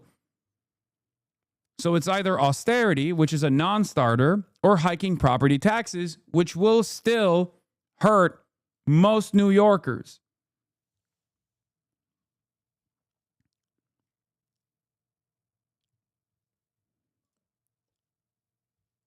Zoran came out of the gate swinging and said, today I'm releasing the city's preliminary budget. After years of fiscal mismanagement, we're staring at a $5.4 billion budget gap and two paths. One, Albany can raise taxes on the ultra wealthy and the most profitable corporations and address the fiscal imbalance between our city and the state. The other, a last resort, balance the budget on the backs of working people using the only tools at the city's disposal. The first path matches a structural crisis with a sustainable and fair solution. I know where I stand. New Yorkers voted for bold change and competent leadership. We will deliver both, and we look forward to partnering with Albany to protect working New Yorkers. Still taking a conciliatory tone. Can he freeze rent, though, or is he not talking about that to keep leverage? Wait, what? No. Freezing the rent stuff is a totally separate conversation, and that's already moving in a positive direction as well. I'm going to talk about that in a second. He got a massive fucking boost on that agenda as well. This is something entirely different. This is the other agenda item. The other agenda item was specifically around balancing the budget and also raising tax for the wealthy in an effort to balance the budget. Okay? Adam is praying for you. What is this? Praying this is an opportunity for growth? Okay, stop.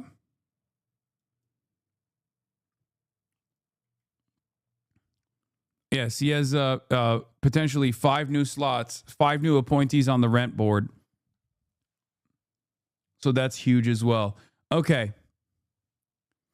Yeah, but why wouldn't they throw it on the back of working people? Wouldn't they blame Zoran for that? It's not going to happen because here's the other side of it. A new statement from Council Speaker Julie Menin, who was appointed to that position because of her hatred for Zoran, for the record. New statement from Council Speaker Julie Menin on Mamdani's budget. The option of raising property taxes and dipping into reserves is a non-starter, but doesn't look like she's endorsing Mamdani's alternative pitch to raise taxes on the wealthy. Because again, he's basically pinning 2 establishment Democrats two establishment Democratic planks against one another. Do you understand? He legally has to balance the budget. And he has laid it out. He said, we got to balance the budget. It's literally something I legally have to do. And the budget has a massive $5 billion shortfall. No, Kaya, no, you can't stand right underneath me. That's crazy. That's crazy, lady. Stand right. Okay, down. Down. No, not so close. Okay, right there. Right there. Right there. You can stay right there.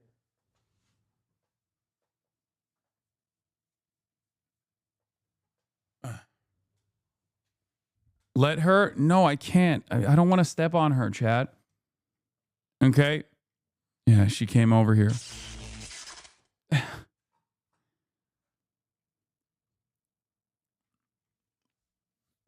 Give her the soundboard. Yeah, I just gave her the shock. She wants to be close to you, Lamont. I know. I love my daughter. Okay. But what you have to understand is, no matter how much I love my daughter, I don't want to accidentally roll over her tail or one of her fat rolls with my wheels. Okay. No. Don't even.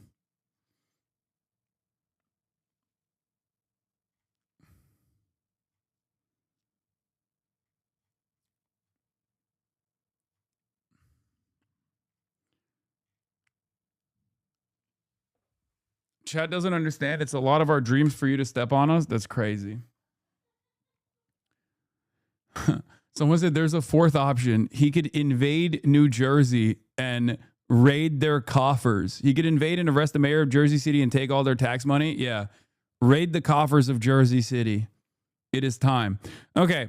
So, Council Speaker Julie Menin, who is an op at the city level, okay, comes out with Mamdani's with a retort against Mamdani's budget proposal and says the mayor's preliminary budget marks the beginning of a critical conversation about how we safeguard New York City's fiscal future while protecting New Yorkers at a time when New Yorkers are already grappling with an affordability crisis. Dipping into the rainy day reserves and proposing significant property tax increases should not be on the table whatsoever. There's only been two other times when they've raided the city's rainy day reserves, which are, at times during COVID and Michael Bloomberg, I believe, during the financial crisis that took place in 2007, 2008. And then the other time was Bill de Blasio during COVID, right? So obviously it's like, it's a last resort. So it doesn't have to become a last resort. Right? At a time when New Yorkers are already grappling with an affordability crisis, depending on the rainy day reserves and proposing significant property tax increases should not be on the table whatsoever. The council believes there are additional areas of savings and revenue that deserve careful scrutiny before increasing the burden on small property owners and neighborhood small businesses, which could worsen the affordability crisis. The council will release its own projections ahead of preliminary budget hearings and will conduct a thorough review of the administration's financial projections. Our goal is to deliver a balanced budget that protects essential services, addresses the affordability crisis, and reflects shared fiscal responsibility. What you have to remember here, by the way, is that they want to do austerity. That's not going to fucking happen. They want to cut expenditures. And they certainly don't want to cut the $6.4 billion police budget, by the way. They want to cut the budget for sanitation. They want to cut the budget for libraries. They want to cut the budget for the things that the city offers to all of its citizens unconditionally, all of its constituents unconditionally. Zoran is not going to let that happen. Inshallah, he's not going to let that happen. That's the reason why he's playing hardball here. And I fully fucking support it. Okay? It's brilliant. It's tactical. It makes me reconsider my initial scrutiny and skepticism. Okay, I'm glad that he's actually taking the lead here and he's actually applying the public pressure in the ways that he's doing. I fully support this move. Don't get mad at me. I'm not mad. I'm excited about it. I'm just asking you. Because I want you to pay, not me. I'm asking you, is there really proof of the brain drain that you say, the money drain? England in the late 60s. Okay. It's called. So then you had to let the man cook. Sorry, guys. I'm going to be a fucking doubter when it's necessary, okay? I'm not going to sit there and be a regime loyalist and praise dear leader. If he does something that I am skeptical of, I have to tell you the truth, even if I personally like the guy, okay? I personally like this guy. You know this. It's not a fucking secret, okay? And I am fairly considerate and very open about my thought process with politicians that are closest to me, ideologically, politicians that I talk to in person. I'm still going to tell you what my criticisms are when they arise. I have to call balls and strikes, okay? I promise you that I'm never going to be a person that is a regime loyalist unless that regime is doing things that require this loyalty, okay? That's it. That's the difference between someone like myself and someone like MSNBC or someone like Fox News.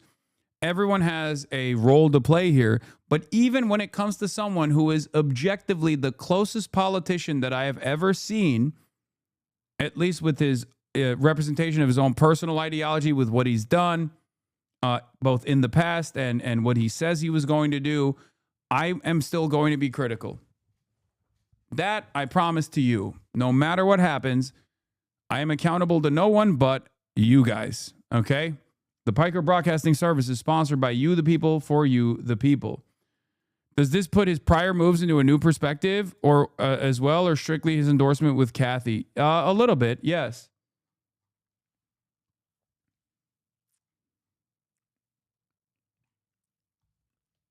This was a really good move, okay? I think this was a really smart move. I really liked it. I think this applies pressure, as obvious pressure as you possibly could apply to Kathy Hochul.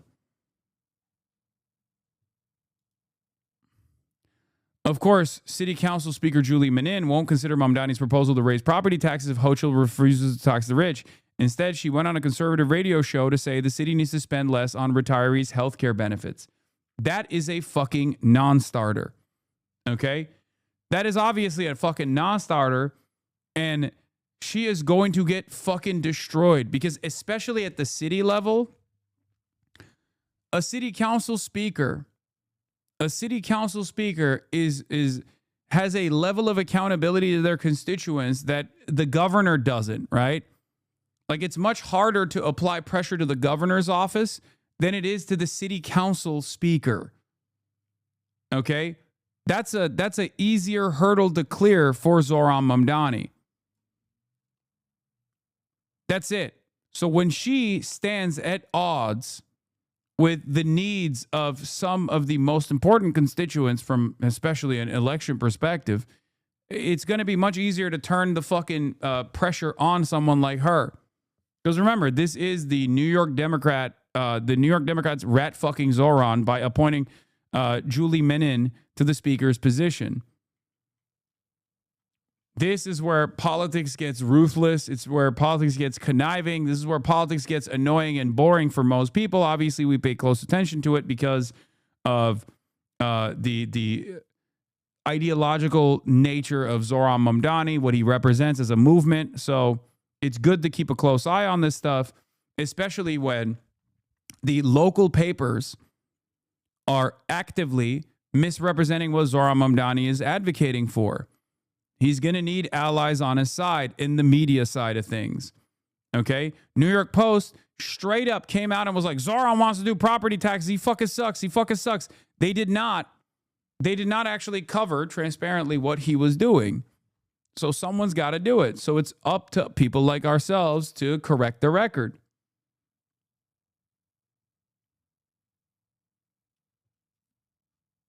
Why are there more multimillionaires in New York now than the last time they raised taxes? But listen, I don't think they're paying their fair share. I have lived They're in not South paying their fair Florida for 46 years.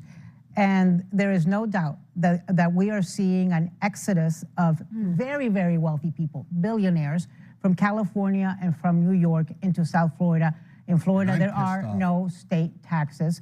Every day I open up the news and there's a new real estate record that has been broken in home sales because Larry Page is moving down and he just bought a place for $100 and some million. Zuckerberg's moving down. So the bottom line is this.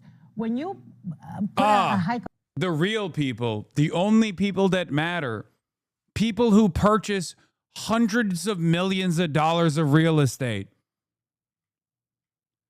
Yeah, the whole point of class warfare and what Zohran Mamdani and many others in the Democratic Party are representing now is to stop the fucking bleeding for the working class. Who gives a fuck about Larry Page? Larry Page can suck my dick. It's ridiculous.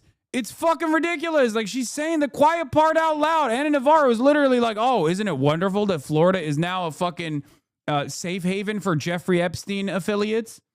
As though it wasn't in the past. I mean, obviously, that's why his base of operation was there to begin with. Fuck those people. What the fuck do you mean? On taxes on just the very wealthy. You run the risk of those very wealthy not paying it because they will find a way to have a loophole and to skirt. Oh, okay. So they're always going to fucking skirt the system. So we mustn't even try to tax them. Again, this kind of defeatist mentality in the past could have been packaged as someone who is leading through fear, right? Someone who is actually fearful. I think we all know now, especially with the opportunity that people like Zohran present, that this isn't leading through fear. Okay, this isn't like a reactionary perspective that revolves around being fearful that like the super wealthy are keeping the economy hostage. This is by design. You're not being pragmatic at all. You're actually dick riding billionaires into fucking oblivion. You only serve their interests. That is the position that you play on this panel. Look at Abby's face. That's it. It's very obvious. I mean, and of course, Kevin O'Leary is already a super wealthy person regardless. But Anna Navarro is playing this role of like, no, you don't understand. You have to listen to me. I'm a former Republican.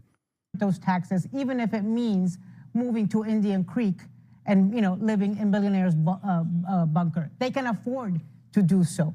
The people, the people who have to live in New York to work may not be able to afford to do that. But if you've got your private plane and you've got the ability to move, Anna, we're talking about people who make more than $1 million a year. It's not exactly, I mean, maybe in New York it's Is that middle what he's class. going to tax people? In That's California, it's billionaires. what the So proposal. here The it's- proposal is people who make more than $1 million a year. It's a very specific group of people. And I'm just asking, realistically, are we really going to see what you're claiming we're going to see? And yeah, there are we're seeing it. tons of wealthy people moving from California from all over. It's bullshit. It's bullshit. Wealthy people are not going to escape New York. You want to know why? Because they're in New York to begin with. Okay? New York already has a higher tax burden on wealthy people. It's that simple. So why are they in fucking New York? Why are they not in Florida already? It's bullshit. Wealth flight is a lie that the wealthy people constantly present.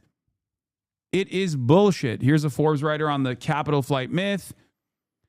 Billionaire flight is rare, exaggerated, and often confused with paper avoidance or account maneuvering, not physical relocation. California's proposed billionaire wealth tax act could raise $100 billion, even after accounting for avoidance. Good tax design beats fear-based forecasting every time.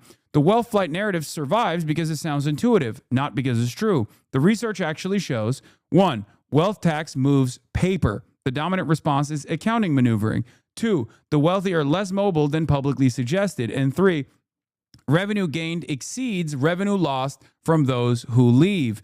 The real risk to wealth tax revenue isn't migration, it's design. California has no estate or inheritance tax, allowing vast fortunes to escape taxation, state taxation for decades. When policymakers mistake avoidance for exit, they misdesign taxes and leave billions on the table. Wealth flight is just a threat. It's a threat that is unrealized. It is completely fucking made up. And there are also additional safeguards against this kind of maneuvering anyway. Slap a fucking fat exit tax and watch the billionaires stay in the state. Okay?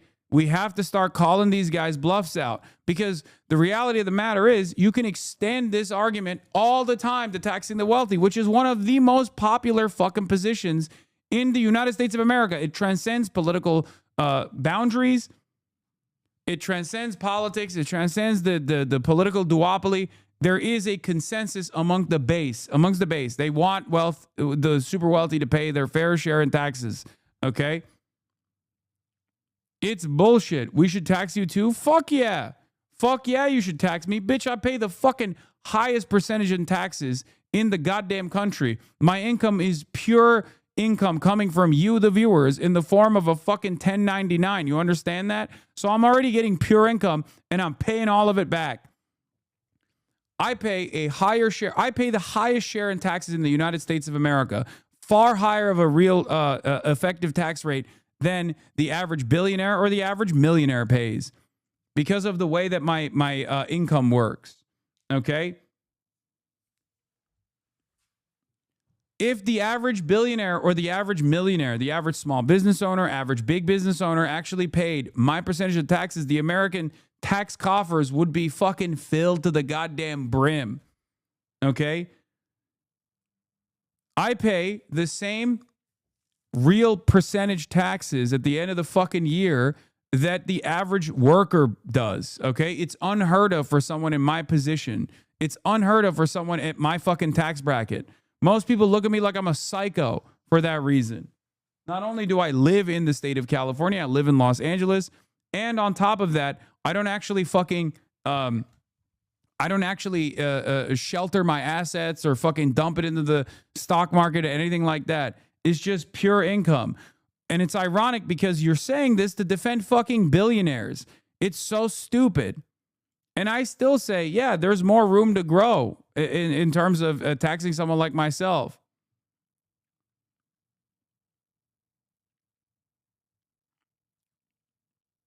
What percentage? I don't know what the real percentage is, but it's something over. It's literally fucking. It comes down to almost like 50%. Kaya, watch out, baby. You got closer.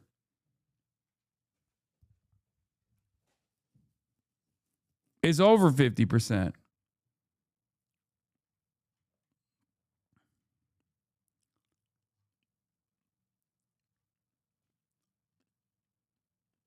Dog, the way this should be framed is this. Trump has the balls not only to tax the entire country with tariffs, but brag about it daily. With that as the baseline, we should be able to sell taxing the rich. Am I going crazy? Yeah.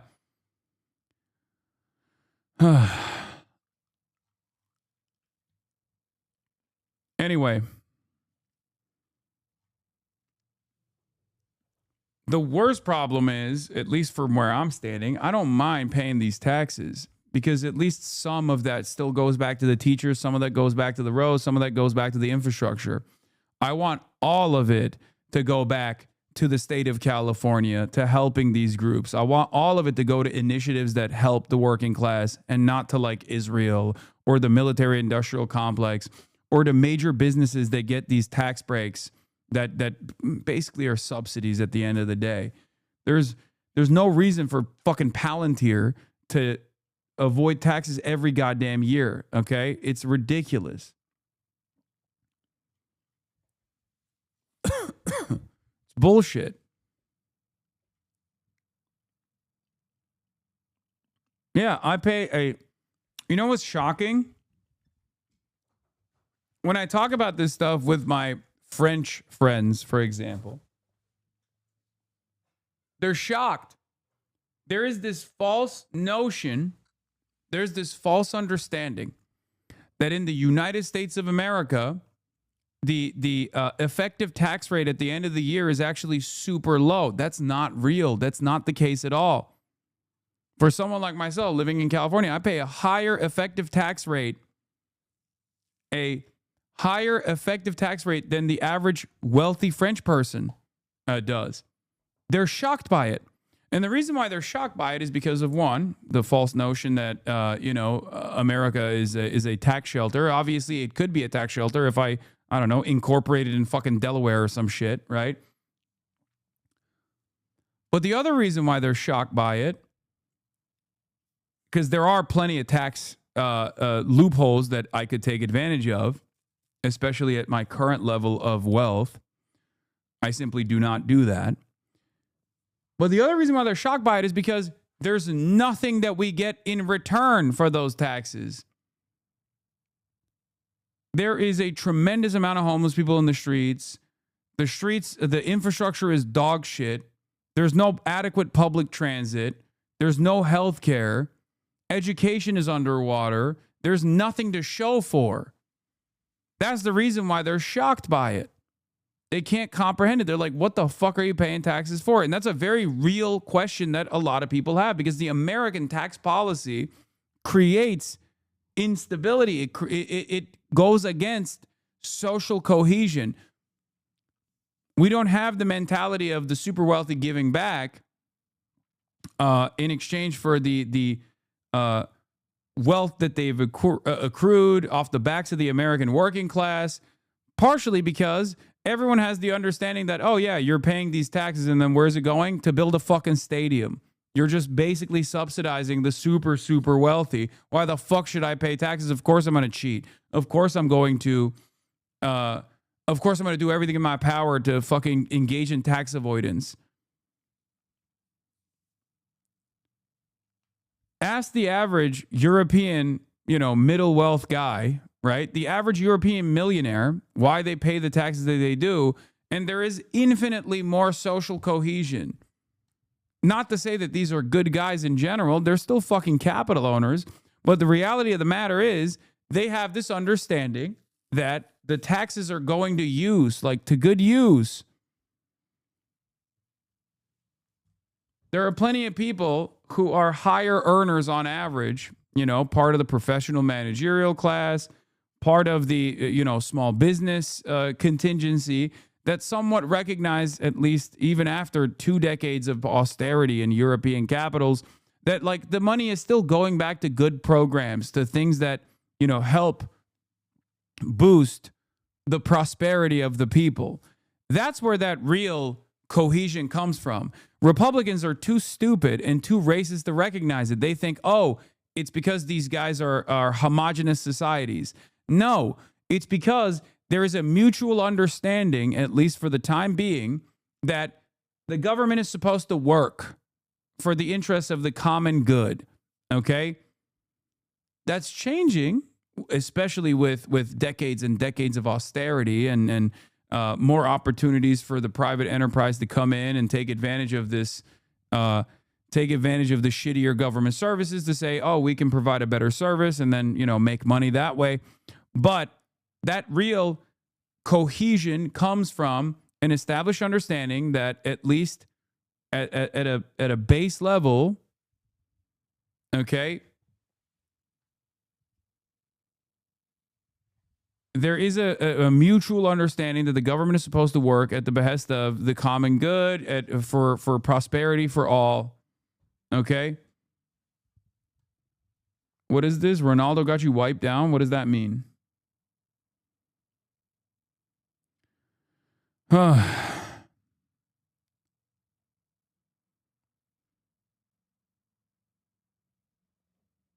is he wiping down? I don't even know what that means. Yes, rich people benefit from roads and education. Educated workers they use that have to live and drive to their workplaces to make them profits. Exactly. Rich people and small businesses benefit from having social safety nets so they don't have to fucking pay for it themselves. Okay? That's how this stuff works. Anyway. But yeah, we're now at a position where Zoran is forcing the hand of Kathy Hochul or possibly Menin to do the right thing. For the country to Florida. But it's not the person making, it's not the person making $1 million a year, which in New York is not as much as it sounds in other places. So it's the person making $50 million a year. Exactly. That's moving. Exactly. So people making $50 million a year are moving, but many other people who are making much less than that, but still much more than middle class people, are probably not moving. I feel like husbands and wives, school teacher, nurse, they're moving to South Carolina, North Carolina. They're trying to get away from the overburdensome tax code in New York. And when you see Mamdani, They're not getting away from the overburdensome tax code, dumbass. They're getting away because New York is fucking unaffordable, which is precisely why Zoran won, because he literally openly called it out. It's crazy to look at the symptom of a problem and demand more of that same. It's crazy to look at the symptom of a problem and then demand more of the problem that caused it, okay? This is how reactionaries always fucking operate. Also, this guy's name is John Tobacco. This is a ridiculous person. I mean, I'm sorry. He looks ridiculous. He sounds fucking ridiculous. This is like if I were to present a guy named John Tobacco wearing like a Joker villain style outfit over here, who is the city comptroller who's going to save the interests of the wealthy, you'd be like, come on, dude. Like, really? We're doing fucking afraidophobia this hard, this early? Like, can you be serious for a moment? You'd be telling me I'm out of my mind.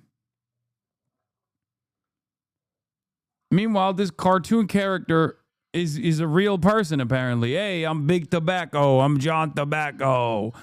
Hey, how you doing? Fuck you, all right? I'm going to work my ass off to make sure with my spray painted on head that I'm going to be saving the interests of the wealthy over here. Fuck you. The wealthy, they're being taxed far too much. We got to put an end to that over here. Get the fuck out of here. How you doing? Fuck you. I'm John Tobacco. You know, news break to everyone here. Mamdani cannot raise taxes, okay? And Kathy Hochul is up for re-election this year. So there's no possible way that she will allow him to raise taxes this year because What are you fucking doing? Busting my fucking balls over here. How you doing? Fuck you. Mamdani can't fucking raise the fucking taxes. He won't get re-elected, so. Yeah, founder of a crypto business too. Fucking awesome. A lot of this is kind of smoke and mirrors, and you know, it shouldn't come as no surprise to anyone that he wants to take from the rich and give to the poor. He said in his campaign, white people have been controlling the levers of capitalism for too long, and we need to transfer that to brown people. He said those words. He can't raise. Can't do anything. He can't raise income tax, but he can raise property tax in the municipality of New York. Yeah, he does. He does have that fucking power. He's not gonna do it though. How dare you? How dare you fucking suggest raising it property fucking taxes? What kind of gabagool bullshit is this? Hey, I'm talking here. Get the fuck out of here, Anna Navarro. Oh my God. If he fucking does that, I'm gonna huff and I'm gonna puff. I'm gonna lose my fucking mind.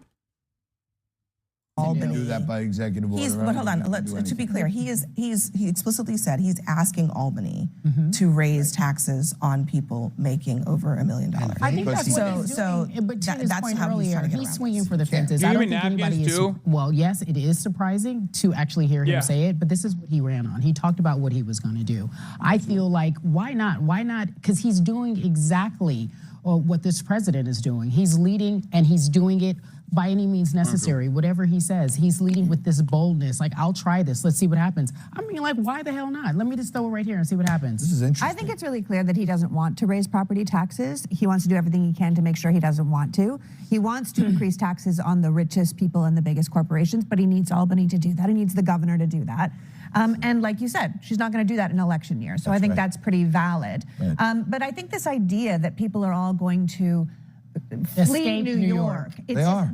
Well, here's the thing. My guess is the people buying houses in Millionaire Row in Florida are not also giving up their apartments in New York. They're just changing where they live. They're keeping track of their days. What Anna does. They're keeping track of their days, and they are making sure that they are not here more than 180 days. We're making a little loophole for the very, very richest to say, I live in a different state, but then they're going to come back to New York because New York is still New York. And it's not a crisis. Ban the rich from New York. I love it. But hold on. Not 183 days, no days in New York, no wealthy people in New York. I love this. But what John made a very important point.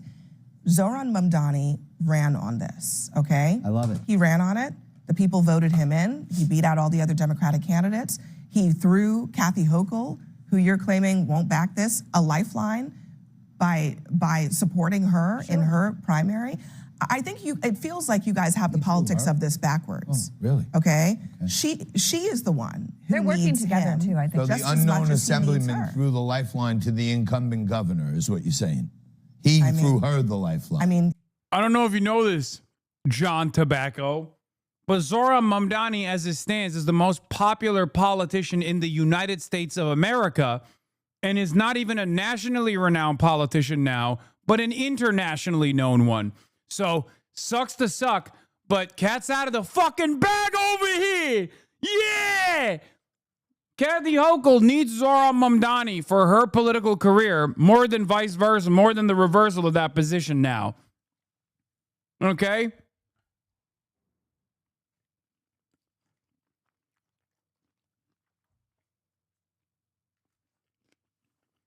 He is more She of backed him, all and the he New didn't York even get of he all didn't the get a New York majority. politicians. He didn't even get more than half Of all the New York Yorkers. politicians, he's the most popular. Correct. That's right. He is the most popular.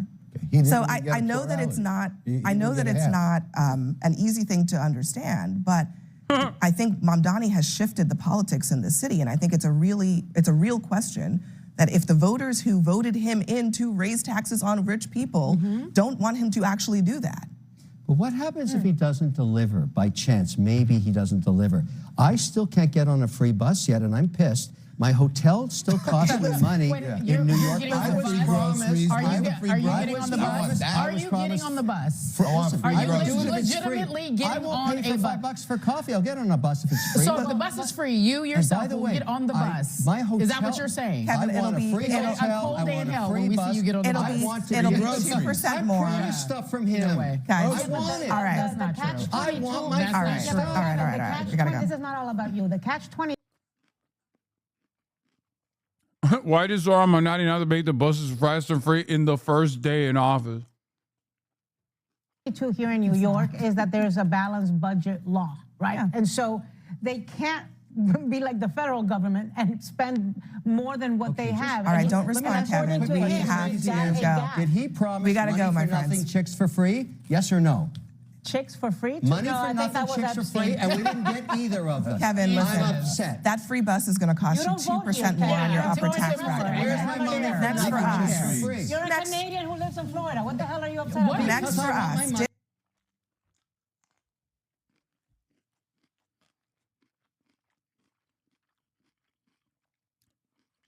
That was incredibly shocking, at least on Abby Phillips's performance. Wokey's low-key back. Like, Abby Phillips was cooking on that. I was not expecting the CNN host to be cooking so goddamn hard on that. Respect. Congresswoman Valerie Foushee is facing a primary challenge from Nita Alam. She's backed by Bernie Sanders. Can you comment on that primary, which is coming up in just a couple weeks in North Carolina? I strongly support the Congresswoman, as is the case with the Congressional Black Caucus and many of her colleagues that have served with Val for the last several years. She's a tremendous member of Congress, very thoughtful, very studious, very serious, and very forceful in advocating on behalf of her constituents and pushing back against Donald Trump's extremism. For us in the House, primaries are a way of life. That's just the reality. You know, the framers decided that the House would be the institution that is closest to the American people, to reflect the hopes, the dreams, the aspirations, the fears, the concerns, the anxieties, the life experiences, and in the words of the framers, the passions of the people. And one of the ways in which they effectuated that dynamic is to give the House a 2-year term. And so every 2 years, we have to go back to the people to make an argument to persuade them to renew our 2-year employment contract. That's just a way of life. It must be nice to have a 6-year term. But we don't have that luxury. And so that's going to mean, in many districts across the country, that there will be active primaries. and we embrace that as a reality of what the House is supposed to represent. But at the same period of time, I stand behind every single one of my Democratic colleagues, from the most progressive, Representative Ocasio-Cortez, to the more centrist ones like Tom Suozzi, and everybody in between. I stand behind all of them. I'm going to do everything I can to make sure that they're all reelected. New York City is trying to fix a massive budget shortage. Who would you be your ideal replacement for Jeffries as Piker? I mean, I don't know. I think Ro Khanna could be interesting. John Fetterman.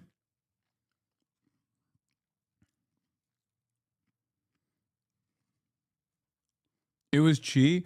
Guys, I don't think you understand. When you take out, like if Chi Ose was still running against Hakeem Jeffries, and let's say in the long shot that he wins, he doesn't automatically become the speaker. Like, that's not how that, you know, that's not how that works, right?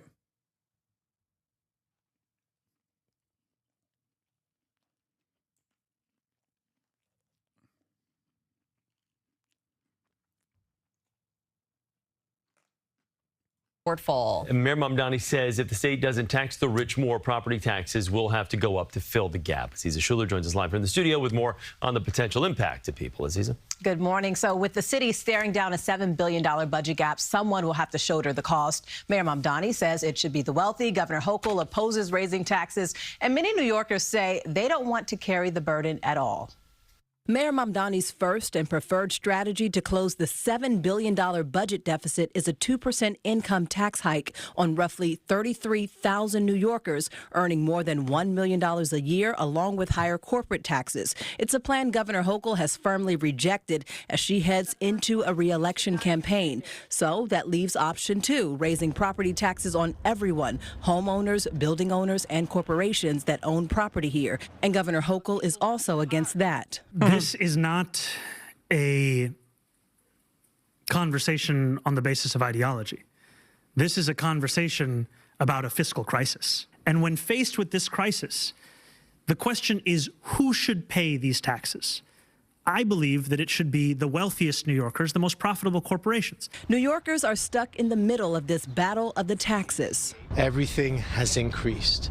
Groceries, gas, just the day-to-day expenses. We don't want to take that burden. Give it to somebody else. Give it to the billionaires that you promised. It sounds like there might be a lot of steps before it gets to that. Jared Walzak, a senior fellow at the Tax Foundation, a nonprofit, says bumping up property taxes would lead to rent increases, make New York City less desirable, and go against the national trend. What I will say beyond this is that across the country, most cities, most states are reducing property tax rates, not raising them. Mamdani says closing the city's budget gap will take discipline, and he's now placing chief savings officers in every agency to cut waste and boost efficiency. Now, it's important to remember that this is just the mayor's proposed spending plan. The actual budget won't be done until after the state budget is finalized this spring. Mary. Mayor Mamdani's proposed budget has scared a lot of people. Homeowners, co-op and condo owners, building owners, anyone who could see their property tax bills go up if Albany doesn't find extra money to bail the city out of its fiscal crisis. Political reporter Marcia Kramer has the story. Flushing, Queens is a neighborhood of homeowners who are proud of their leafy streets, tiny plots of land, and the ability to have a touch of suburbia. Many, like Paul Graziano, have lived in the neighborhood for decades, but now they're worried they could be forced out by Mayor Mamdani's threat of a huge property tax hike. He says of his neighbors, I think they would freak out. Paul is worried too. Absolutely impinge everything. I mean,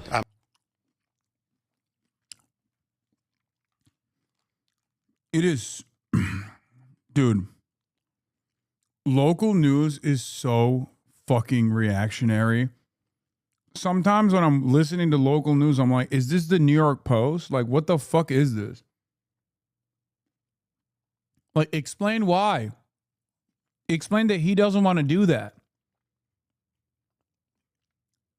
This is another component of class warfare. The media is pliant, and its role is to preserve the interests of the wealthy.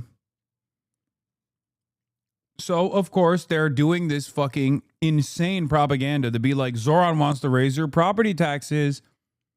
Is that what Zoran wants? Did he say that? Because I feel like he said the exact opposite. He said he doesn't want to raise the property taxes. Interesting. I'm raising a 9-year-old kid, and everybody knows when you're raising kids, it's every dollar counts. His taxes have already skyrocketed. When he bought this home in the neighborhood he grew up in, the taxes were $2,800. Now they're $11,000. Mamdani tax hike would mean another hike of over $1,000, and he's furious. This is coming from someone who has never had to fight for anything in his life, who grew up in privilege and wealth. So, of course, raising property taxes on rich people, such as himself, isn't much of a burden. But it's not just homeowners. Ann Korshak owns 2 small West Side buildings, which each have 10 apartments. Bro, I swear to God.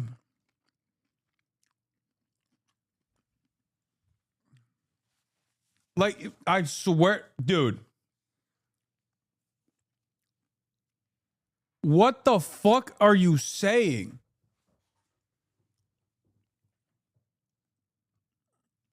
Oh, obviously, like, you're rich. And I famously associate rich people with wanting to pay higher percentages of their income in taxes. First of all, he's not rich. And secondly, what rich person's like, I love paying higher percentages in tax? I'm like the only rich person I know, at least, that doesn't fucking mind it.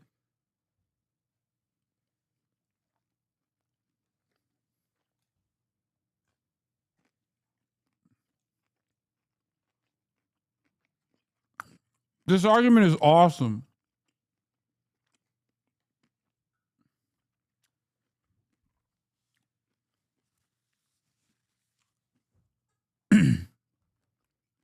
Well, you don't have a 9-year-old kid?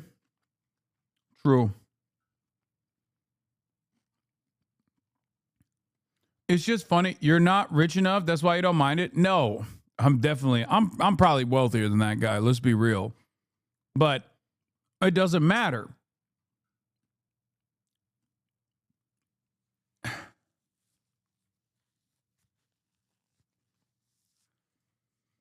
Well, I do have a daughter. She's not 9 yet. She's a handful. Anyway, my point is, that's the worst person to fucking ask their take on. And it's also totally one-sided, a totally ridiculous approach to the issue. Because there's not one option here.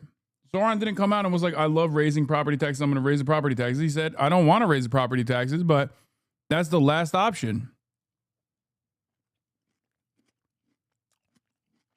Unless we raise the taxes for the super wealthy. There's no restraint. They just come to us as if we're an ATM machine. She says the Mamdani tax hike, if it comes to fruition, will affect her tenants too. It's going to make it much harder for me to replace a boiler. Instead, I'm going to repair it. Patch a roof instead of replacing a roof. Those are the kinds of decisions you have to make when, Oh, the poor landlords, man.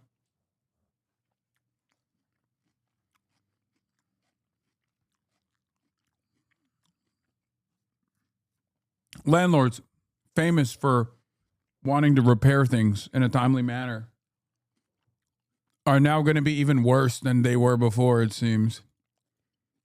Very interesting stuff. 40% of your rent roll is going to the city in property taxes. The mayor says raising property taxes is not his first choice. He wants more money from Albany, but this is a budget that reflects the only tools that the city has at its disposal. When we are speaking about property taxes, that is a tool of very last resort. So a tool of very last resort, he just said there, Marcia. Then why is he doing it? If you ask me, he's trying to raise an army. Remember that army of volunteers that help him get elected? Well, he wants an army of people that are going to call their elected officials and scream bloody murder, don't raise my taxes. Well, you know, at this news conference that you attended, you did ask the mayor if he would really do this, if he would really raise property taxes. Tell everyone what he said, but well, also, he actually dodged that question. But the truth of the matter is that a lot can happen. This is a preliminary spending plan. The budget happens around May, depending on what happens in Albany. And a lot can happen. Revenues could go up. The state could decide to give more money. He could find waste in government agencies. The real question is this. It's an election year. Is the governor going to raise taxes? Is the legislature going to raise taxes when they have to face the voters in November? All right. Good question. Marcia Kramer, keep us posted. Thank you.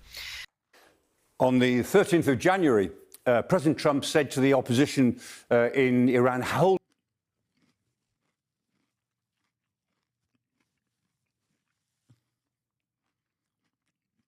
It's an election year. So, of course, Kathy Hochul can't be seen doing the bidding of the overwhelming majority of American voters in the state of New York. Like, I'm sure someone has the numbers. I don't know. I don't have it in front of me, but judging by national trends, I suspect that taxing the billionaires and the millionaires is an unfathomably popular position.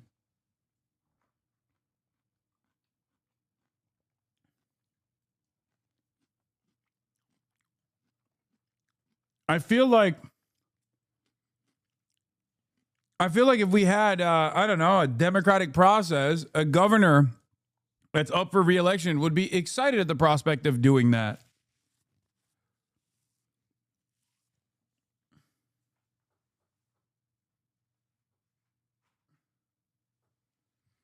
It almost feels like we don't have a democratic process. I don't know.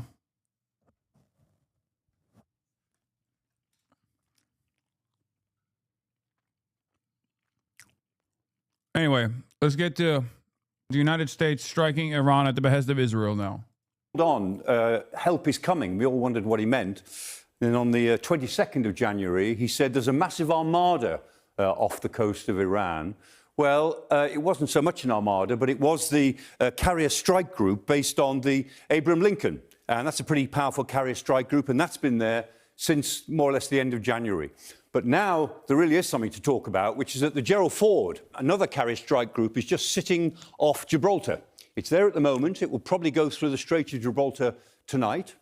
And if it chooses, it could be off the coast in the Eastern Mediterranean within about 4 days. So by the weekend, it's possible that the United States will have 3 really important elements in place for some sort of military action. The first element, of course, is the naval buildup. So there might be 2 carrier battle groups, one in the Arabian Sea, one in the Eastern Mediterranean. There will be at least 11 air defense destroyers. There are 3 littoral combat ships. There are at least 2, maybe even 3 attack submarines loaded with Tomahawk missiles. So that's one element. A second element is that we've seen lots of C-17s and C-5s, the big heavy lifters, the Globemasters and the Galaxies, all over the region in the last 10 days, bringing air defense assets to American bases all over the region. So quite likely what the Americans have been doing is strengthening. I like that we just talked about taxation for like the last hour or so, just so you can see where the tax dollars are going, by the way. Like, I'm glad that I spent the last hour talking about, like, you know, percentages of taxes paid, only for us to now show you exactly where it's fucking going. Because if you thought that it was going to the teachers, you're wrong. If you thought that it was going to fixing the infrastructure, you're wrong. It's going to corporate subsidies. And it's going to this. Military machines moving in the direction of Iran at the behest of a foreign nation state, Israel. Isn't that wonderful? the air defense at all of their facilities in case of Iranian retaliation once an attack begins. And the third element is that data and forensics have been looking at the movement of American aircraft in recent days. And the thing that's most interesting about this, they've got lots of fighters in place. But if we look at some of the maps that we have been able to create, then we can see that yeah, you're obsessed with Israel. It's always so funny that, like, that's the number one thing that people try to say. Hasan, you're so Israel obsessed. Motherfucker, you know who's Israel obsessed? The American politicians, the American political class. They love Israel. They care about Israel more than they care about you. Some are even more honest than others, like Lindsey Graham. Lindsey Graham goes to Israel twice a month now. Okay?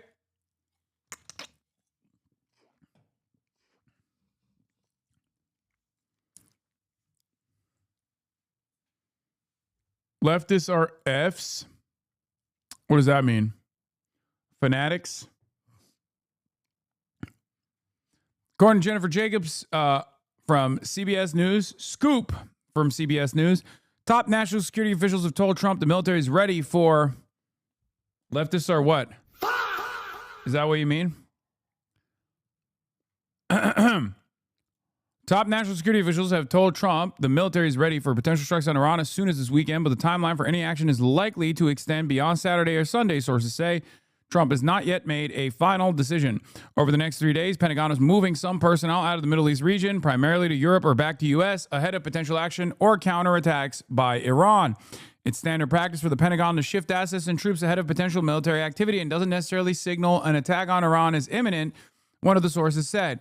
Contacted by CBS News on Wednesday afternoon, a Pentagon spokesperson said they had no information to provide. This is by Jennifer Jacobs and Jim Laporta. Secretary of State Marco Rubio plans to visit Israeli Prime Minister Benjamin Netanyahu in about 2 weeks for further discussions, according to one of the sources.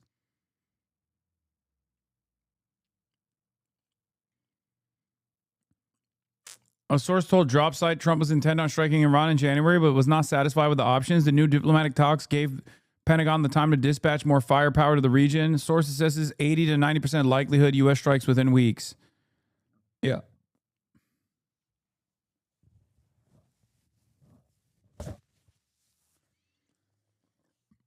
By Trump was not satisfied with the options, he means Trump was scared that little o Israel could get punished in the process a little too much. And because he cares about Israel more than he cares about the Americans, he shied away from it. They've got lots of air-to-air tankers. And so here, on the 16th of February, we tracked 6 KC-135 air-to-air tankers from Mildenhall in the United Kingdom to a base in Greece. It's so funny when people say, oh, dude, you're Israel obsessed. It's so fucking awesome. Yeah, I'm Israel obsessed. How about moving billions of dollars worth of assets, naval assets, into the fucking region to defend Israel so that we can strike a foreign adversary that we have declared a foreign adversary at the behest of Israel to attack them for Israel. I would love to live in a world where I don't think about Israel at all. Like where Israel to me is no different than, I don't know, Estonia or something, right? I would love to live in that world. I wish to live in that world. I wish to live in a world where I forgot the name of Israel. Do you understand what I'm saying? But unfortunately, I don't live in that world. I live in this one. And in this one, American politicians will literally sell their firstborn children if it means Israel gets to have an additional $1 billion in munitions. Okay? They don't give a fuck. They don't care about you. They don't care about your interest. They don't care about fixing the fucking potholes. They care about making sure that Israel gets more and more military funding, that Israel gets to have all of its wishes, all of its desires fulfilled. You really should cover Estonian politics, man? No, I'm not going to do that. Okay? I want to live in a world where I think about Israel as much as I think about Rhodesia. That would be a beautiful world to live in. But for the time being, as an American political commentator, I have to think about Israel all the time because seemingly that's the number one priority of our politicians. They've got those in place. And then today, overnight, on the 18th, another 10 tankers came from the continental United States, stopped in the UK, presumably to refuel, and they've gone all the way to Greece and to Bulgaria at American bases there. So those tankers are really important because the tankers create this sense that the Americans have got plenty of bases in the Middle East, but if for political reasons they can't use them, they don't need them. Because they've got bases in Greece and Bulgaria, they could use Cyprus, Aquitanian Cyprus, and the tankers will give them the range that those fighters and bombers might need to attack Iran, if necessary. The final part of the jigsaw are the Sentry E-3 aircraft. Very easy to recognize. These are the AWACS, the Airborne Warning and Control Aircraft. 6 of them are now in the region. You can start a war with one of these because they actually see the whole battlefield. And so with E-3 Sentry aircraft, we know that the Americans, by the weekend, could operate a very, very large campaign if they choose to from the weekend. We'll find out next week. Thank you, Michael. Garrett. On Iran, I'm not asking you for like military secrets here, but can you share? Know I would be. Why is Israel so important? I'm genuinely asking. It's not Israel that's necessarily important. It's that Israel is our base of operations in the region. Israel is the destabilizing factor in this incredibly resource-rich region.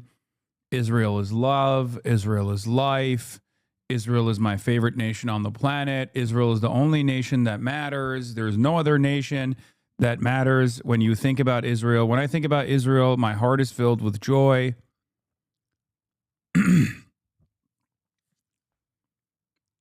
I cannot comprehend a country that I would care about more than Israel. Am Israel Chai. It was promised to the people that lived there 3,000 years ago. You guys are all anti-Semitic for not even thinking this every morning. Every morning I wake up and I think, I do my 10 Am Israel Chais, and I think to myself, Deni Avdija is the best basketball player that's ever existed on God's green earth. Benjamin Netanyahu is handsome. And also I care about Israel more than I care about my family members. And yeah, that's it. LeBron James is also, not as good as Deni Avdija, but good enough, especially as of late. Deni Avdija is definitely not a foul merchant. Nope. He does not draw out unnecessary fouls. The referees are not in the pocket of Mossad. Gal Gadot needs not an Oscar, all the Oscars. Israel, small nation. Israel punching above its weight class. Israel, only nation. I want to live in a world where there's no other countries, okay? One nation under God, more like one nation under the state of Israel. All nations under the state of Israel. It's Israel's world. We're just living in it. Is that good? Deni Avdija has had 5 MVPs stolen from him.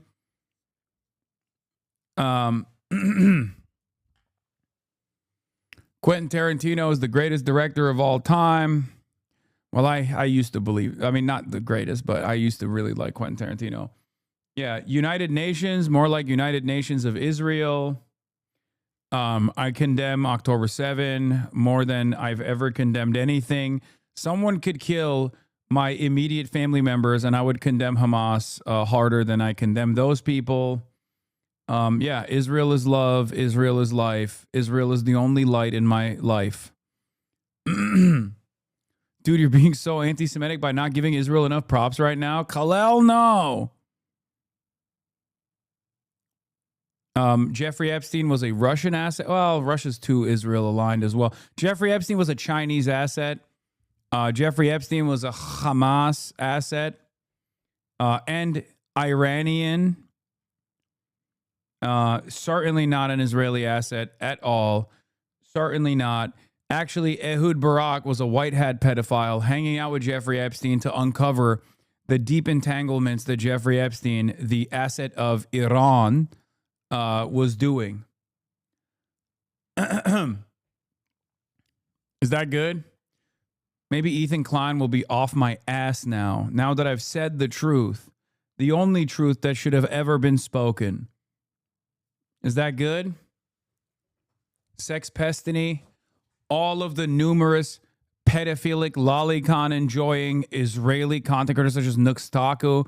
Perhaps now they can stop coming after me and focus on what they care about, which is, I don't know, reviewing drawn child pornography.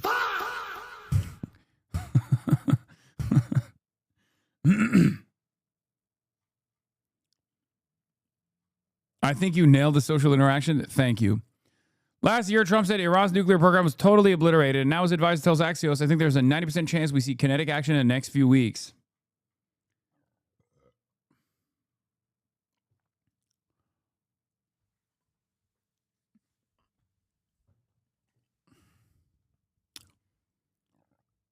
Do we need Israel as much now that we have Venezuelan oil?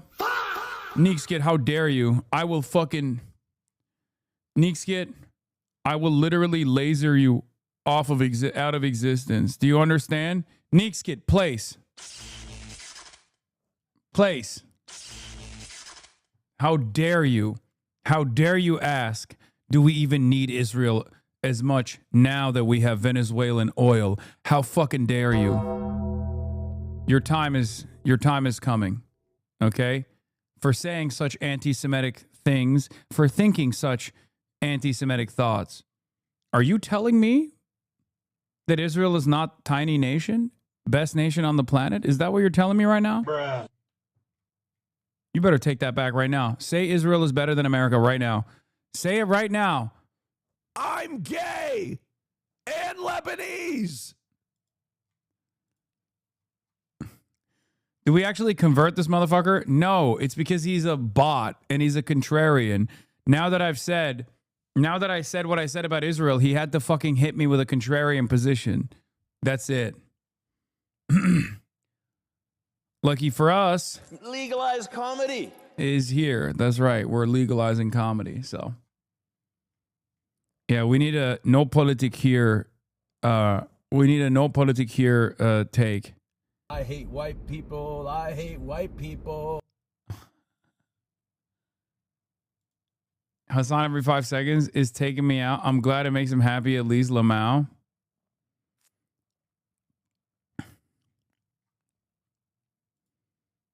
Thank you.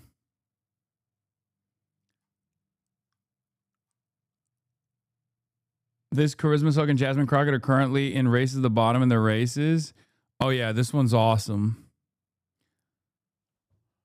Tel Aviv 24 throwing out Hasbara already. We've received information from sources in Iran that the Islamic Republic regime stored military ammunition inside Imam Khomeini Hospital in Urmia yesterday. The regime plans to use the ammunition against anti-regime protests in case new protests erupt in the city. It's pretty fucking crazy and pretty disgusting that looking at like how America has operated thus far, you could just get this as like a target. Like we know that they're looking at Twitter. They could just as easily bomb that hospital now. You forget the Prince of Iran, Reza Pahlavi, update your list of priorities. I don't think about him at all because I think personally he doesn't actually dick ride Israel as hard as he should be. Like I know you'll say, oh, he brings up Israel all the time. It's not nearly enough. Actually, he should, if he was a real one, he would say, as the monarch, I will make Iran a province of the greater Israeli project. Like that's what he should be saying, and it's really fucked up that the Shah of Bethesda is not, is capable of speaking, and worse, thinking such unspeakable anti-Semitic thoughts. Yeah, it's not sufficient.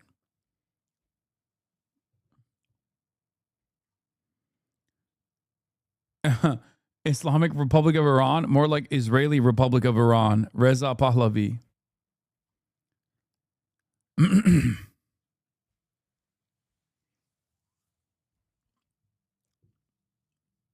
I miss it? Bernie? No.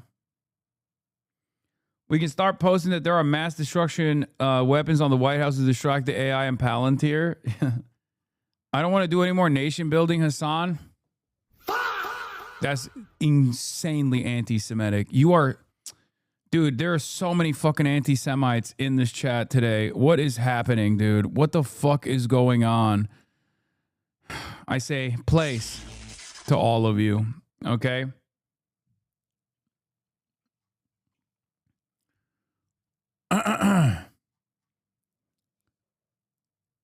Seriously. We have to do more nation building. We need to do more nation building. The more we build the nations, the better. Moin Rabbani takes a piece from this Notice article from John B. Judas, the coming conservative turn against Israel much deeper than you realize.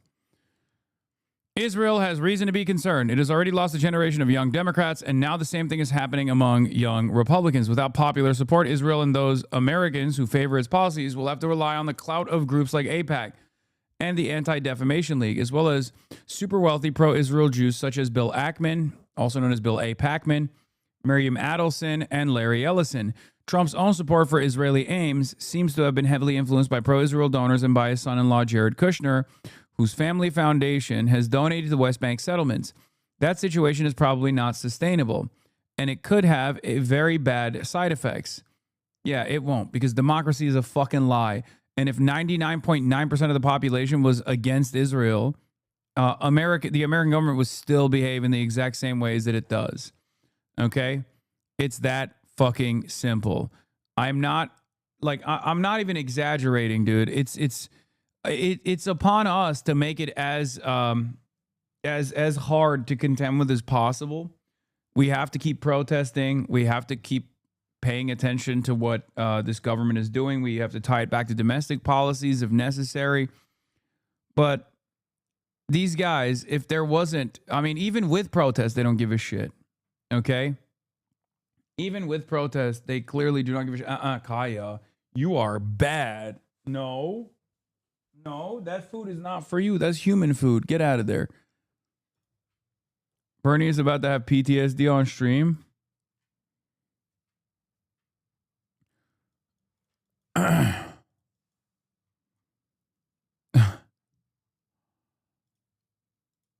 Unless you want to give them.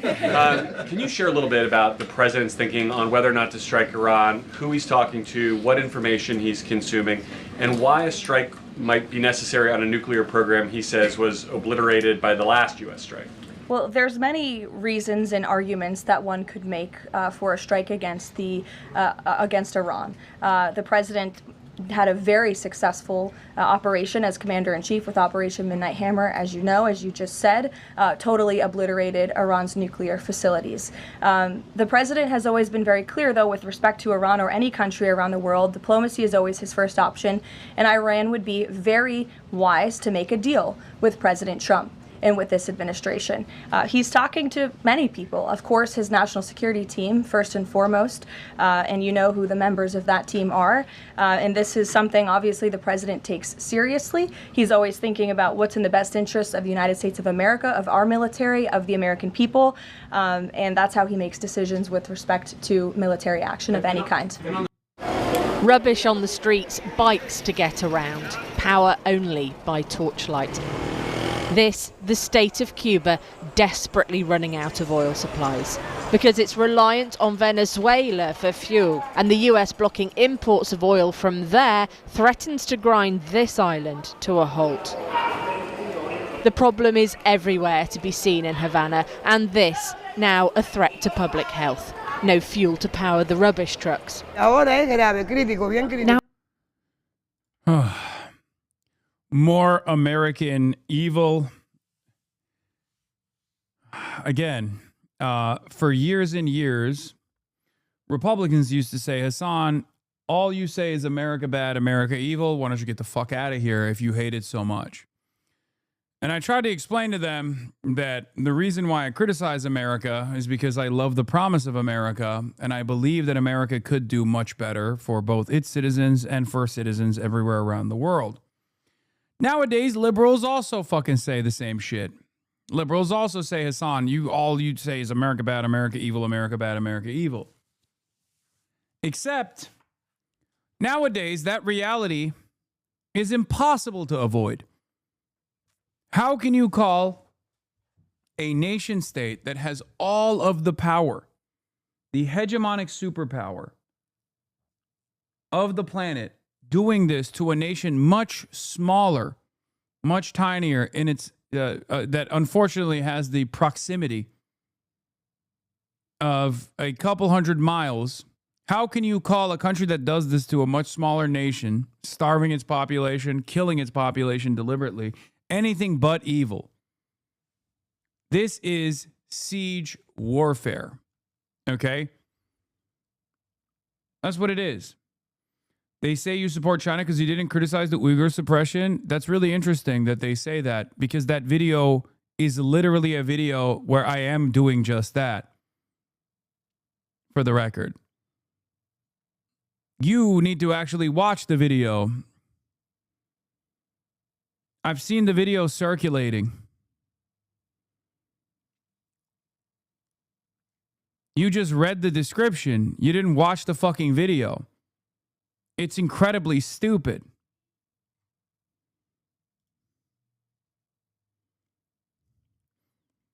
Exactly. I know that, but the Twitter posts have so many likes. What are you supposed to do? What can you do if people are fucking too stupid and too lazy to even listen to the words that are coming out of the video that they're using? What is this? I find it quite silly to me that you're with the #1 looks maxer, and instead of asking how you could ascend so that, you know, your wife wouldn't tweet out captions like, "When my husband's away, Mr. Sud comes out to play," maybe if you asked me how to ascend, then that would stop happening to you. You know what I mean? No.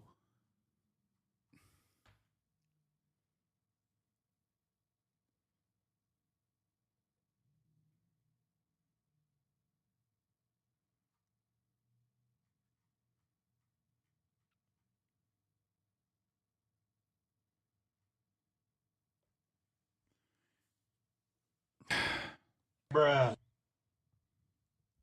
Bruh. That motherfucker is watching, bro.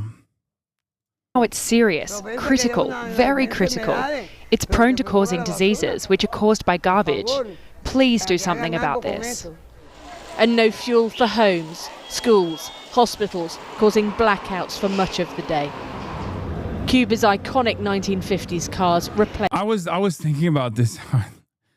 Clavicular is me if I actually hyperfixated on, you know, bone mashing and looks maxing instead of like building socialism.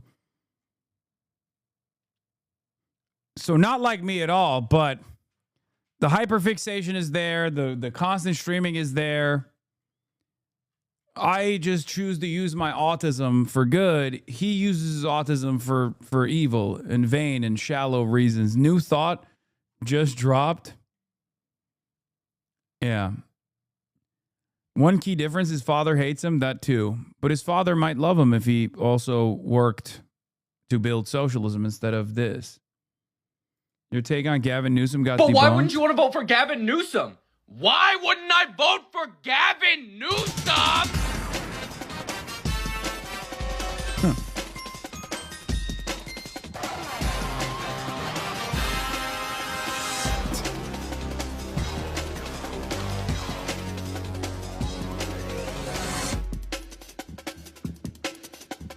But why wouldn't you want to vote for Gavin That's Newsom? So good.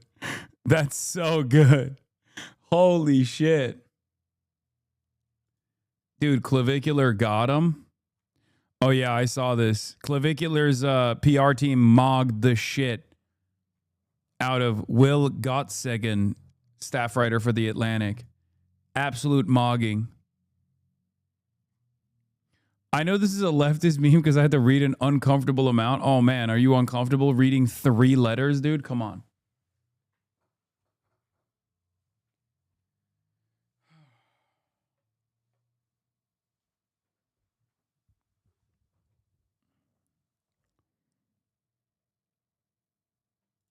By these electric bikes, the only way to get around in a country being choked off from its supplies. Life in Cuba has become almost unrecognizable for the Caribbean island, which usually attracts millions of tourists a year. I used to be a driver. I used to drive in El Medron, and I worked every day, but because of the gasoline and oil situation, we've had to take this alternative, find a tricycle to keep moving the population. There's no other way. Cuba's communist ideology has put it at odds with the world's biggest superpower for years. It's now stuck between accepting... That's one way to approach it. Put it at odds. More like Cuba's communist revolution is the reason why the largest superpower on the planet has actively punished it, choosing to starve its population, trying to kill its leaders since the beginning of the successful revolution. White House demands, or facing a crisis that could snowball into catastrophe for citizens. Trump says it needs to make a deal or face the consequences, seeing a potential chance for a Cuban government to fall. Cuba is right now a failed nation, and they don't even have jet fuel to get for airplanes to take off. They're clogging up their runway. We're talking to Cuba right now. I have Marco Rubio talking to Cuba right now. And they should absolutely make a deal because it's really a humanitarian threat. Yeah, caused by you, motherfucker. America is a region split at the moment, traditional alliances bending under the pressure of US involvement. These were much needed supplies from Mexico being shipped in last week. But its government now halting shipments after the US threatened tariffs against countries that send supplies to Cuba. But not everyone there agrees with the Sheinbaum administration, with demos against what some Mexicans say is economic suffocation for Cubans, and Chile's far-right president-elect saying it won't be lending Cuba a hand either. I do not agree with giving direct economic aid to a government that has imposed a dictatorship for more than 60 years and has left the Cuban people in a very deprived, inhumane situation. Russian tourists at the airport in Havana being repatriated, but while an inconvenience for its holidaymakers, this is potentially an opportunity for Russia itself, because Cuba now needs oil, and badly. Russia could be the one to provide it. With the US-Cuba relationship strained for decades, Secretary of State Marco Rubio, the son of Cuban immigrants, is seen to be ramping that up further, accused of a personal agenda or even a lifelong dream to exact regime change. Rubio, for his part, defending the aggressive stance to Bloomberg. God, we deserve so much worse than we get. It is crazy. There is truly no God. There is truly no karmic justice. It is unfucking bearable. Unfucking bearable.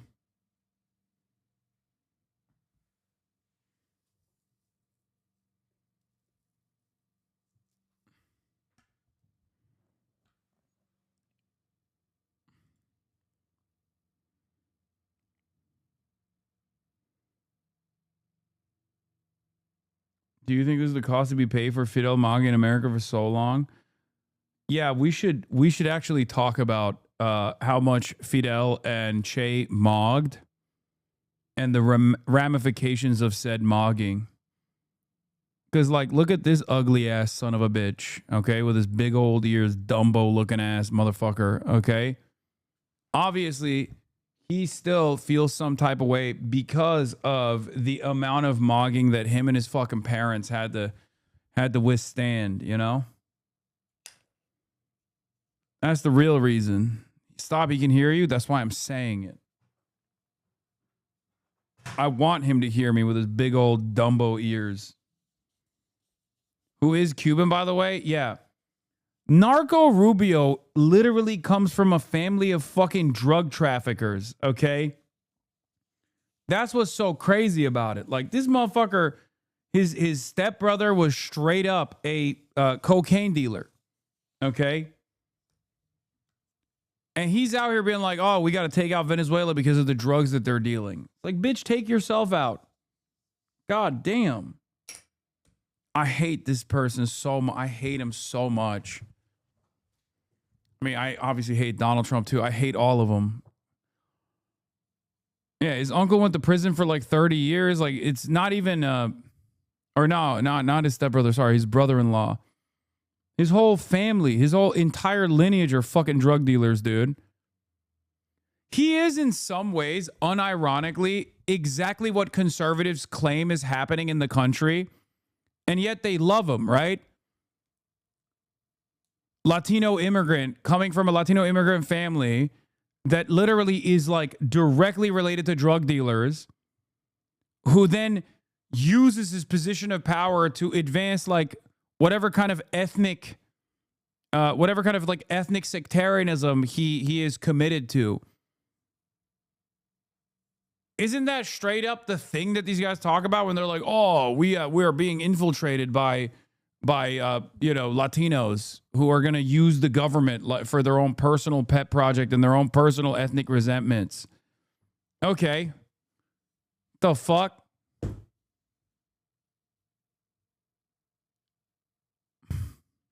Fundamental problem Cuba has is it has no economy, and the people who are in charge of that country, in control of that country, they don't know how to improve the everyday life of their people without giving up power over sectors that they control. They want to control everything. They don't want the people of Cuba to control anything. Why can't you just let him breathe, man? Why can't you just fucking let him breathe? It makes no dang sense. Oh, dude, you don't understand. Socialism is just not working. Communism is not working. That's why we have to starve them, to make sure you understand.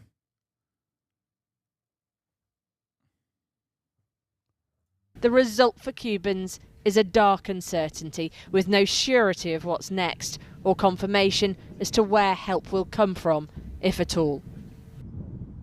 David Adler works for the left-wing activist group Progressive International. He's one of the organisers of the Nuestra America flotilla that's taking aid to Cuba and was previously involved in similar missions to Gaza. Thank you for joining us. Can you tell us, first of all... It's my goat.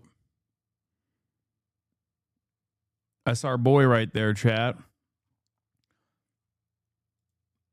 Working with David on this flotilla and the aid delivery. And there will be hopefully more information for all of you to consume soon. What you've been doing, and can you tell us about the mission of your organisation in Cuba and the aid flotilla that you're sending there? With this escalating assault on the island and its people, we've taken ourselves a large coalition of popular movements, unions, parties around the world to hear that call of humanity and respond by launching a large mission by sea, by air, a flotilla to reach the shores of Cuba and to provide that critical humanitarian aid, those essential supplies, medicine and food, solar panels, for example, that its critical infrastructure needs right now to prevent a true humanitarian catastrophe that has been forewarned by high-ranking UN experts and officials. I know you were in Cuba just a few weeks ago. How much has the situation there changed since then, and what were the limitations on aid specifically as well? I think it's possible to overstate the consequences of a siege of this nature. This is not just any geopolitical instrument. This is not just any normal foreign policy. What we're looking at is the failure of really critical infrastructure that sustains daily life on the island. Stuff as simple as trash collection, but something as important as neonatal care.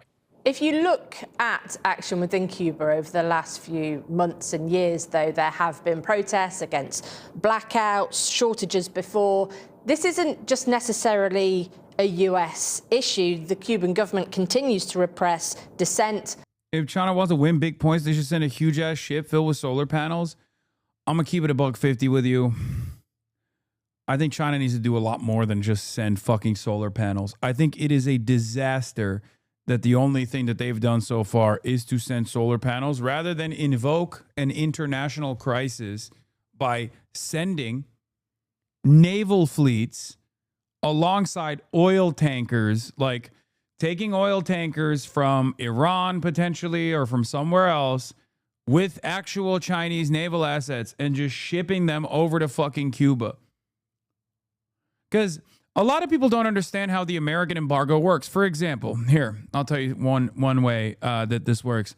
When America applies a full spectrum embargo like the one on Cuba, okay, if you are a ship that has ever actually touched a Cuban port at any point in time, You no longer can work with any of the American ports. You can't go to another port that works with American ports for like 1,000, I think it's like for 1,000 days. So they block you from it. That's part of the reason why a lot of people, people in the shipping side of things don't do that. They don't work with Russia. They don't work with Iran. They don't work with Cuba for that reason. Like when America says, oh, dude, like Cuba's not entitled to our trade, they're fucking lying, okay? That's not how an American full spectrum embargo works. These people are oblivious to how psychotic the Treasury Department is, to how psychotic the American government is. Is 180 days? I thought it was 1,000 days. I might be wrong on exactly how many days, but like they literally render you, they basically make it so that you can't even fucking engage in like international shipping. Khrushchev knew what to do. Yeah. Revisionist or not, Khrushchev was a fucking lion when it came down to intervention. Okay? Putting nukes in Cuba gave Cuba the opportunity to develop, the opportunity to grow. Straight up. I will stand on that decision 1,000,000%. Okay? I've said it before and I will say it again. China has an opportunity to do more. China has an opportunity to offer protection to Mexico. China has an opportunity to offer protection to all of these other trade partners in the region that could be shipping oil, but they don't do it because they don't want to disrupt the flow. They don't want to stop trade maxing. It's disastrous. So when we have a conversation, look, I know I'm American. And you know, I'm trying to do my part. I'm trying to bring awareness to the conditions in Cuba and what the American government has done. And we're directly trying to deliver aid to Cuba as well. But at the end of the day, you know, other global superpowers do have a lot more power at their disposal to game out the system a little bit, to offer a lifeline to the fucking Cuban population. And it's disgusting that they're choosing not to do that. Disgusting that they're choosing to turn a blind eye to these atrocities. Right now, there's a very limited amount of aid that is entering the island. And aid from America is not illegal either, for the record, until they turn around and make it illegal. But yeah, like right now, oh, it's 180 days, sorry. Okay, OFAC, Office of Foreign Assets Control, in the Treasury Department will openly tell you, like, you can actually, well, there's a new executive order that just came out from the Trump administration that says, like, American ports can no longer send ships to Cuba because we're fucking disgusting. But the reality is, you can get an OFAC clearance to bring aid to Cuba. We're going to get an OFAC clearance to bring aid to Cuba, for example. But the thing that they're not allowing to send into Cuba, it's identical to like what Israel does with Gaza, right? It's identical to what Israel does with Gaza. Every single piece of humanitarian aid that goes into Gaza goes through Israeli control, okay? That's precisely what America is doing right now to Cuba. China has become the same imperial form Lenin excoriated. It's a sad state of affairs, and I don't know if it's just like China simply waiting out their developmentary process, or if it's coming out of a place of pure selfishness. It's very difficult for me to look at the situation and not assume that it's coming out of a place of pure selfishness.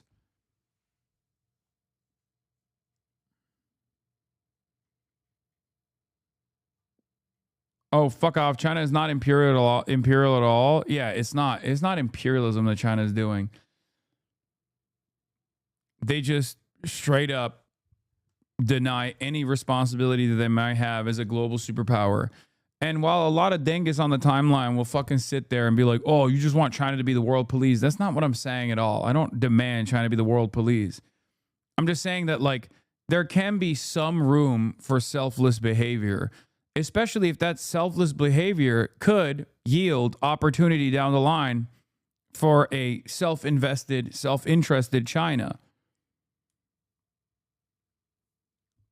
Like, China would never do what Russia did to Ukraine, right? They just wouldn't. Let's be real. They would not do that. But they're taking great advantage of the situation, the collapse of the international order. It's all great. It's all wonderful for them. Sometimes it's okay for you to push in the right direction. And Russia's actions, obviously, in Ukraine are not correct, are not moral, but I'm just saying, like, for Chinese interests or for shattering American hegemony, it has been very successful. Okay? It has been very successful. China just waits it out every single time. Someone else has to fucking do it, and then they'll, like, sit there and reap the rewards. Well, this is an opportunity for China to show the rest of the world that they are actually a superpower that is invested in stability, is invested in, like, you know, humanitarian aid. Show the world by tilting the scales a little bit that the United States of America is not a force for good. I think that kind of initiative does play a big role in getting people on board. It would absolutely shatter the xenophobic sentiment that many of these European counterparts have, or at least chip away at it. Okay? But wouldn't that open the permission structure with America and Taiwan? Open the permission structure? What are we talking about? That permission structure is wide open. What more could America do in terms of interference in Taiwan? They already have given Taiwan every single fucking piece of weapon that they possibly could have. I don't agree Europeans don't care about Cuba. I don't agree with you. The United Nations has consistently demanded that America release the embargo around Cuba year over year, with two exceptions, Israel and the United States of America. And that's precisely the reason why the embargo remains.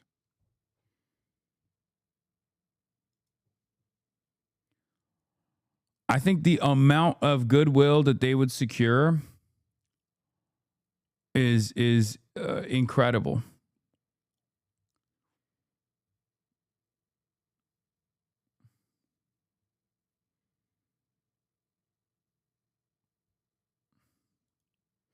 China won't outright give military aid and never does it publicly. Both China and Vietnam has had party leadership visit Cuba consistently. Yeah, I know. That doesn't fucking mean anything. America did a kidnapping. America kidnapped the leader of Venezuela while the fucking Chinese ambassador was in Caracas, dude. What are you talking about?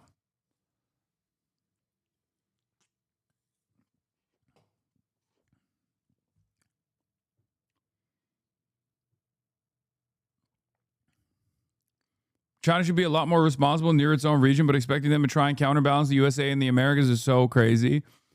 I think it's just a different approach to foreign policy that would yield tremendous benefits for China down the line in ways that China cannot currently foresee. They just have a different approach. They want trade maxing. They want business as usual. They want America to continue collapsing on its own weight.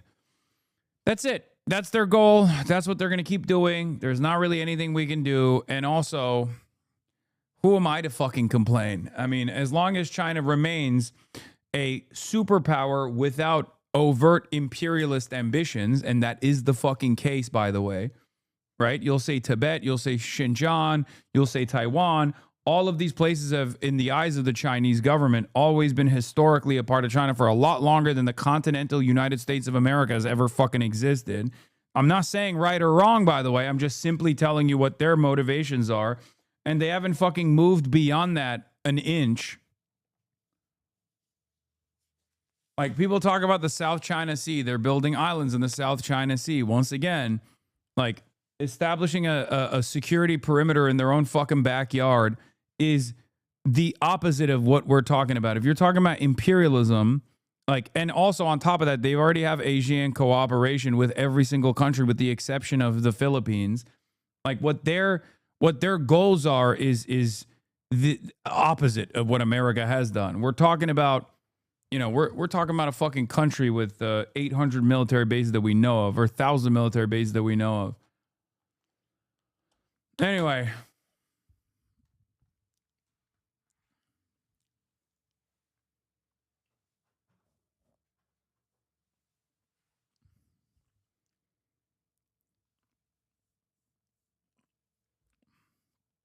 It's not even close. They are not ambitious about advancing the interests of empire, no matter how hard Americans in the Western world says they are. Are they dominant and oftentimes heavy-handed in their approach to striking down any sort of like separationist movement? Abso-fucking-lutely. Okay?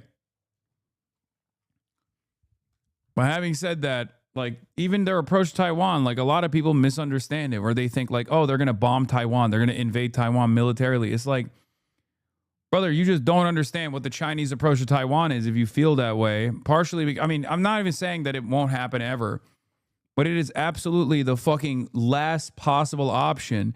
And the reason for why I say that is because their approach to Taiwan is entirely different. They see people in Taiwan as their brothers, as their own people. They don't see it as like it's not even like Russia versus Ukraine. They don't see Taiwan as a colony to dominate. They see Taiwan as a stain on their national reputation, like the last remaining aspect of the century of humiliation that America's held on to. They don't want to fucking kill people in Taiwan. They want Taiwan to become a part of the People's Republic of China.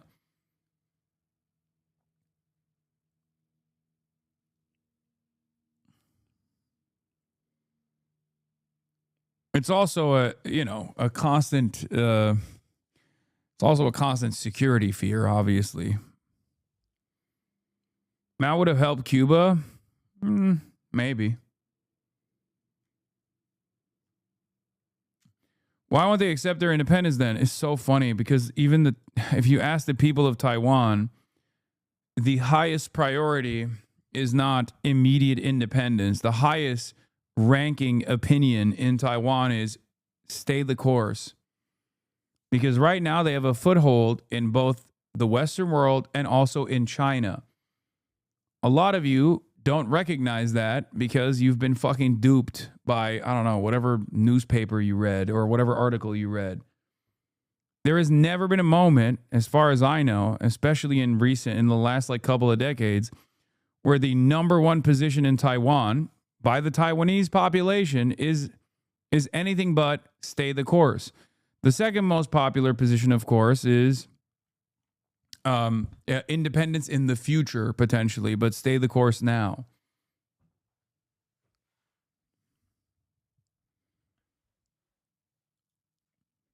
A lot of you don't understand, like, that there is a tremendous amount of financial benefits. What is this? For Taiwan to maintain the same structure that they have, the same political structure that they have with the People's Republic. Sounds like you want China to fall into the similar traps of the USSR. Oh, sure.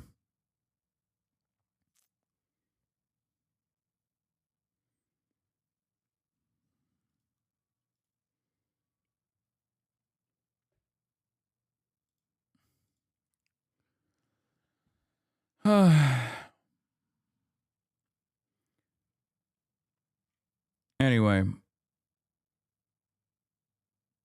what is this? What is the Chinese approach to Burma? Why give advanced fighter jets to child killer generals? Yeah, what do you mean? That's exactly what I'm talking about. Sometimes they work with the military junta, and other times they work with the fucking paramilitary groups that are resisting against it. They just play ball with everybody. All they care about is stability. It doesn't matter if it's a fascist government that's doing a genocide, for example. As long as it yields stability, they'll work with them. That's it. It's an entirely, like, not to say that the American government is selfless in their fucking interventions. They're doing it at the behest of capital. That's why they engage in imperialism, maximum extraction of natural resources from the periphery nations, from the global south, at the behest of international capital. China doesn't operate that way. They don't give a fuck what other countries are doing as long as they're not fucking up the bag for China.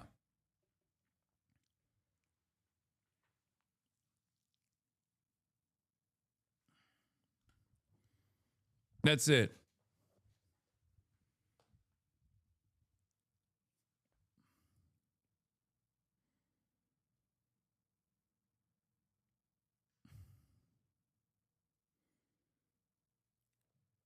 Anyway, it's rather hypocritical of me, of course, to sit here and demand China do something. I just, when you're out of options, you look to whoever is a powerful force on the planet. And public criticism.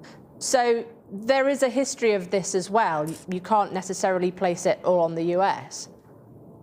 The Cuban government has long assumed responsibility for critical policies that would provide for the well-being of their people. There's no shortage of criticism, open discussion, and dialogue on the island about that. But let's be abundantly clear. This is in plain black and white, written into State Department memos and cables reaching back for 60 years of the U.S. blockade, where the explicit goal of U.S. policy is to strangle the island, inflame hunger and desperation that would lead to the type of social unrest that could cause the collapse of the regime. I would call on people to really question, before we normalize these tactics of siege in utter and explicit violation of international law, why are we doing this? What threat does Cuba represent to the U.S. American people? What threat does Cuba represent to the international community, a country that has led medical brigades and provided for the poor all across the world throughout the history of its revolution since 1959?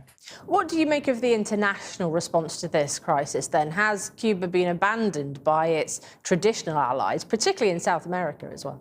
One of the things we've seen in recent days is governments increasingly wake up, those allies of Cuba, historical allies of Cuba, wake up to this humanitarian crisis. Morena and the government of Claudia Sheinbaum in Mexico, for example, sending humanitarian aid, the government of Gabriel Boric promising to do so, as well as the government of Pedro Sanchez. But what Cuba also needs right now is petroleum. It's really going to be up to states to respond to their own obligations under international law and ensure that the Cuban people have access to the critical energy that sustains the infrastructure that will keep people alive in the coming hours, days, weeks, and months. And where do you think Russia could come into that, I suppose? Russia or China in the mix for that?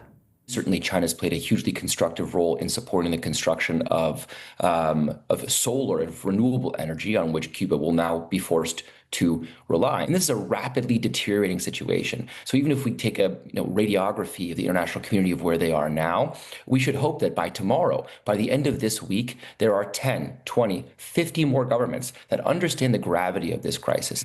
What do you make of President Trump calling this a humanitarian crisis? What's amazing is seeing the backtracking or the defense of this U.S. policy by people who pretend to say, oh, there's no blockade, there's no embargo.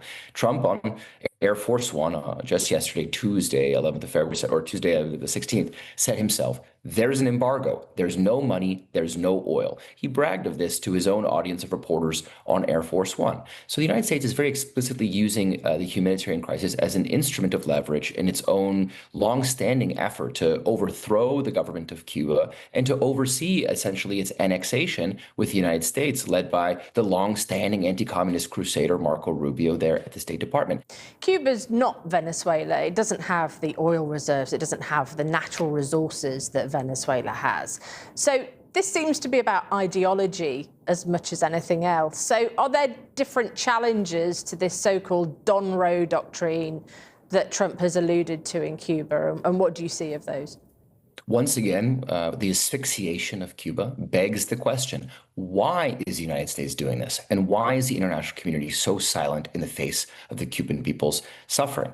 We should be really all concerned, no matter our own ideological stripe, about what it means for a government to basically create an enemy out of an ideology, a difference of opinion, a difference of a proposal for how people want to govern their own country under the banner of their self-determination, and use that as the basis for, like I said, a siege of the island. So I think that this sets a very, very dangerous precedent. Do we allow people to determine their own future and to express freely their solidarities with others across the world, or do we allow Donald Trump to dictate the terms of that solidarity and to strangle off anything that they see as a threat to their ideological vision? I saw a bit ago, you said you wish the Soviet Union still existed. Why do you feel that way? I mean, look at what we're doing to fucking Cuba, brother. We could not do to Cuba what we are doing to Cuba right now when the Soviet Union existed. Why? Because they put their fucking nukes in Cuba. Okay, there you go. I care about people's survival. I care about moving society in a more egalitarian direction. And the USSR, for all of its faults and failures, was the one goddamn fucking polar opposite power in the planet that would do what was necessary.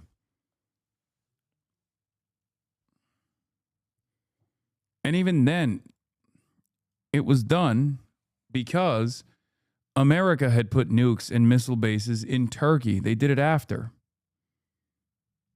Okay? They did it after. But it still helped. It's that fucking simple.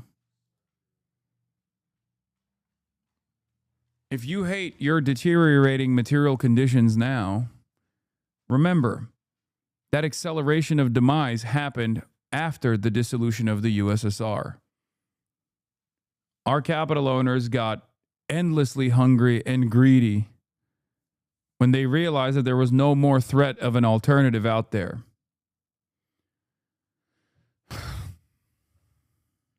Of global supremacy. David Adler from Progressive International. Thank you very much. What's this guy's stance on Gaza? David Adler's? I mean, he was on the broadcast before when I interviewed him when he was after he was arrested and was tortured in an Israeli prison for participating and putting together the Samud flotilla. So hopefully that helps you understand where his assessment is here.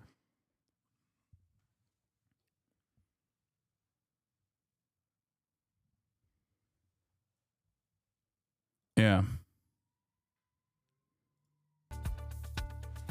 Late night host Stephen Colbert. Okay. There's more that I want to talk about with Israel and Iran, by the way. But also, will we come on and talk about the Cuban flotilla too? Brother, we're going to be on the flotilla. Oh, I wanted to see Plattner's answer to Cuba. Yes, I would very much like to see a normalization of relations with Cuba. I think we also need to remove the blockade. I mean, it's honestly childish.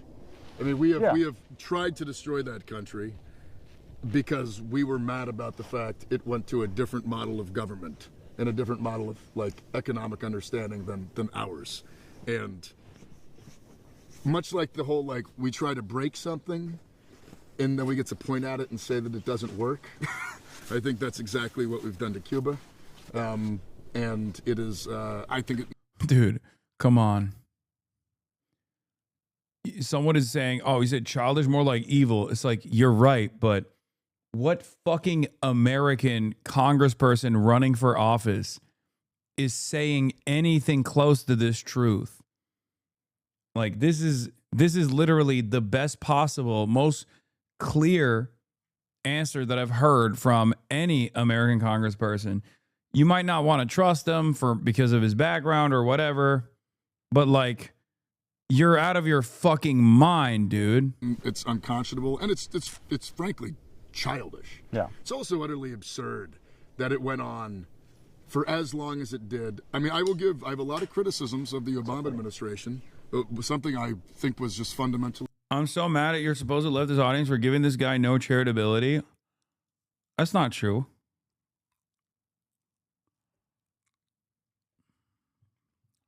No. Most of the people in this community, like Grant Plattner, they're just too afraid of fucking people coming out and yelling about it.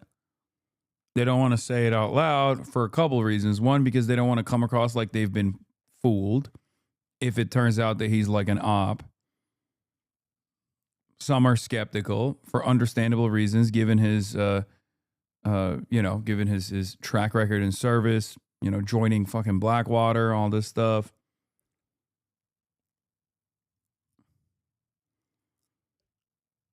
But I've made my position very clear. Part of the reason why a lot of people yelled at me at the time. That he says all of the right things, all of the time.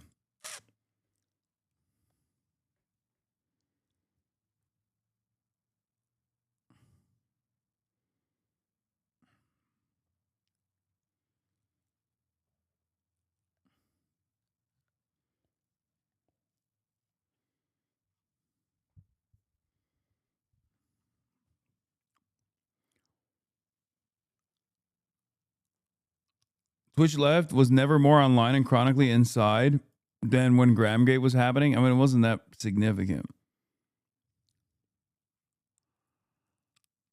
Being a Nazi and lying about it, same group as Federwap backing him, by the way. Oh, really? It's really interesting that you say that, considering that the same group that's backing him is also backing Zoran Mamdani and numerous other fucking left flank candidates. So you're wrong about that. A lot of these guys who work in as consultants, they work for numerous fucking campaigns.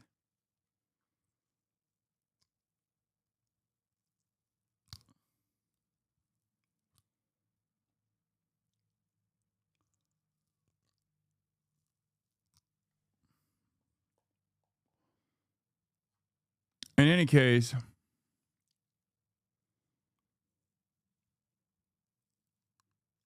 DSA ain't backing him. That's not true. DSA started off by backing him, unless they unendorsed him because of the tattoo gate.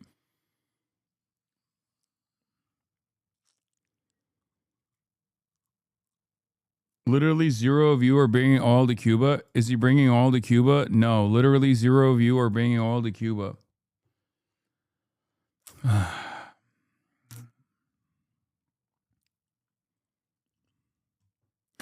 Are you bringing oil to Cuba?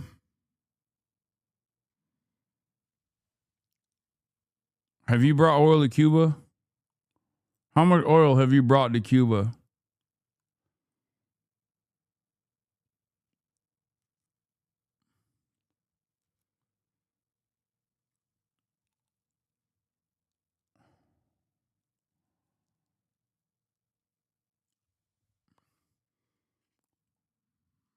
It's so fucking crazy that this guy is saying a bunch of fucking humanitarian activists and like unions are not doing the thing that entire nations are too afraid to do. You're not wrong, but it's crazy. Like, I don't know what what all of the things that the flotilla would be bringing in terms of 8 excuses.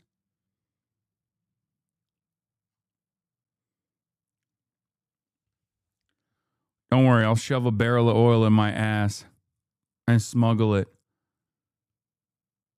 What are you bringing to Cuba?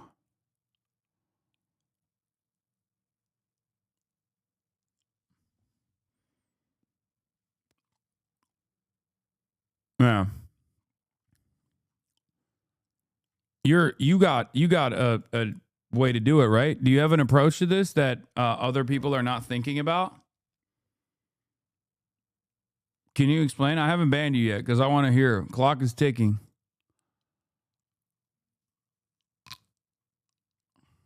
You gotta. Do you have a tanker, an oil tanker at your disposal? You must be planning it right now, right?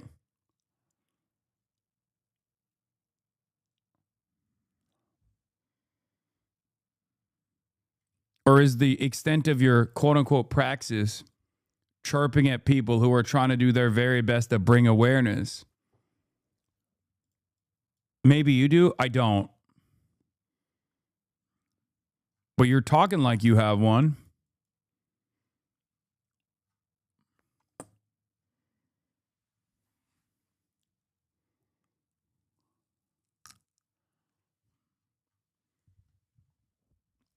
So now that you know that I don't have like $20 million, you seem to have a lot of influence. Maybe you have a tanker. That's what you think? You think I have a lot of influence and therefore a tanker that has like $20 million worth of oil for an entire fucking nation.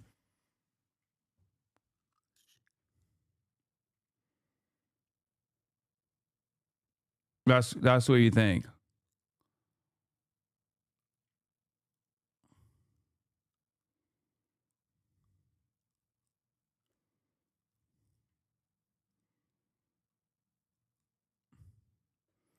You're not doing anything. Big talk from someone also not doing anything. Also, no.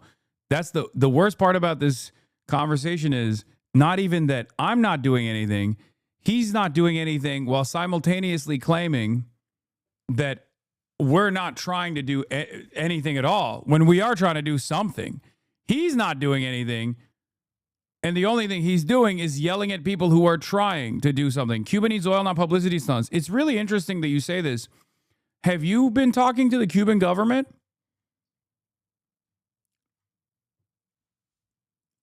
Because it kind of feels like they have a different approach to this situation than you do. But, I mean, I'm sure your favorite online content creator, the sweatiest fucking loser of all time, has probably told you something different.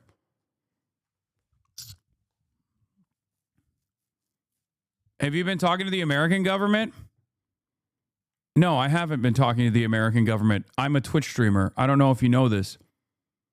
Do you think it's more important to talk to the American government in this situation or be talking to the Cuban government to see what their needs are? And actually, that's not even true. Yes, I am talking to American politicians about this exact issue at the moment. Yeah, I am. What have you done, though? Actually, what have you done? What has your favorite content creator done? I don't know why I even said I'm not talking to American government officials. I am. But what have you done? If you knew even the logistics of how this stuff works, you would know that there's also people that are literally working with, they have to work with the Treasury to get an OFAC clearance to even send any humanitarian aid whatsoever to Cuba. But what have you done? What have you done? I want to know what you've done, because we all play a role here, right? We all have a finite amount of time on God's green earth, right? And what do I always say? You got to make the most of it. You got to do whatever you can, right? Nothing is too little, especially when the situation calls for it. So my question is, outside of fucking chirping in here about people trying to do their best, what have you done?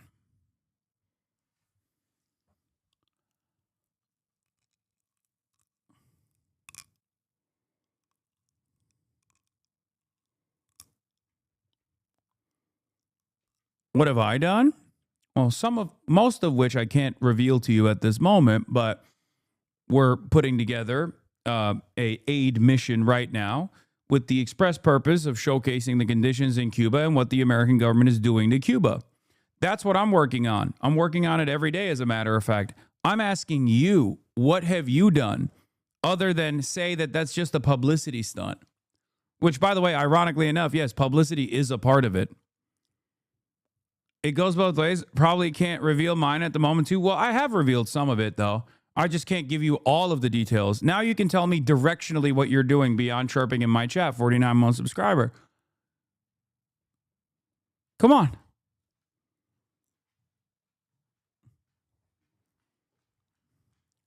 Because it doesn't go both ways. You haven't told me anything. I've actually revealed a big part. After all, you're currently criticizing the things that we're trying to do. So what have you done other than annoy a Twitch streamer and derail the stream?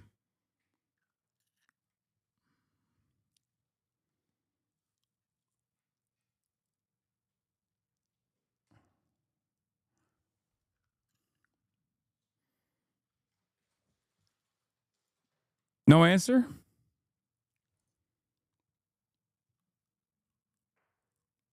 Okay, I yield. You and this community is the savior of Cuba happy? Aw. Is that what I said? Is that what I said? That's not what I said at all. I was honestly trying to figure out what spectacular, impressive feat you've put out there. I didn't say this community is the savior of Cuba. That is what you're implying. No, that's not what I'm implying. That's never what I implied at all, as a matter of fact. I said, no matter how little, I urge everyone to try to do their very best to help out Cuba. Okay?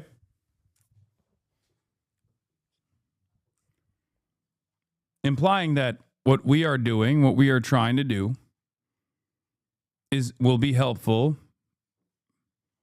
but it won't actually solve the problem.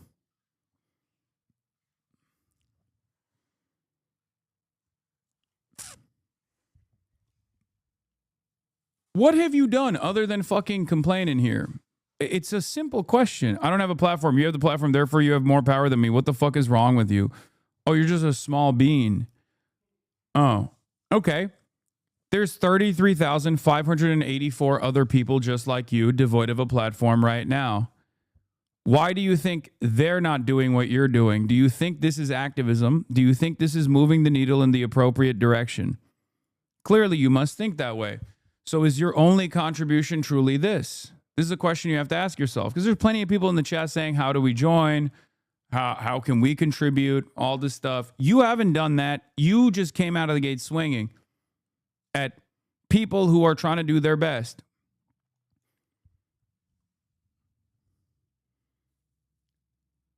The Cuban government is aware of the unfortunate restrictions that even other powers have, right? You are debate lording now. This isn't remotely productive for the Cuban population. Forget this.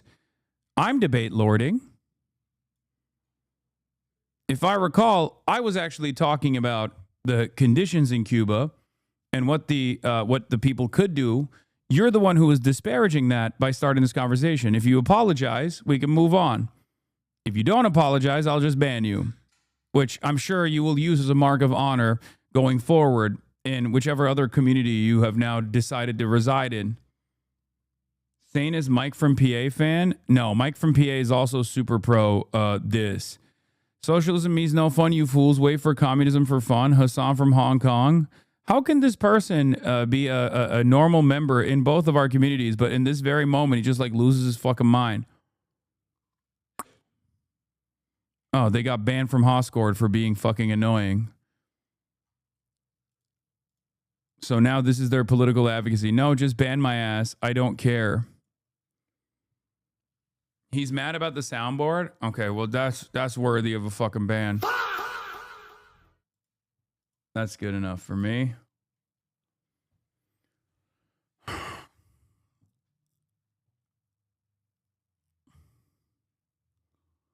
It's Bad Empanada. Bad Empanada said this is a publicity stunt and challenged Michael from Pennsylvania into a fist fight. Yeah, because he's a fucking mentally ill moron with the brain of a fucking insect who doesn't comprehend that, like, perhaps these kinds of initiatives are being conducted in line with, like, the Cuban government's interests in direct correspondence to the best of, you know, people's ability without, you know, transcending any boundaries. Perhaps you should stop listening to people who have no close association with any of the subject matter that they're discussing and are simply just doing the most unproductive thing possible, which is chirp from the sidelines.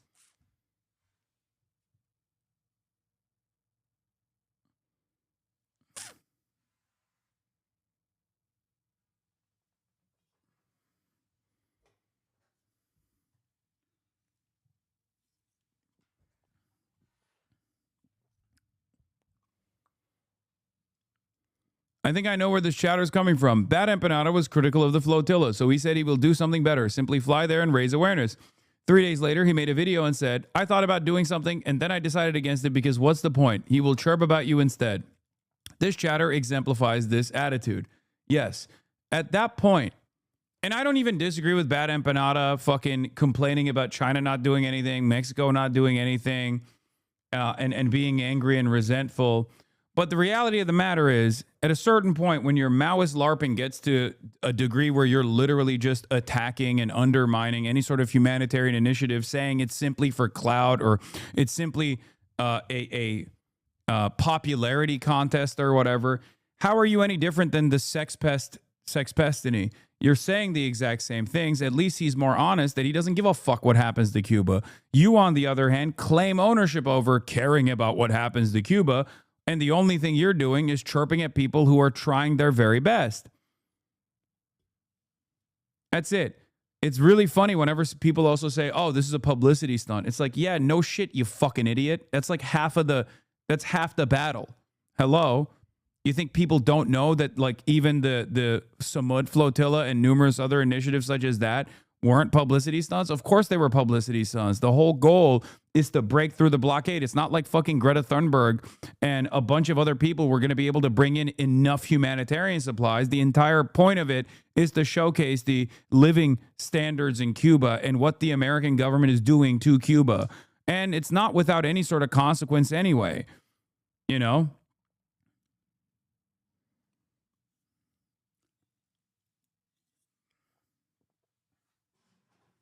Getting increasingly more difficult. It's getting increasingly more difficult to basically assume that you have the best interest of others in mind and aren't just simply fucking chirping.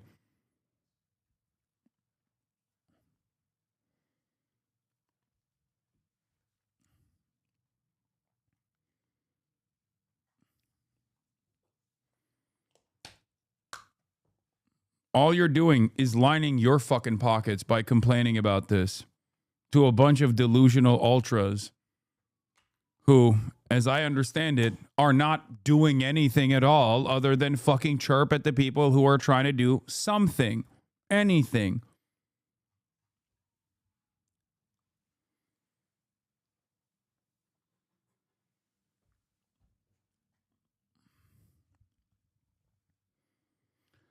Speaking of the conditions on the ground, I will be talking to someone from Havana this Friday at 2 p.m. Pacific. She writes for The Belly of the Beast. These are Cuban journalists that oftentimes have English reporting directly out of Cuba. There seems to be a point of diminishing returns for being an ultra long-term subscriber. Too many turn into insufferable cynics who behave like wreckers. I can't imagine doing any in-person organizing with them. Don't worry. You don't have to worry about them. They don't do any organizing at all. Because anyone that actually spends even a little bit of time organizing would never speak like this. They don't even go outside. The least they could do is donate their dollars off of Hasan Batslop to charity. Yes.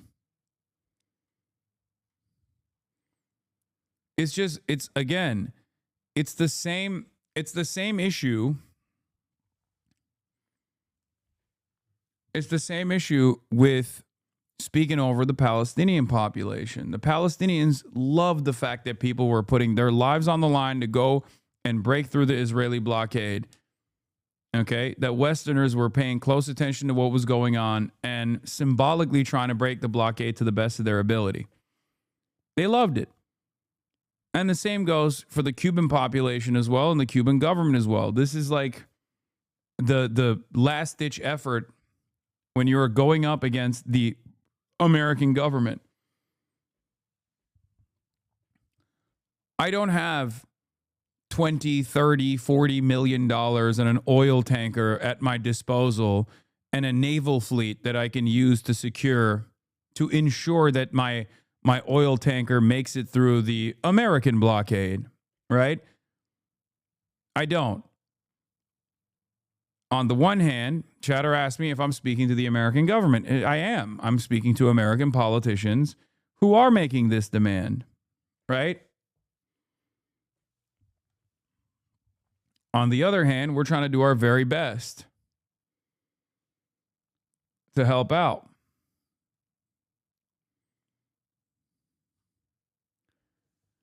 Stop listening to people that are chirping from afar. And you can say, I'm doing the same thing as well. But at the very least, my chirps are in line with the people that I seek to help. I'm trying to channel their frustrations. Ever since Bad Empanada said he's not a communist, he's just an American hater, a lot of stuff started making sense over his criticism of American activists.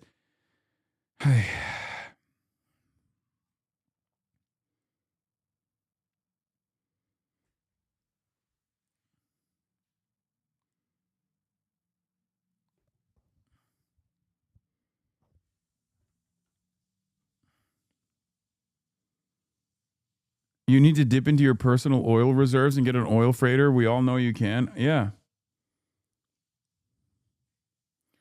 That part bothers me. Why do people fight against your advocacy? Because they're content creators.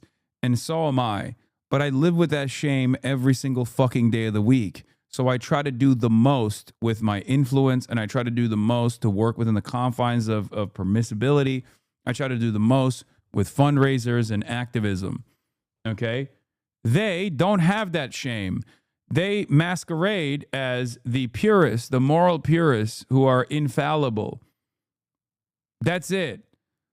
They don't have to feel that shame every single day. I guess they don't feel that shame at all, as a matter of fact. The shame of being a fucking yapper and just making money by doing this all day, every day. And I guess there's a comfort in that.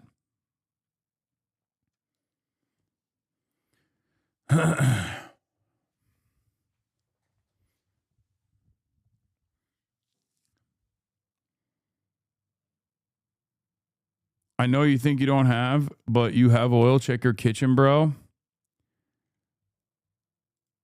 Trump is worried about. Anyway. Oh, Representative Jasmine Crockett went on MS Now, formerly known as MSNBC. You got to see it. Bad Empanada might be legitimately insane. Bad Empanada did call out for Zoran's assassination. Somebody needs to do it. It would be so funny. Bad Empanada really trying to attract a certain crowd with this. Goddamn.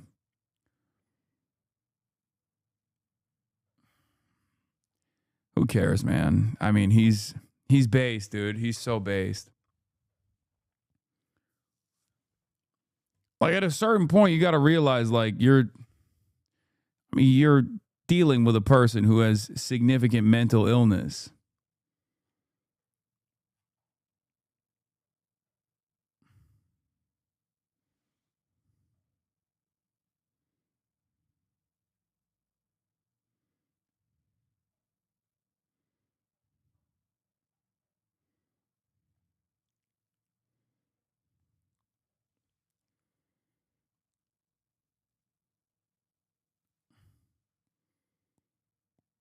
Like, that's it. Sometimes it's easier to fucking understand what's going on.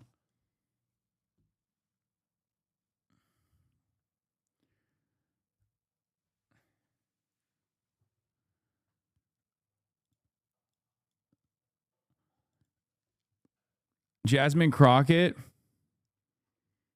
We did. Yeah, Jasmine Crockett essentially calling Tellerico and Colbert liars and saying Trump and the CBS are the ones that are telling the truth. For a while, I was eating up the Bad Empanada content, tuned into your stream, perfect moment, you were talking about it, and your advice was to go touch grass, and it worked. Yeah. I think there are people to the left of me that might have a disagreement with my methods. Obviously, my methods, I think, are the best possible way forward. If I didn't think that, I wouldn't be doing this. And that's fine. Like, reasonable disagreements on how to achieve communism now versus, you know, a sequence of reforms, and at least until we develop class consciousness for the American proletariat, is one thing. What he's doing is entirely different. What he's doing is being a fucking wrecker. He should spend every waking moment putting actual Zionists in his fucking crosshairs, or you know, people who are fascists in his crosshairs. At this point, I don't think it's even accurate to call them to the left of you. I don't know. It's just disastrous.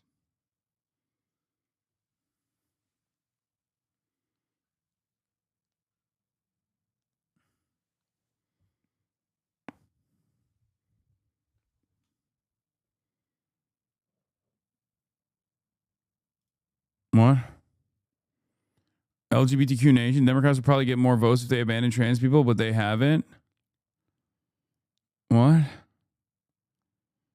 Why is this calling me out? Trans people would not be safer under a Kamala Harris administration, Piker said late last year. What? Ugh, whatever. Who cares? Yes, you're right. I'm transphobic. I'm secretly in the tank for Donald Trump. You got me. If only I was all of those things.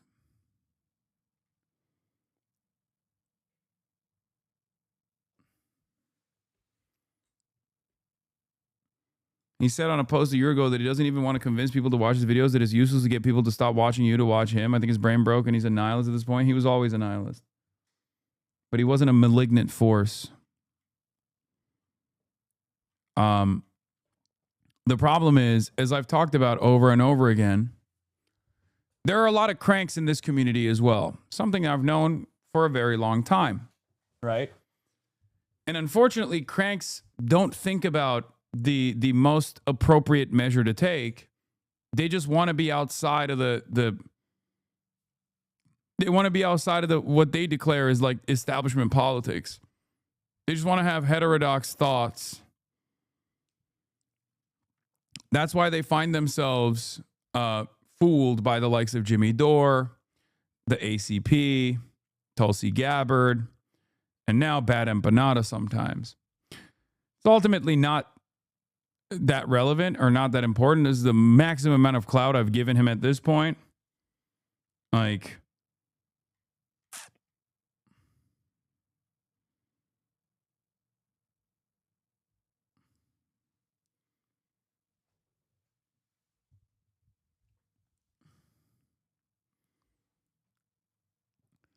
Representative Ro Khanna and Thomas Massie will force a House vote next week on a bipartisan war powers resolution targeting U.S. involvement in Iran.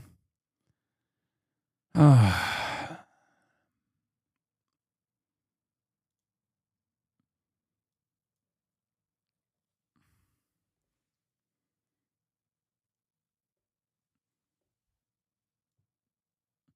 don't watch you often. I'm a union organizer for the International of a major U.S. union, also part of one of the big socialist orgs. I disagree with you on stuff, but I appreciate the work you do bringing people in. I've had young men come up to me trying to be a part of the union, and they say it was because of you specifically. They say they wanted to get involved, and I'll always appreciate that. You make my job easier. I try to do my best. Is there actually 33,000 viewers? Feels like way less considering chat speed. Well, you done did it now. Now people are going to start spamming because you said chat speed. There are currently 28,503 chatters.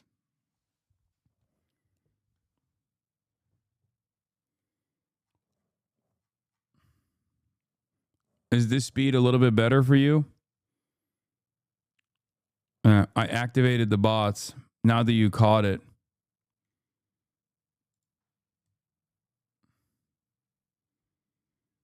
You were called out in the beginning of this. FYI, watching it now, I actually really like his videos. What the fuck is this? Sarcasmatron?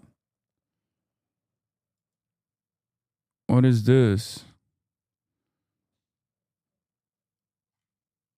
I wish it were about oil. Oh, is he going to say it's not about oil and I'm wrong to say it's about oil? Is that what it is? Let me lurk in peace, asshat.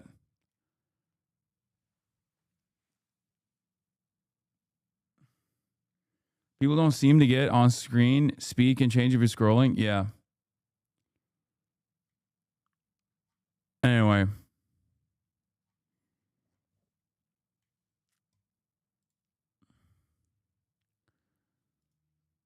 Did you see this Crockett Defender? No. I did, but I didn't watch it.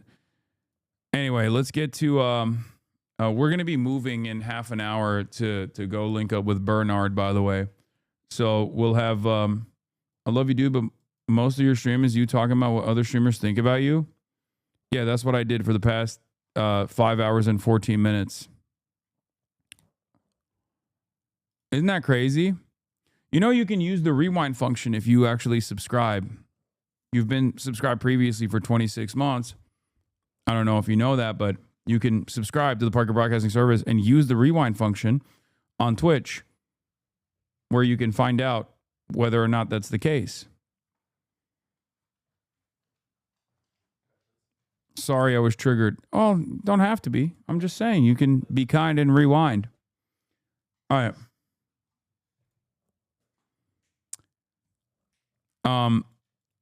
Trey Yingst says, remember, in addition to Iran's nuclear program, 3 core issues of concern on American and Israeli officials: Iran's expanding ballistic missile program, support of regional proxies like Hezbollah and the Houthis, the crackdown on protests earlier this year. The crackdown on protests has nothing to do with Trump's calculation, has nothing to do with Israel's calculation.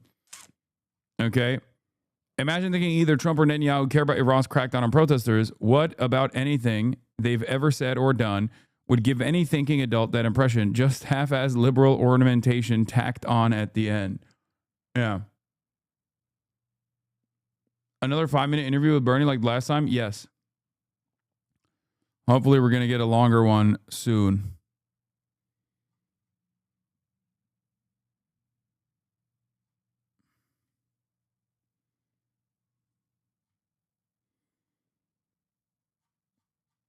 It's going to be another short one.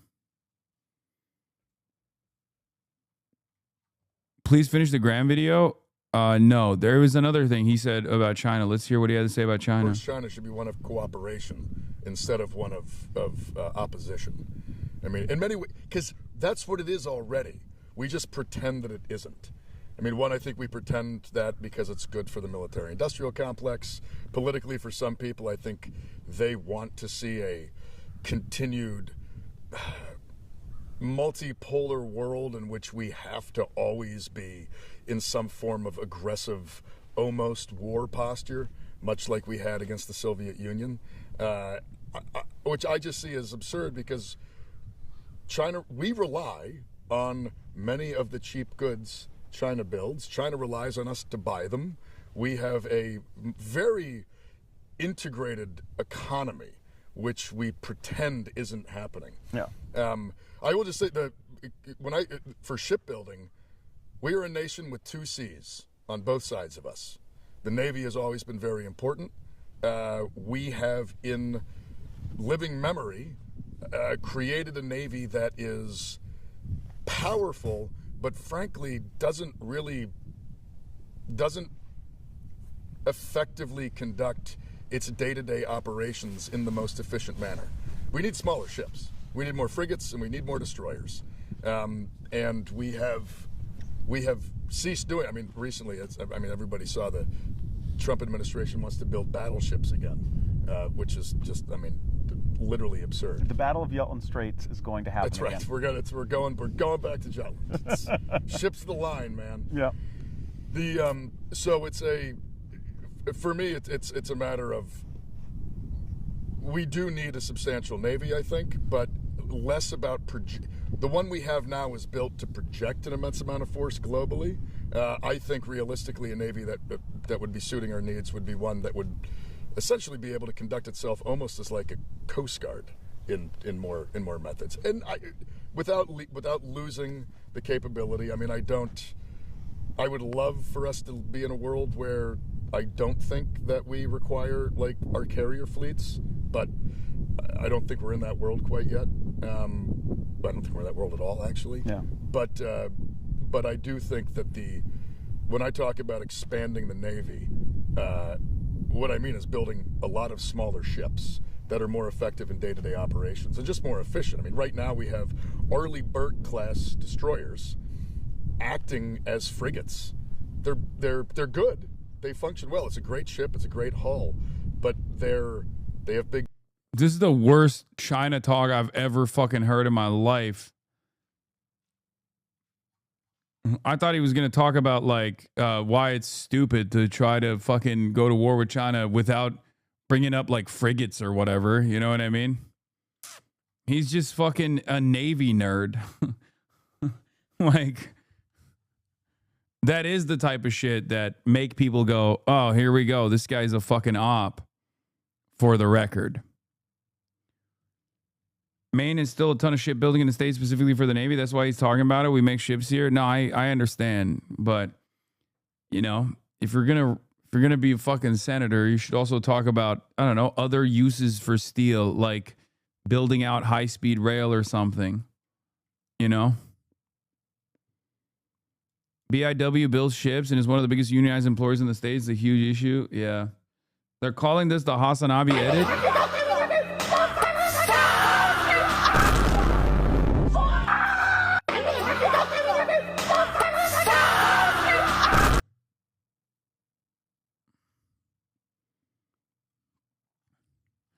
Wait, Bernie's coming on live like IRL? Yes. Democrats flipping Texas. Recent polling from the University of Houston shows both James Tallarico and Jasmine Crockett within the margin of error against the two most likely Republican opponents in that race.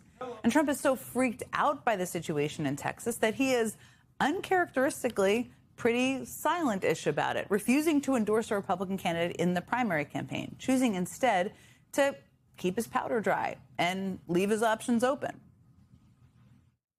I just haven't made a decision on that race yet. It's got a ways to go, and I haven't. He's a good man. John is a good. I like all three of them, actually. I like all three. Those are the toughest races. He likes them all. How hard to choose. Why would he endorse a candidate now when early voting in Texas has already begun? Trump is kind of scared, it seems. He is scared of the Democratic candidates in Texas. Scared enough that he doesn't want to insert himself in the race and back a single candidate who might go on to lose the general election. And Trump has every reason to be scared of either Democrat in that race. I mean, James Tallarico has exhibited an ease in weaving faith and morality into his message that's really broken through, attempting to appeal to a coalition much broader than Democrats in a state where you typically need Republicans and independents to win. And as I mentioned before and at the top of the show, Congresswoman Jasmine Crockett has been holding this administration's feet to the fire at every single chance she gets. She's held them accountable on their treatment of children who are imprisoned inside a Texas detention center. She's held them accountable on their botched release of the Epstein files, including in a hearing with Pam Bondi just last week. You're spending more taxpayer resources arresting journalists than you are prosecuting pedophiles and creeps. I completely don't get how it is that you're sitting at the top of DOJ because you don't seem to be good at your job. There we go. Certainly not holding back. Jasmine Crockett has even introduced a bill to rein in Trump's FCC and stop it from censoring critics to push a political agenda. All of which makes it incredibly ironic that CBS is citing Congresswoman Crockett as part of their decision to bend to Trump's agenda and censor her opponent. And I'm very eager to hear what she has to say about all of it. Joining me now is Democratic Congresswoman Jasmine Crockett of Texas. She's, of course, a candidate for U.S. Senate. There are so many things to talk to you about.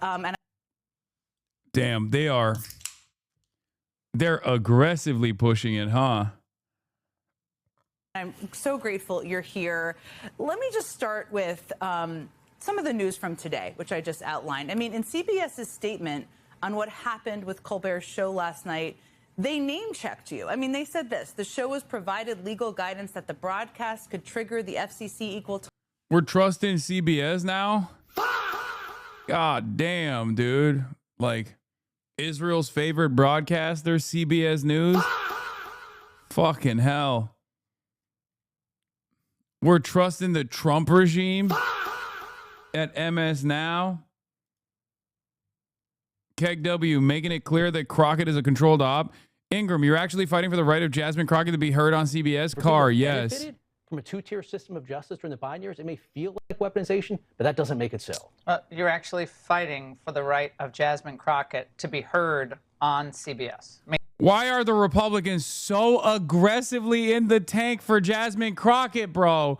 They're laying it on too fucking thick.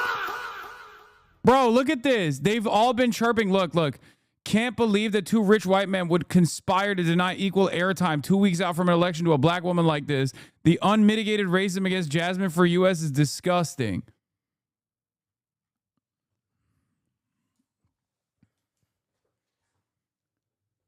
It's I don't even know what to say. It's crazy.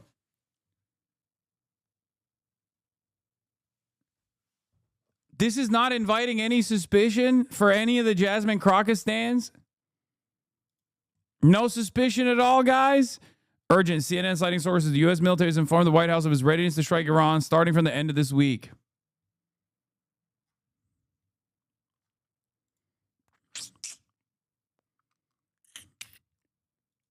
And that's really what the rule would require. Ironically, that is correct.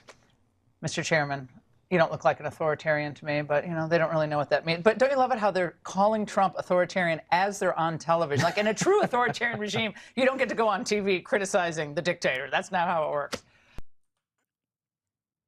It's just crazy. It's crazy. So many right-wing accounts have been chirping about how everyone's being racist to Jasmine Crockett. What's even worse is the fact that the Dempsey Republicans actively in the tank for Crockett and are like, hell yeah, she's our girl. Fuck James Tallarico. It's just very weird. It's very odd. Morning, everybody. It's cold out here.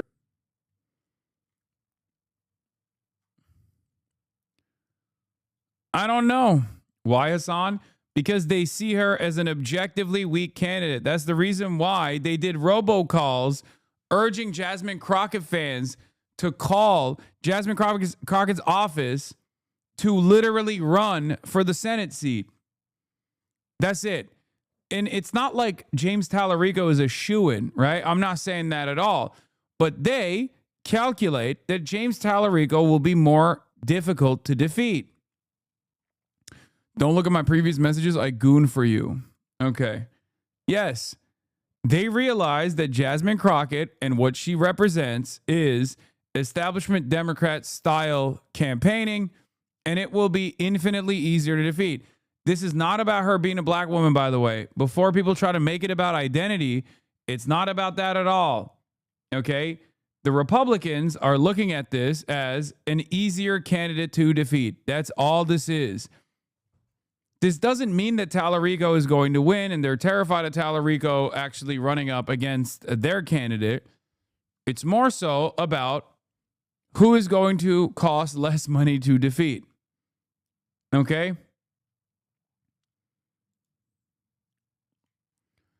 Stephen Colbert's interview with Texas State Representative James Tallarico has earned 5.3 million YouTube views and counting since the late night host was blocked from airing it on TV, fearing retribution from the FCC. Tallarico's campaign raised $2.5 million in 24 hours as a result.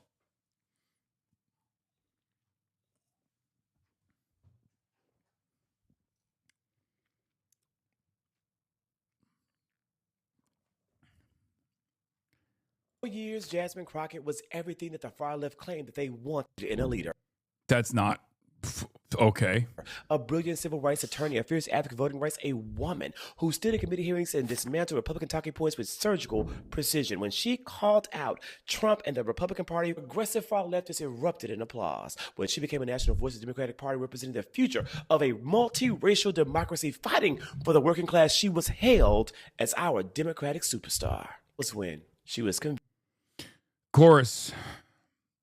This is a Chorus content creator, for the record. Convenient. That was when she was their megaphone, their frontline soldier, not when she became their candidate. Representative Jasmine Crockett announced she was running for the United States Senate. Praise from the far left is oddly not there. Instead, they gave their support to her opponent, James Tallarico, a 2-year middle school teacher, youth pastor, and state representative. A man whose legislative accomplishments, while respectable, pale in comparisons to Crockett's record as a practicing civil rights attorney, elected official in both the Texas House and the United States House of Representatives, and national party leader who served as co-chair for the Harris-Walz campaign. America's far left is backing this man who has centered his campaign.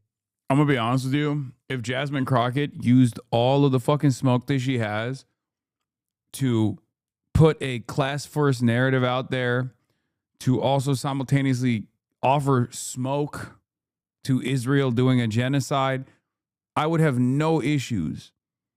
I would have no fucking issues whatsoever backing her. I would be celebrating backing her. It'd be fucking awesome.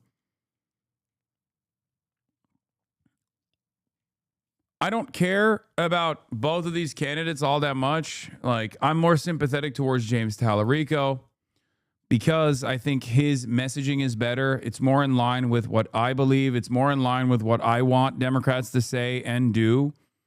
They're both lackluster on the issue of Israel. James Tallarico has spoken more convincingly on Israel's sheer cruelty.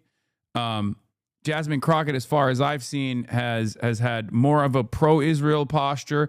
But at the end of the day, when you ask them what their policy prescriptions are, both of them say, we won't give them offensive weapons, right?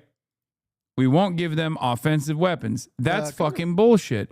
Only Talarico's acknowledged the genocide and vowed to withhold the U.S. support and funds for such harm to civilians. Meanwhile, here's Crockett defending Israel's pager terrorist attack in Lebanon that killed and maimed many, including children. Started out tonight by repeating this refrain that Israel has a right to defend itself. Israel has just invaded Lebanon. Michael Treacy. Israel is now intimating that it could attack Iran. So shouldn't we be looking for a little more than just these platitudes about Israel having a right to defend itself? What is the limiting principle, especially when the U.S. is the one providing the armaments for Israel to wage these military campaigns, as you know, having voted for the National Security Supplemental back in April, which underwrote Israel's war effort? I absolutely did vote for it. I voted for that along with every other supplemental that was available. And I will tell you this. It is important that people understand what diplomacy looks like, and it looks like the fact that this relationship between Israel and the United States has existed since before I was born. And guess what? This relationship will continue on in perpetuity even after I'm gone. And so when you look at Israel, I think it is important that people start to talk about the fact that the state of Israel versus their leadership. Because right now, or when I went to Israel, I know that the people were protesting Netanyahu because Netanyahu was reforming the courts.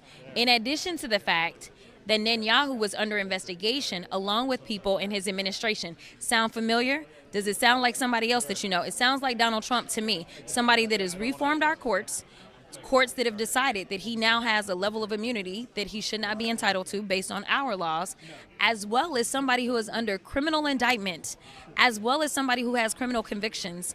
And so different people do their votes for different reasons. But for me, when I'm looking forward and I'm trying to figure out what is going to happen, if for some reason, let's say we say, well, you know what? You had your Democratic election and we just don't like your leader, so we will leave you. Will that give permission to our allies to leave us? Sorry, Hasan, she's cooking. She sees history and ignores it, only living in the present. If, God forbid, Donald Trump come back into power and then they leave us. Excuse me, what? You think you think I'm like, what, a representative in the House of Representatives or something? What power do I have to fucking speak out against such atrocities that are unfolding? Hello? What a good attitude to have. Very healthy one that I would like from my elected representatives. And then that leaves us more insecure. So, I mean, everybody has their reasons for why they do stuff, but I will also tell you this, because the issue today has to do with the fact that Iran ended up firing missiles over into Israel. After Israel invaded Lebanon. Okay, but is Iran Lebanon?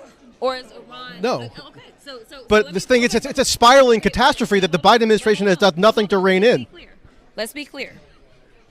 When the attacks, which I will say, everything that happened in Lebanon, or the initial attacks, at least that was more calculated, and it was more, it was specifically intended for who? For terrorists, correct? I mean, these are You got to clarify what you're saying. I don't follow. Hezbollah. Right. So Israel was attacking Hezbollah, correct? Well, they've done a ground invasion into Lebanon now. They have now done one, but to be clear, they were attacking Hezbollah, who is a terrorist organization, correct? Right, but they've invaded the entire country. They bombed Beirut. They've bombed the country. Okay, so you think everybody who's been killed in the Israeli bombardments has been Hezbollah?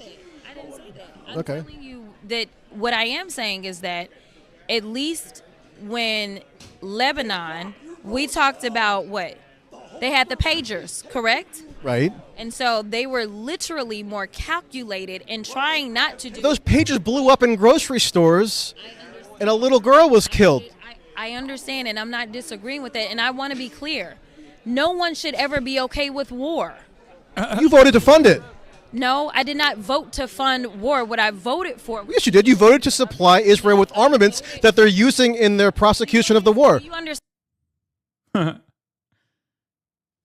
She's so far left. Why aren't we supporting her? No, we are. According to this guy who also posted this today, we are far left. Leader. Anyway, where were we listening to? Billionaire influence, blasting wealthy donors and proposing a $10,000 contribution cap, but he still accepted a $59,000 check. One from Republican mega donor Marion Adelson. Yes, the same Adelson who poured $100 million into pro-Trump efforts in 2020. Black women are celebrated as symbols, but not trusted as leaders. They can... Oh my God. Oh. I think guys like this, like where, I want to know what his take was about Cori Bush. Like how many things has he said about Summer Lee, for example? Like if that's the only thing he cares about, which, you know, in this circumstance, like it's just, I don't like this counter anyway. I think it's like a fucking stupid counter. It makes me look bad in general. But like dudes like this never speak. They never speak on Ilhan Omar. Wait. Oh, he has spoken. I didn't support either one. And for the record, I support Belle Fermot and Wesley Bell. Now go cry about it. Oh, God. Oh, such a fucking... Okay, fuck this guy. This guy can suck my dick, dude. Oh, my God. Oh, my fucking God, dude. Yeah, this isn't about fucking identity politics at all, even though that would be stupid.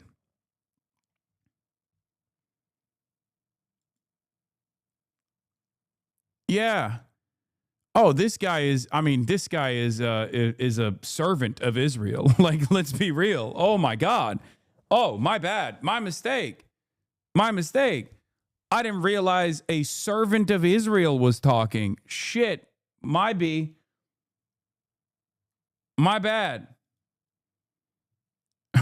You know, I apologize. Am Israel Chai. So sorry for speaking out of turn here. Didn't realize a dude that is getting the AIPAC bag was over here talking about this shit. Where's the AIPAC criticism on Bell from him? Oh my God, this guy fucking sucks. Oh, fuck this guy. Oh my God, this guy is literally just a straight up op. Brother, what are you even smoking? Have you yet to meet a leftist with a remotely positive opinion on Crockett? That's the point. Libs try not to do identity reductionism challenge. Impossible. F you. Oh my Lord, this guy fucking sucks. These people should be called wreckers 100 times more. They're not wreckers. If you want to be a wrecker, you have to be a part of the movement. They're not a part of the movement. The only movement they're a part of is the movement of Israeli funds going into their fucking wallet, okay? Oh, what a gross piece of shit this guy is. Oh my fucking God. Oh my fucking God. Oh, what a monster.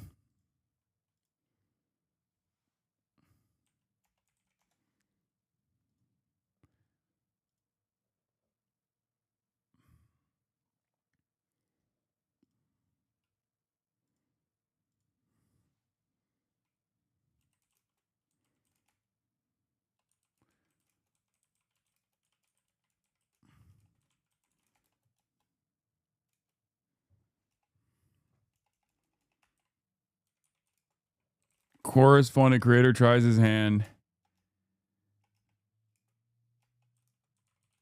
Need to stop doing shit.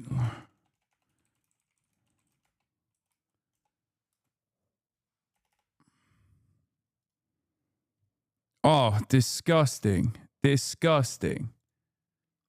You should hit him with a 2-second clip of you looking dead in the camera and run the file. Okay, calm down.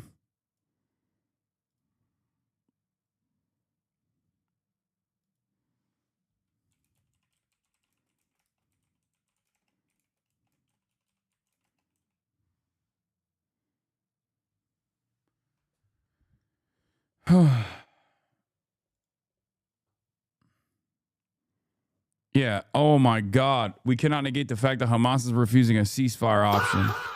Really encourage y'all to expand your sources beyond U.S. Zionist imperialist propaganda. It might shock and surprise you. Don't insult my intelligence or make unfair assumptions. The bulk of my coverage comes from Al Jazeera News and Democracy Now. Yeah, I don't think so, man. I don't fucking think so.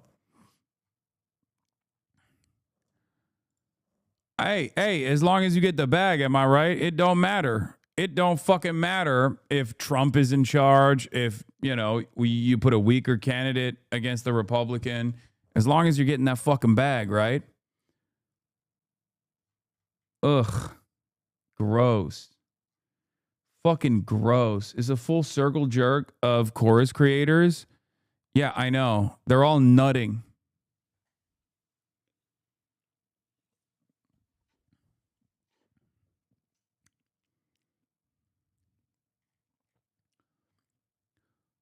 Lucky for us, these guys have no motion. I mean, they are getting the bag, you know, $8K per post or whatever the fuck chorus pays them.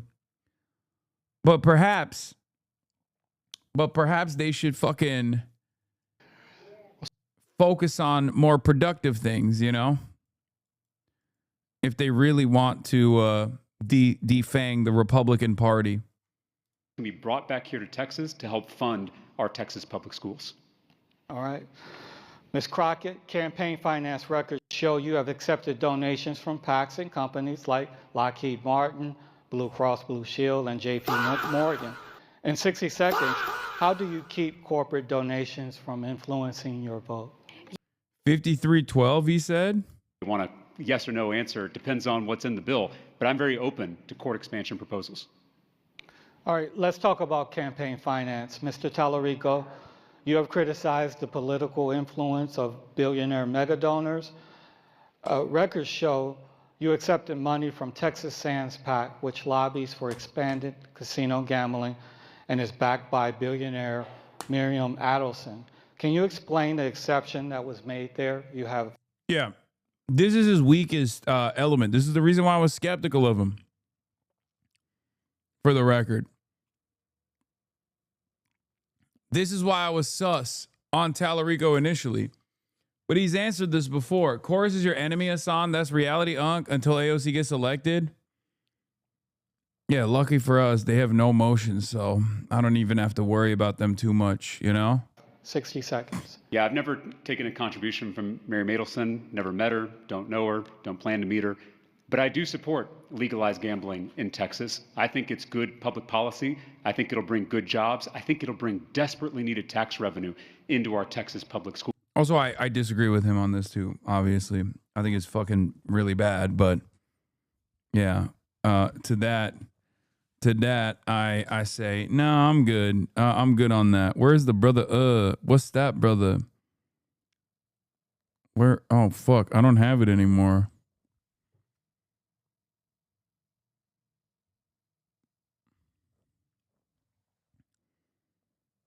Oh, shit. Here we go again. Yeah, that doesn't work. Boomer take, limit reached. We rank 43rd in the nation in per student education funding.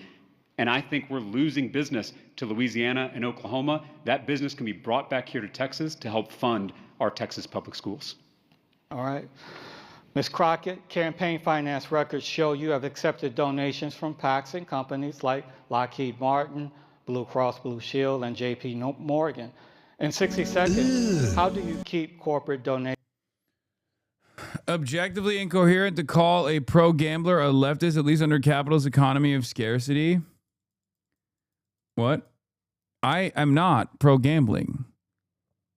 One of the Indian tribes in Texas wants to open a casino that has a casino in LA. Relevant context? Yeah, I know. And the Texans want that shit too.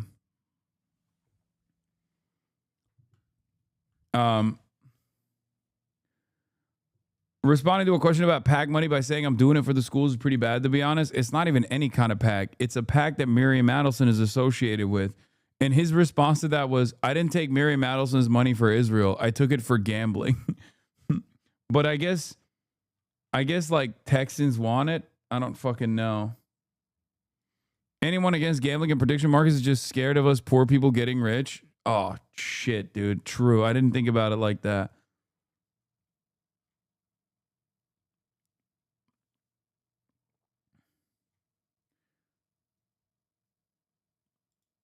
Did he see this yet, Lamau? You're under arrest. Arrest?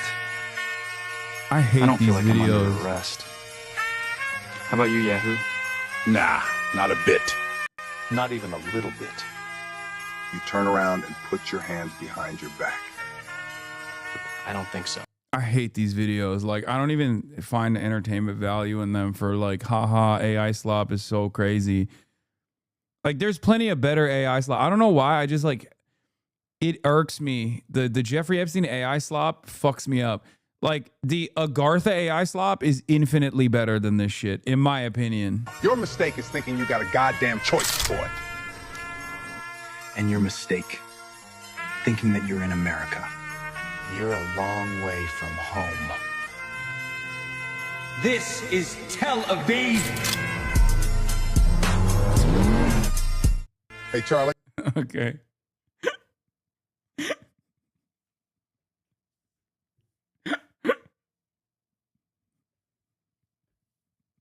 Okay, it got me. He got me at the end. I was wondering what he was gonna say. Cause Chad was like, you gotta watch till the end though. The payoff was fine. God, I'm so simple-minded. I'm so stupid. I'm so fucking stupid. Is this a historical documentary? Yeah, this really happened.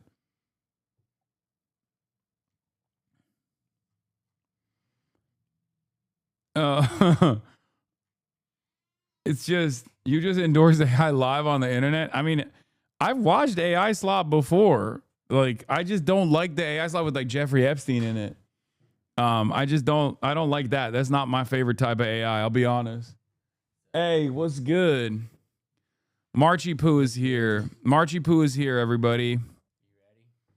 Every time you fucking laugh at AI slop, I don't renew my sub. Don't do it, Harmageddon.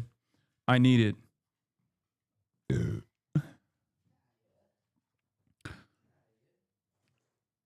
I miss Hogwash. Need some bullshit to happen on TikTok soon. We're gonna be moving over to the event location where we link up with Bernard. I thought you were greeting Bernie like that. Tell Marsh there's a fear and edit of him by Karis. Oh, nice. All right, let's see this. John Fetterman erupts on Hasan Piker and AOC in viral meltdown. Oh, God, I hate this fucking... I cannot believe this guy. If I didn't know... Like, if I did not know this dude was... If I did not know about this, okay, about his, like, Wesley Bell support... I would not be as angry. I don't give a fuck about him being like, oh my God, it doesn't matter. Like, you know, you're being racist to Jasmine Crockett, whatever. Who cares? I heard that a million times. But I think it is unbelievable. I think it is completely unacceptable to do shit like that. My lord, talk about the Steam Deck shortages in the US, so maybe we may be blessed with new inventory, my lord. Yeah, you're fucked. March bought the last one, dude. Hasan Piker Fa. What is this? Bro is never getting invited to other universities. Hasan, I'm trying to convince my wife you're a worthwhile source for analysis and you're out here smacking the soundboard every 0.7 seconds. Okay, I'll be honest, guys. I got the university bug. I'm gonna be doing Stanford. I'm gonna be doing University of San Francisco. I'm gonna be doing fucking Northwestern. I'm gonna be doing a bunch of fucking universities, okay? Yale. That's right. There's a lot. And they fucking love the soundboard, I think. Yeah. Stanford, UC Berkeley, please? I mean, I don't know. If you're a part of like some student organization that wants me to go out there, you know, let me fucking know. Come to Europe, pretty please. Bro, I invited you to Yale several times and your bitch ass ignored me. Okay, well, I'm going now. Bruh. So, calm down. Bruh. Careful, don't get frame mogged. As soon as... Notice how when you guys fucking mention that I do the soundboard excessively, I start hitting excessive soundboards.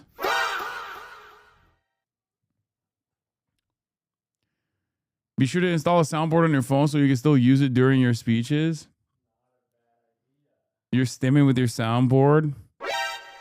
That's right, I am. I am.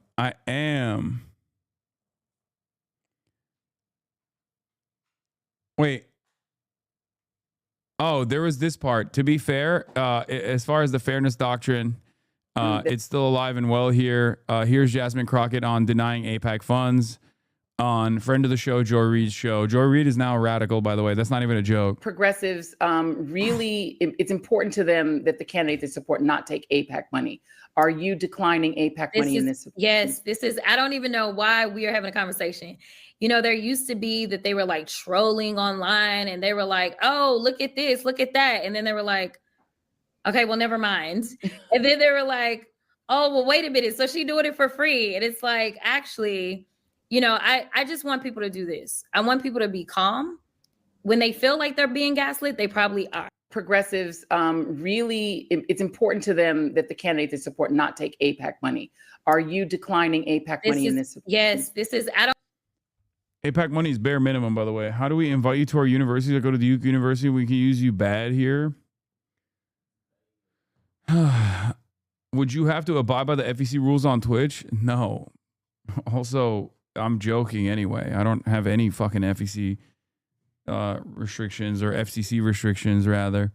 Half of my joy of the soundboard is how much you enjoy it. The other half is when chatters get annoyed. It's the same feeling as telling a bad pun. Thank you. By the way, ever since I said I'm going to be going on a bunch of college campuses to speak, chat has not stopped spamming their own university that I must go to. Keep spamming, guys. I think that'll do it. No, you have to fucking invite me, okay? You have to, part of the student organization that you're a part of or an alumni of has to like invite me so I can fucking go and speak. I can't just like I'm not randomly showing up to college campuses, chat. I'm speaking at events, okay? Hello? Like, what do you want me to just like fucking roll up to your college campus and be like, what's up, guys? What's up? And do this the entire time? Hey, let's take photos. Okay, let's do it. Let's take photos. Oh yeah. All right, real quick. Flip your camera over. Let's flick up. Let's flick up. Let's flick up. Let's flick up. Is that what you want me to do? I have nothing. Yeah, I know. Where is it? Where's the tripod? It's probably, look back there. Look at the cabinets. They probably put it somewhere. My mom loves moving stuff around.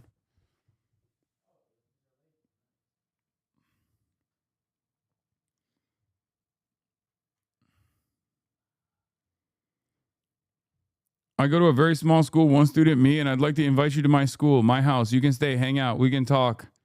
It would be really fun for me. Give me a shot.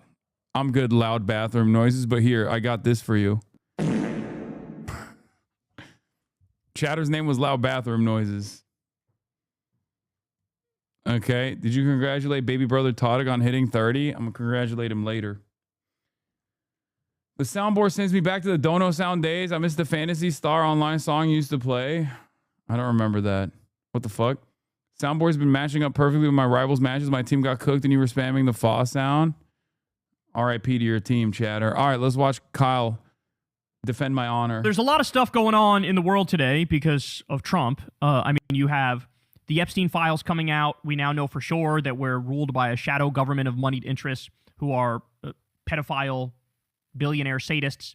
And I don't know, kind of a big deal that, you know, the worst people in the world are actually ruling over us, and they're rapists and they're pedophiles and they're billionaires and they view us as subhuman. So that's going on. That's one huge thing. The other thing is Trump starts a new war seemingly every other week. That's kind of a big deal. The other thing is, I don't know, fascism now coming to America, where you have just the worst stories ever when you look at what the ICE Gestapo thugs are doing and how they're ruining innocent people's lives and breaking up families and arresting people and giving them no due process, destroying the Constitution. All this stuff is kind of important. All of it is important. Never mind the economy now falling apart because unemployment's going up and inflation's going up. And so you got all these things going on. And what is the so-called Democrat, John Fetterman, doing? He's going on Fox News and Fox Business, and he's playing patty cakes with him.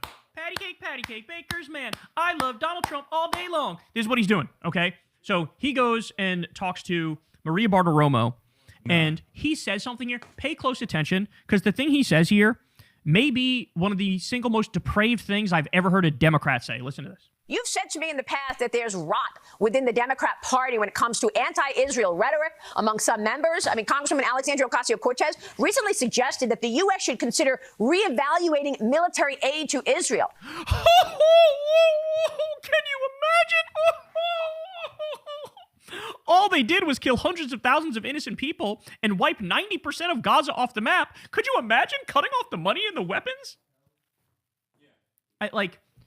What the genocide in Gaza has taught me is there will be some percentage of people that will debate literally anything and everything.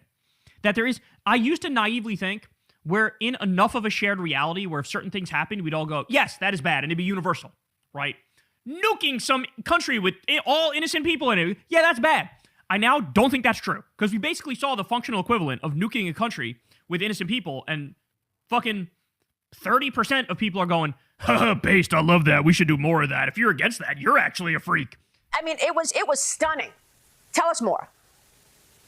No, I agree. I've consistently, that's part of the rot in the Democratic Party. So understand, they invited John Fetterman on to bash other Democrats and to bash Alexandria Ocasio-Cortez because she said, hey, there should be some conditions on the weapons that we give to Israel. Now, by the way, she has maintained a position that other left-wingers, myself included, have criticized her for, where she goes, I'm okay with giving them defensive weapons, but I'm not okay with giving them offensive weapons. I think that's a bullshit distinction. I think at this point, if you're giving them defensive weapons, you're granting them impunity to get away with whatever they want to do offensively, right? If there's no consequences for what they do, then you're effectively shielding the people who are committing a genocide. So, but that's her position. She actually has a so-called moderate position. And they look at that and go, you're crazy. Obviously, they should be able to loot the U.S. Treasury whenever they want and get any sort of weapons they want at a moment's notice. Part of the rot in the Democratic Party. Why? If you have to pick a side, why would you pick the side or defend Hamas or defend Iran in a way? I'm going to jump off a bridge. She didn't defend Iran, and she didn't defend Hamas. She didn't do either one of those things. He's just making that up. That is just utterly made up. He has... this guy's, at this point, he's a robot for the Israel lobby. And they, pre-program him with dumbass talking points, and he just regurgitates them without any thought whatsoever. She didn't mention Hamas. She didn't mention Iran. You did. You mentioned it. And I think her concern is, I don't know, maybe the 90-something% innocent people who were killed in Gaza. By the way, even Israel is admitting that their own numbers is we killed 83% innocent civilians. That's their own numbers. That's bullshit. It's actually over 90%, probably over 95%. But they're even admitting that. And you can't look at that and go, hey, that's bad. He can't do it. He can't do it. He's basically, he had a stroke, he has brain damage, and now he's this robot pre-programmed with Israel lobby talking points. Stand with Israel. I'll never vote for any kinds of restrictions on aid, whether it's military, financial, or intelligence. There are ever going to be any restrictions on that. He said, I'll never vote for any restrictions on aid. So look, take his word for it. You want to bomb a hospital? Totally fine. They bombed every hospital in Gaza. You want to bomb a school? Totally fine. They bombed every school in Gaza. You want to bomb UN buildings? You want to shoot people in the face if they're waving a white flag? You want to start... Fanboy Mao, thank you for the 20 gifted. Starve innocent children? All this stuff they did. All of this stuff they did. Uber. He goes, yeah, that's fine. Whatever. No big deal.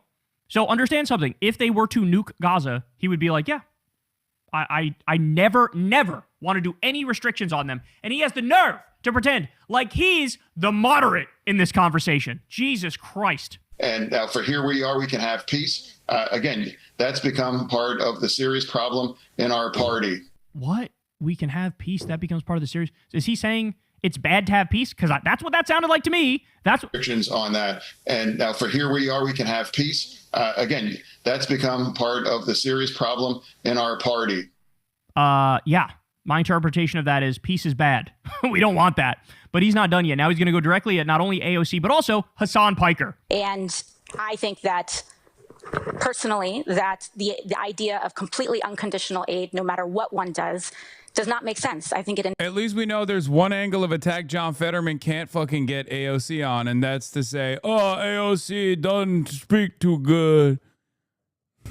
Oh, AOC, not good speaker. No speak good, AOC. Enabled a genocide in Gaza.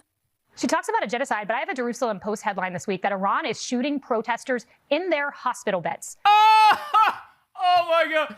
So when it comes to what Israel did to Gaza, you can have pictures, you can have videos, you could have firsthand testimony, you could have 78 articles in reputable publications, and they go, nope, there's nothing to see here, la, la, la, la, la, there is no genocide, I don't know what you're talking about, I don't know what you're talking about, I don't know what you're talking about, I don't know what you're talking about, blah, blah, blah, blah, blah, everybody shut up, I can't hear you, I can't see you, I can't hear you, I can't see you. That's what their reaction is when we have all the evidence. But you got people making up stories about protesters in Iran, zero evidence, and they go, obviously Iran. I'm not kidding, they're now claiming more protesters died in Iran than Palestinians died in Gaza over the past 2 years. Yeah, that's true. They are saying that. It's so crazy. Like, think about how much bombing took place in Gaza over the last 2.5 years. And they're fucking saying that the Iranian government did that in 2 days. Okay? Like, there were a lot of killings. Okay? That is 100% true. Anyone that denies that is being fucking ridiculous, okay? They killed thousands of people. It is utterly inhumane. It's totally unacceptable. America will, of course, show up. And if they actually get their ambitions across, Israel's ambitions across, they will kill infinitely more in Iran. But the idea that they killed like 80,000 or 90,000 or whatever the fuck people are now saying is so insane. Oh my God. Hasan, get your ass out of your ass. Both things would be true. You think they killed 80,000? You think the IRGC killed 80,000 Iranians? I'm not even talking about them going to the hospitals. What the fuck are you talking about? I'm talking about people saying that they killed 80,000 Iranians. 80,000 Iranians were killed in 2 days by the IRGC.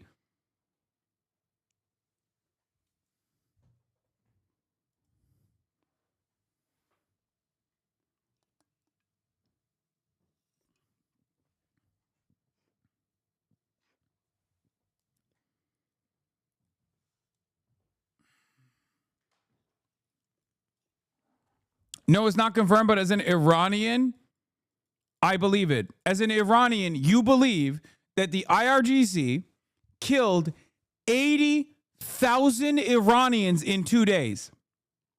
80,000.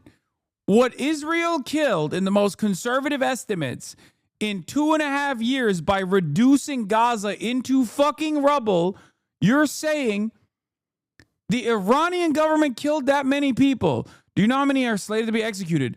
That's an entirely different conversation that we're having. Okay?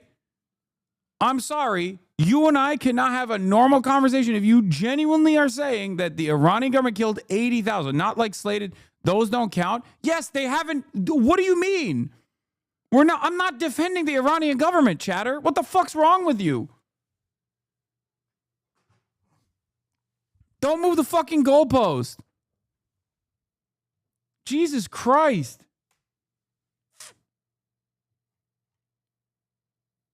What I'm defending is hopefully some understanding of consensus reality. Okay?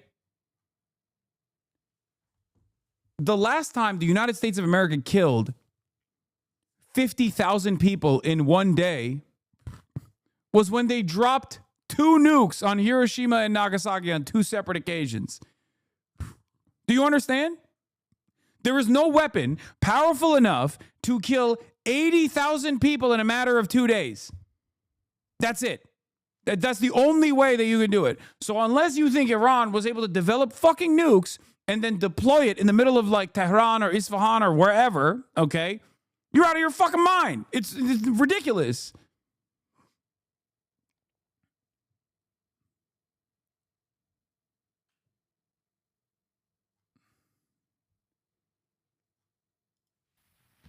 Anyway, my car is here. I actually don't know how we work around this, having zero shared reality anymore. I actually don't know.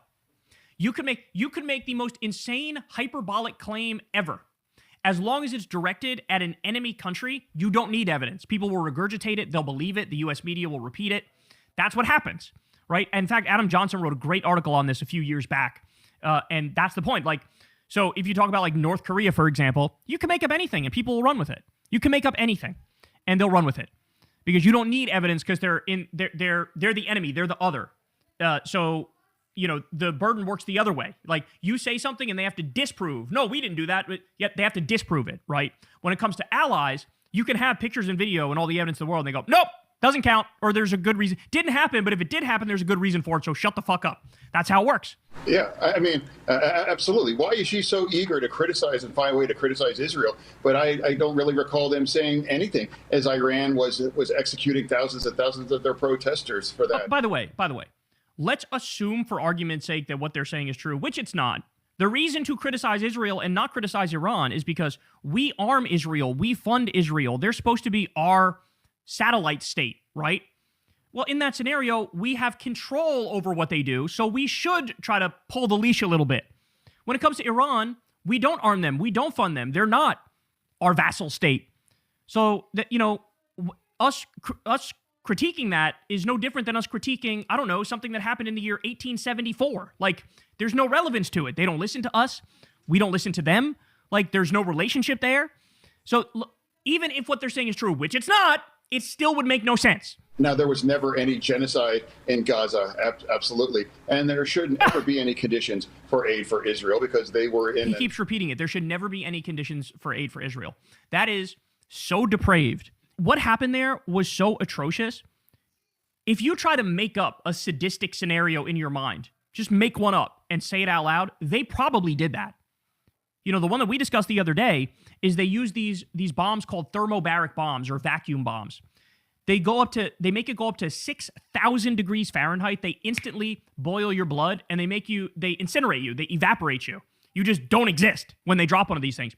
3,000 Palestinians totally disappeared because they use these thermobaric vacuum bombs. Okay? They did that.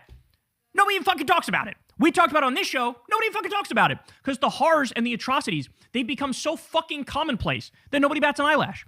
You know, and they do this all the time, like during big events. It might have been during the Super Bowl or during some big event. They were like, yeah, go bomb one of the refugee tent cities. Just go bomb because nobody's going to even talk about it because if we kill 100 or fewer people a day, nobody will bat an eyelash. I remember early on in the genocide, they went to one of the refugee camps and bombed a building with 100 people in it, murdering 100 people. And they literally said, the IDF said, yeah, there was one Hamas guy in there, so we did that. And I remember Wolf Blitzer going, what? Even Wolf Blitzer, who's pro-Israel, was going, You did what? You killed 100 people to get one? Maybe? What? So, I mean, it's just crazy to me that he can sweep all that under the rug, not pay attention to it. But then again, he literally has brain damage. He literally has brain damage. He's not like Lindsey Graham, where they have probably pictures and videos of him doing Lord knows what with, people he doesn't want released. But this guy, he's got brain damage, and it's not a coincidence. He got brain damage and became pro-MAGA. He got brain damage and became more conservative. He got brain damage and became pro-Israel. That is not a coincidence. That is not a coincidence. Anytime your brain gets damaged, you go in one direction and one direction only. And there shouldn't ever be any conditions for aid for Israel because they were in an existential war. That's part of the problem with the very anti-Israel part of my party. So call that what it is. Why wouldn't you can't just stand? And why would you align yourself for raging anti-Semitites and very pro-Hamas people like Hasan Piker? The extent to which they just make shit up is truly astonishing to me. And you're allowed to get away with it. He's allowed to get away with it, to just say, Hasan loves Hamas. Hasan cares deeply about the innocent civilians in Gaza who've been murdered. That's who he cares about. And by the way, while we're talking about Hamas, let's remember that there's 30 to 40,000 of them in Gaza, maybe. Okay, there were 30 to 40,000, maybe. There were 2.3 million people in Gaza. Okay, and they killed hundreds of thousands is the actual number. Even Israel knows. Yeah, we bulk killed civilians. We mass killed civilians. Stop trying to make this about Hamas. That is a fucking red herring. Everybody knows it's a red herring. Everybody knows it's not the core. When Israel came out and announced, all right, no food, no fuel, no water, no electricity, no nothing for the entire Gaza Strip. That was them saying collective punishment. Yes, I love collective punishment. Kill them all, starve them all. And here's this idiot going, why are they defending Hamas on the other side? Nobody's even fucking talking about Hamas except you guys. Oh my God, holy shit. Hamas people like Hasan Piker. And now, why can't you just call it what it is? You know, there's a rot in my party standing with pro-Hamas people like that, whether it's even in the New York Times. They're affectionated with him. So, I mean, where we are and call this is and stand with Israel, that's our... Is he even speaking English? Did he stop speaking English at some point there? I mean, where we are and call this is and stand with Israel. Where we are and call this is and stand with Israel. Bro, he did not heal from that stroke. He did not heal from that motherfucking stroke. I'm telling you right now. What it is. You know, there's a rot in my party standing with pro-Hamas people like that, whether it's even in the New York Times. They're affectionated with him. Fascinated. I mean, where we are and call this is and stand with Israel, that's our special ally, and there was never a genocide. And when there is a genocide where you're executing tens of thousands of people in Iran, why not and call that out too? Oh my God. He's actually making the argument that Iran is doing a genocide. As Trump is preparing the bombers, preparing the warships, about to bomb Iran to smithereens, do a regime change, break another country in the region, he's over here running cover for the fascist, imperialist, warmonger MAGA regime going, yeah, Iran's doing a genocide, go after them, yeah. Jesus Christ, man. Jesus Christ. Look at his face, too. His face right here, it looks like he knows he's just a sad, pathetic little propagandist. That's what it looks like John Fetterman knows. By the way, there is a rot in the Democratic Party. The rot in the Democratic Party is all the elite scumbags like John Fetterman who are still ultra-Zionists, despite the fact that Zionism is apartheid. That's what it is. Zionism is supremacy. Zionism is this idea that we're going to have a multi-tiered system in Israel where if you're Arab, you're lesser than. If you're Muslim, you're lesser than. You don't count the same. You don't have all the same rights. That's the whole idea. And for some reason, everybody seems to easily get right away that apartheid states are bad when you talk about apartheid South Africa, for example. But we're supposed to grant one special case of an apartheid system, of a supremacist system, of a two-tiered system. No, I don't fucking do that because I believe in secularism and I believe in democracy and I believe in equality and human rights. And you can't have an apartheid system and have equality and have human rights and have democracy. You can support secular democracy or you can support fucking ethno-states. You can't have it both ways, okay? But here's this guy supporting a fucking ethno-state right in front of our eyes and pretending Iran's doing the genocide and Israel's not doing the genocide and barely fucking speaking.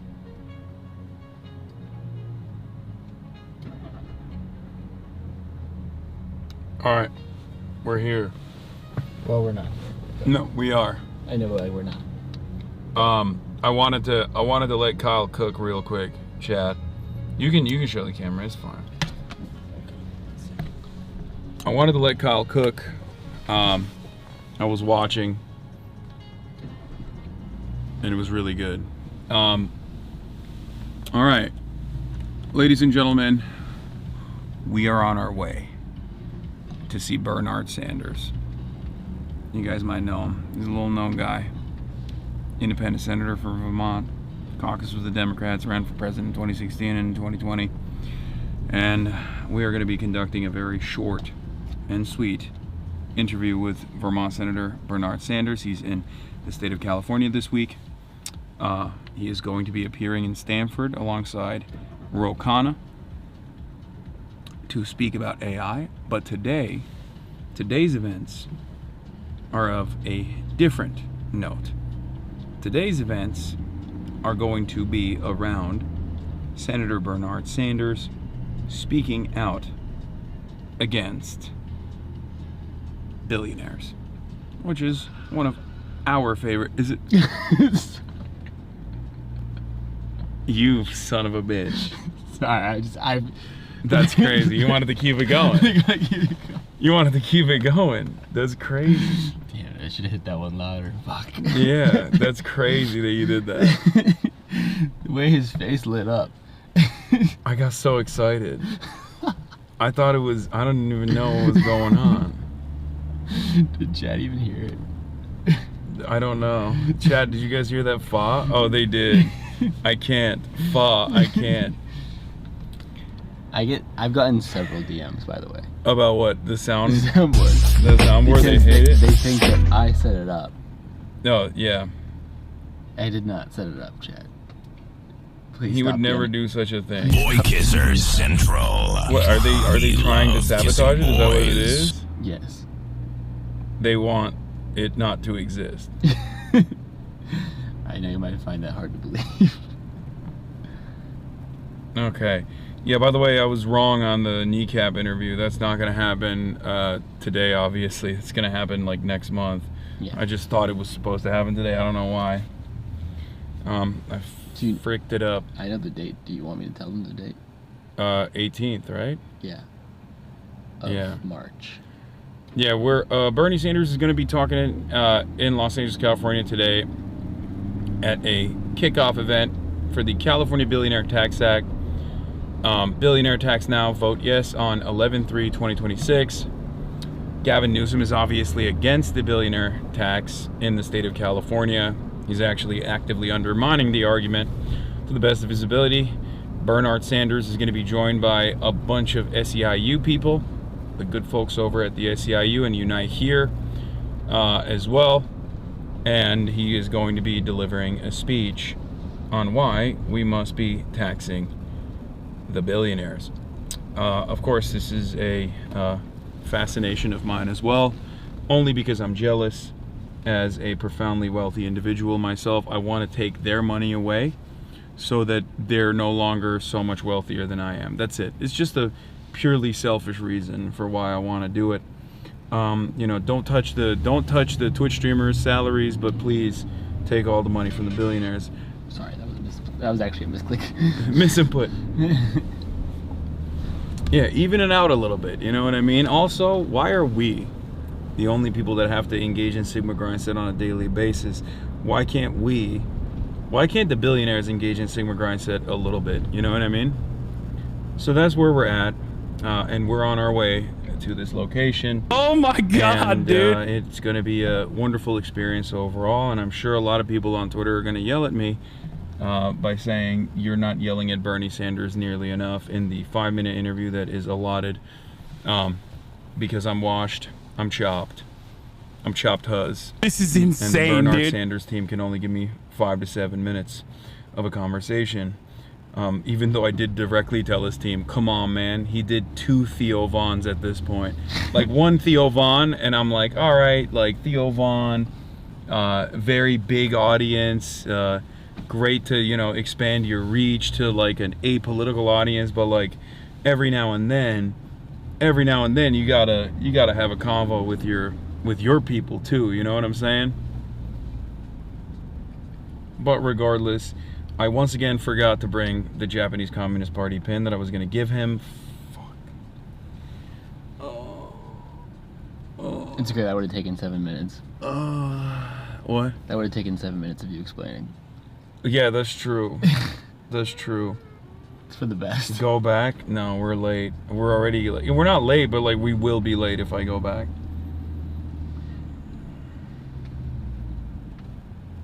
Sag, next time? There's always next time.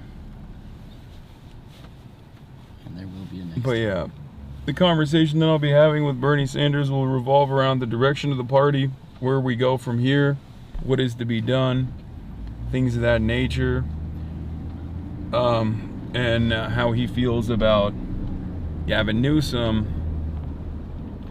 actively speaking out against the billionaire tax, and why he wants to tax the billionaires. Does he want him to grind harder or not? He would give you the same reaction that he gave you if you that's true, he probably would. Ramadan Mubarak, Hasan, may Allah bless you and accept your prayers. Poof, leaking questions. Yeah, now Bernie's team is probably watching. We'll hear the questions ahead of time, and they'll prep them ahead of time.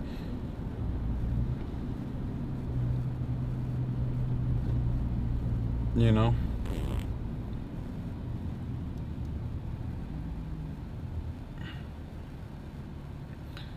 You can see his phone reflection in the window. He's on Bernie's wiki taking notes.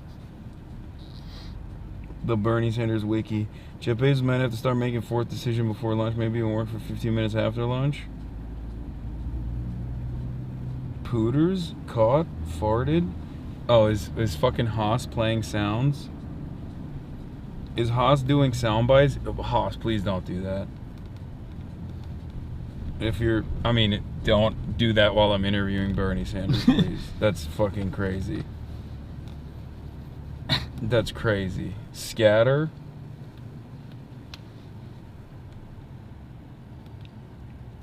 Please tell Bernie I named my pet bird after him. Please.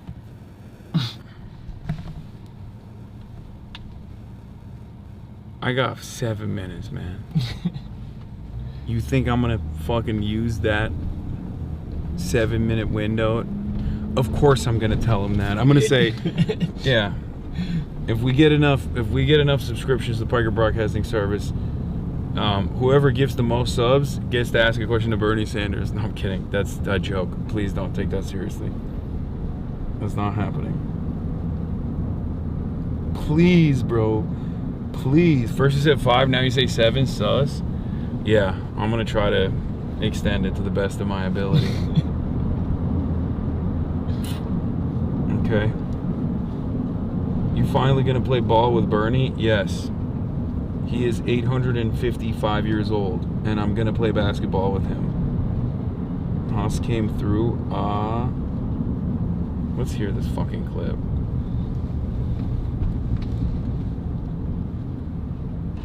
I've gotten several DMs, by the way. About what? The soundboard? The soundboard they hated? I set it up. No, yeah. I did not set it up, Chad. He would never do such a thing. Boy Kisser Central. What, are they trying to sabotage it? Is that what it is? Yes. I've gotten several. That's worse than my soundboard. It's even louder and more disruptive. That's crazy.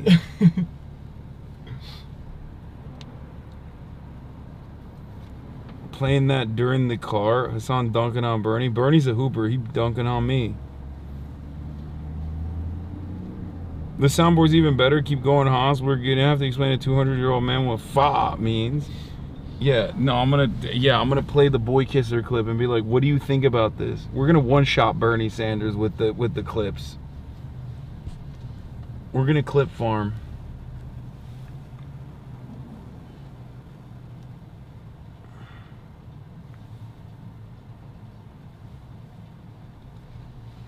I'm 32. I don't know what "fa" means. Don't worry about it, Unc. You're chopped.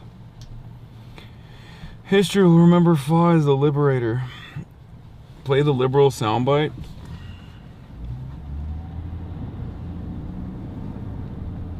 The Boy Kisser Central sound was what fried Fetterman, actually.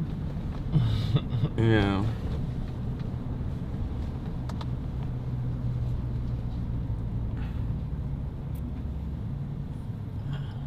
Are you gonna tell Bernie about clavicular?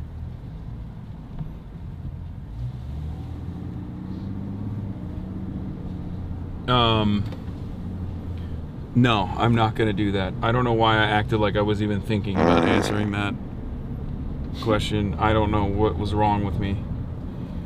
You should come to UC Davis. Hasan just frame mogging Bernie the entire time. Bernie frame mogs me.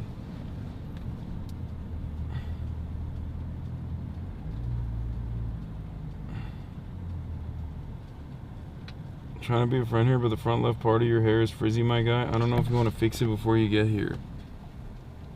No. This is what's going on.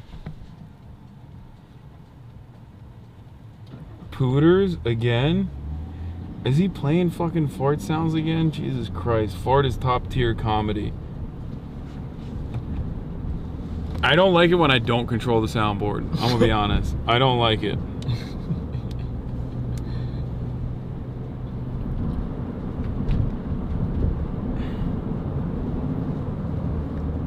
Got the Gen Z front frizz. Broccoli? Gen Z yeah. broccoli? I'm gonna ask Bernie. Bernie, what do you think about my broccoli cut? Do you think I have Riz? Unc, do you think I could frame mock JD Vance? That sort of thing. Like, that's the line of questioning that we're gonna have here. We're also almost there. We're 5 minutes out. We'll take a fart noise over 100 FAWs any day in my life. We're 5 minutes out. Front of your hair looks like my pubes, Keg W. Fuck you. You don't have to read them all, man. I can't help myself. I have to read them all. What is this? What is this Twitter link this guy sent me? Don't have to read them all. Oh, actual picture of Hasan's soundboard.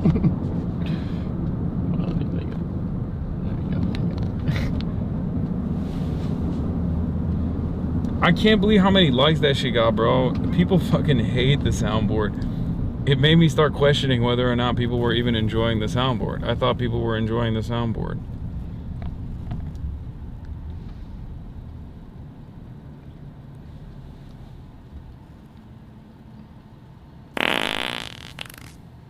I think there's a level of social awareness that's needed to control a soundboard masterfully. And wait, it's like we saw from what happened the hug last time. Oh, did you see this? Jasmine Crockett blasts AOC and Bernie Sanders for self-serving fighting oligarchy tour. Oh, it's about them? What the hell, Leonte? Jasmine Crockett has never been a favorite of the left. She doesn't even like the left. Her whole campaign has been about herself and being black. What about her policy, says Terrell the leftist, who is a black leftist, for the record, before you fry me. I'm reading his statement here. Okay.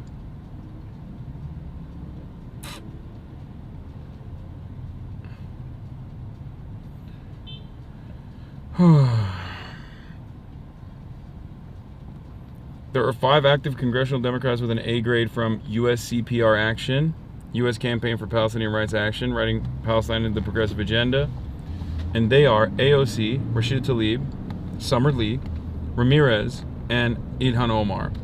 The highest Senate member is Bernie Sanders with a B grade, for the record. Shouldn't be that way, but those numbers should be up. There should be far more. I forgot to watch the fraternity hazing video that I thought was really funny, where the fraternity hazing, like police show up to the fraternity after like a fire alarm was pulled or something, and there's just like a bunch of kids doing Hell Week, and it's so funny. It straight up looks like the Weapons scene. Spoiler alert if you haven't seen Weapons. who are they beating up? They're beating up themselves. Like they're, oh no, a Weapons scene when they're like in the basement. The kids are in the basement. They're just like standing. And they can't talk to the cops. Are you fucking kidding me? Are you fucking kidding me? Dude, weren't you in a frat? I don't know. Who's that doggy freaking out? I don't know. He's just angry.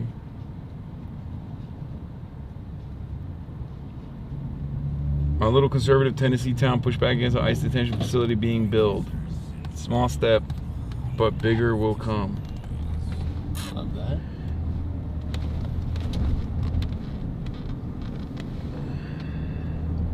Yeah, I was long ago. I was the Rutgers frat leader, frame mogging fools. Except, what can you even trust? Because it turns out that the ASU frat leader, by the way, chat. The ASU frat leader, not even in a frat. He's a goddamn independent. He's GID. Did you know that? Yeah, bet you didn't know that. Bet you can't trust any damn thing.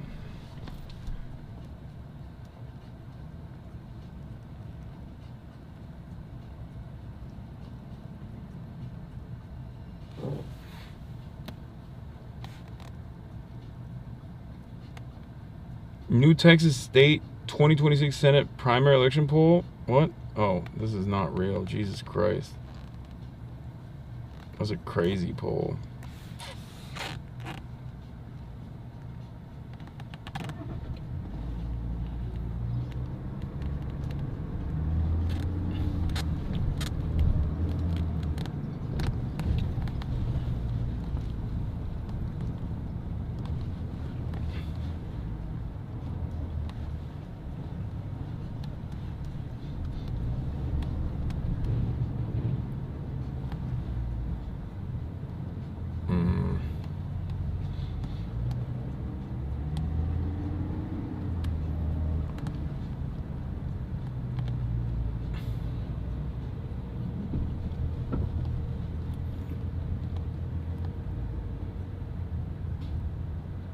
What is this? Meta World Peace came out with a statement about Israel-Palestine. What the fuck? That makes no dang sense. Barack Obama went on Mark Maron to talk about James Tallarico. Bro, this man is on everybody's podcast but mine. Hey, Barack, fuck's going on here? Okay? You do Brian Taylor Cohen. You do Mark Maron. Where's my fucking podcast, man? What the hell? What the heliante? Let me get a He's ducking me, dude. It's because he knows my basketball skills. I would cook him. Like Bernie would cook me in basketball, but I'd cook Barack Obama. Barack don't like socialism. Oh my God. Yeah, I think everybody knows that he does not fuck with socialism. Obama on fear and? Mm-hmm.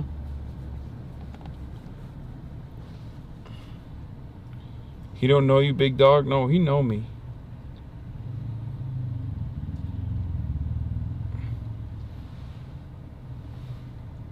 In the words of Brandon Johnson, thank you, Obama. Obama, thank you. Obama's on your stream every day. Yeah, he's in the back.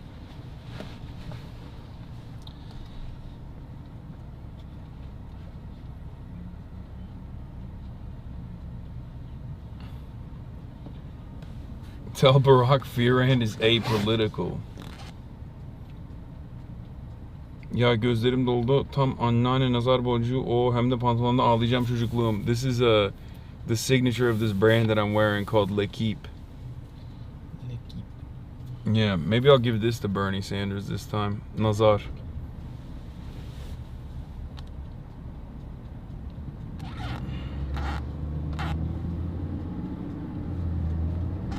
He did Mark Maron's pod back when he was president? No, I know. I know. Oh, buddy, I know. Trust me. It's gonna be around the corner. Yeah. Do you think Obama hates the soundboard? Obama probably hates the soundboard.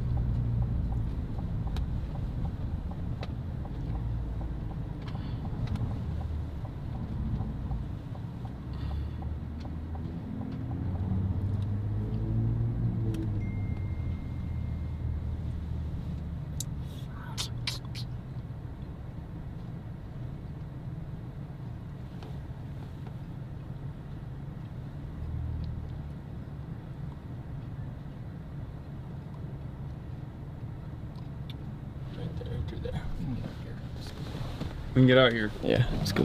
Thank you.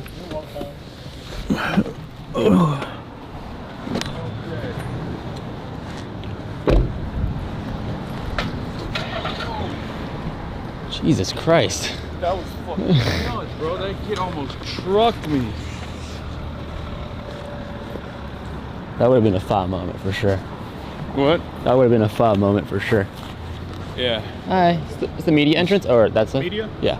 You're gonna go talk to them because you got a chicken on the opposite side. No, they told us to come through here, but thank you. All right. I think someone's gonna come out and get us. Oh, I hope so.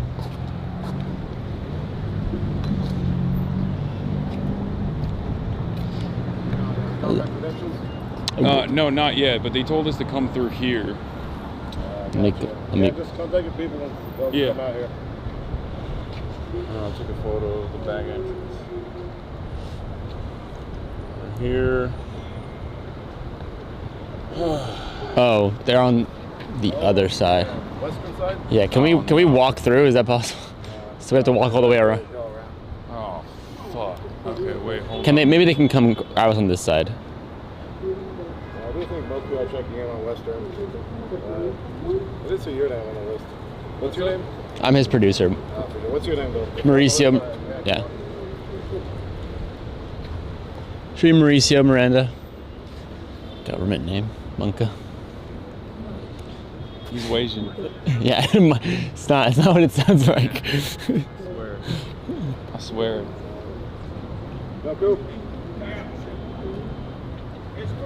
Yeah, can you just send them to Western? Oh, okay. Thank you. Yeah, Thank you. They'll take you to Western. Thank you, man. Wait, did he just recognize what it was? Is that what happened? I think that's what happened, yeah. Oh, okay. Almost certainly. Oh my God, it's cold. Oh my God. Ooh. I didn't realize how brick it is out here. Why is it so brick? Fuck? Bro, this is worse. This is like New York. It's worse than Minnesota. This is Minnesota weather. What the hell? Oh my God. Wait, I should tell him that we're moving to the other side now. I think I see a person there. Minnesota. Minnesota. Oh, shut the fuck up. Oh my God. Oh my God. So we might have gone to the wrong side.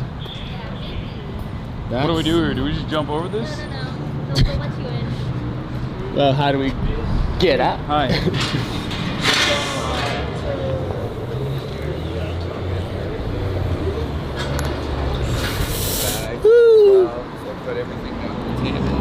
Okay, chat, you are gonna be frisked now.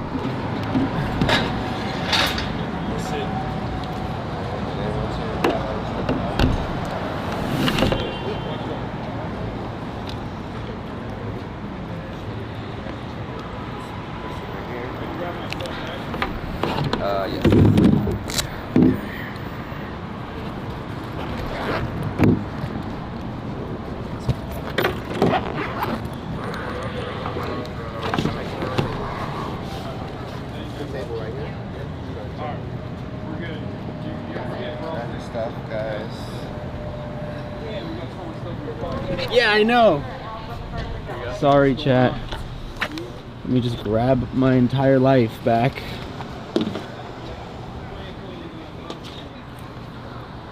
Don't know who I am.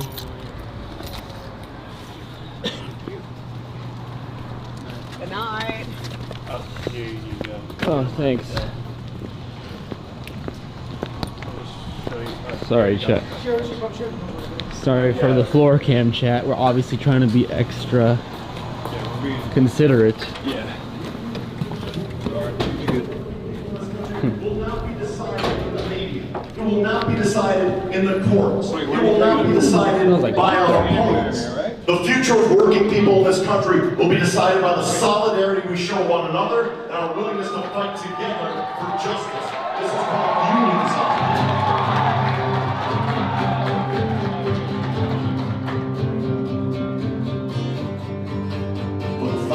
Workers who twisted, tripped, and robbed the peasant in Guatemala in a sweatshop got your job, and she can't feed her family on the pennies that she makes. Meanwhile, the crime rates rising up and down the Great Lakes state. Vegetables left in the field, signatures smell rotten on the contracts and the deeds. Push the race down to the bottom. They load the bullets, they fire another round. I'm headed to the tear gas. Dig in, man, hold your ground. For Joe Hill and Cesar Chavez, who fought in their own time. For our mothers, our sisters, up and down their pretty line. For the unnamed and unknown, who struggle way along. For the union men and women standing up and standing strong. It's a perfect to cheer loudly now. Media.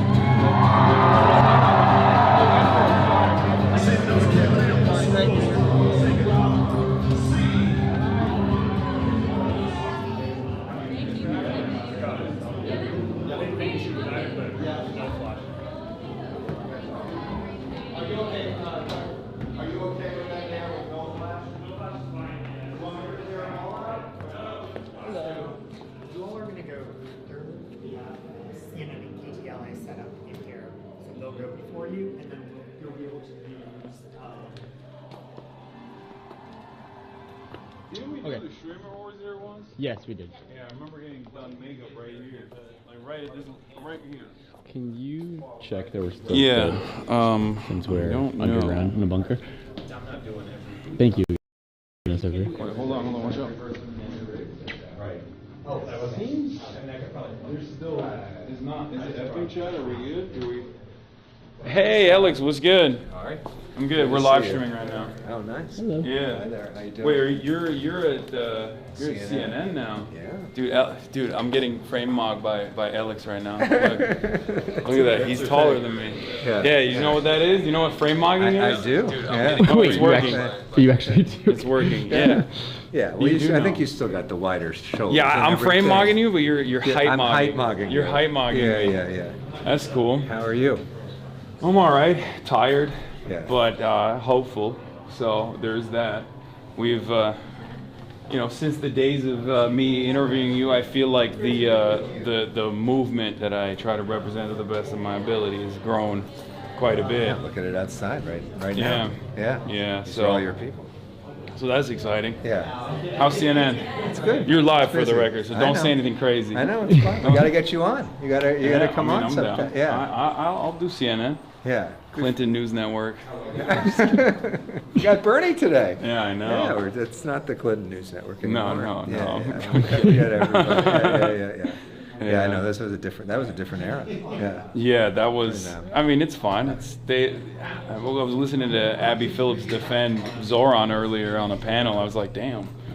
They still have like some interesting guests, but I guess it's like they pepper in some left voices as well. Some of my friends go on there, like Emma Vigeland and whatnot. So it yields productive conversation. Yeah, and a lot of clips. Yeah. For people. Yeah, it's good. Yeah. And I got my boy Donnie over there, Donnie. I don't know Oh if you watch yeah. his stuff. Yeah, he's very good. Yeah. Where are you guys gonna do it? Are we gonna take advantage of their space after they're done with the interview? How many minutes do you have with them? It seemed I've gotten different answers from different people. I've gotten different answers as well. If they gave you longer than me, I'm gonna be so pissed. It's just like, what the hell? Both are valuable. No, no. That's not. I wasn't even disrespecting CNN. I'm just like, come on, man. These are your people. This is How do you feel about this wealth tax? You think it's gonna? I mean, it's gonna be tough, and it's very clear to me that Gavin Newsom is not invested in pushing it through. Well, the opposite. Yeah, like he's actively undermining it. Yeah. So he's going to use every lever that he's got to try to get it out. Yeah. You know what I think is crazy? You got a similar conversation taking place in New York right now, because like that was one of the key polls of Zoran's agenda, which was implementing a tax on the 33,000 wealthiest New Yorkers, right?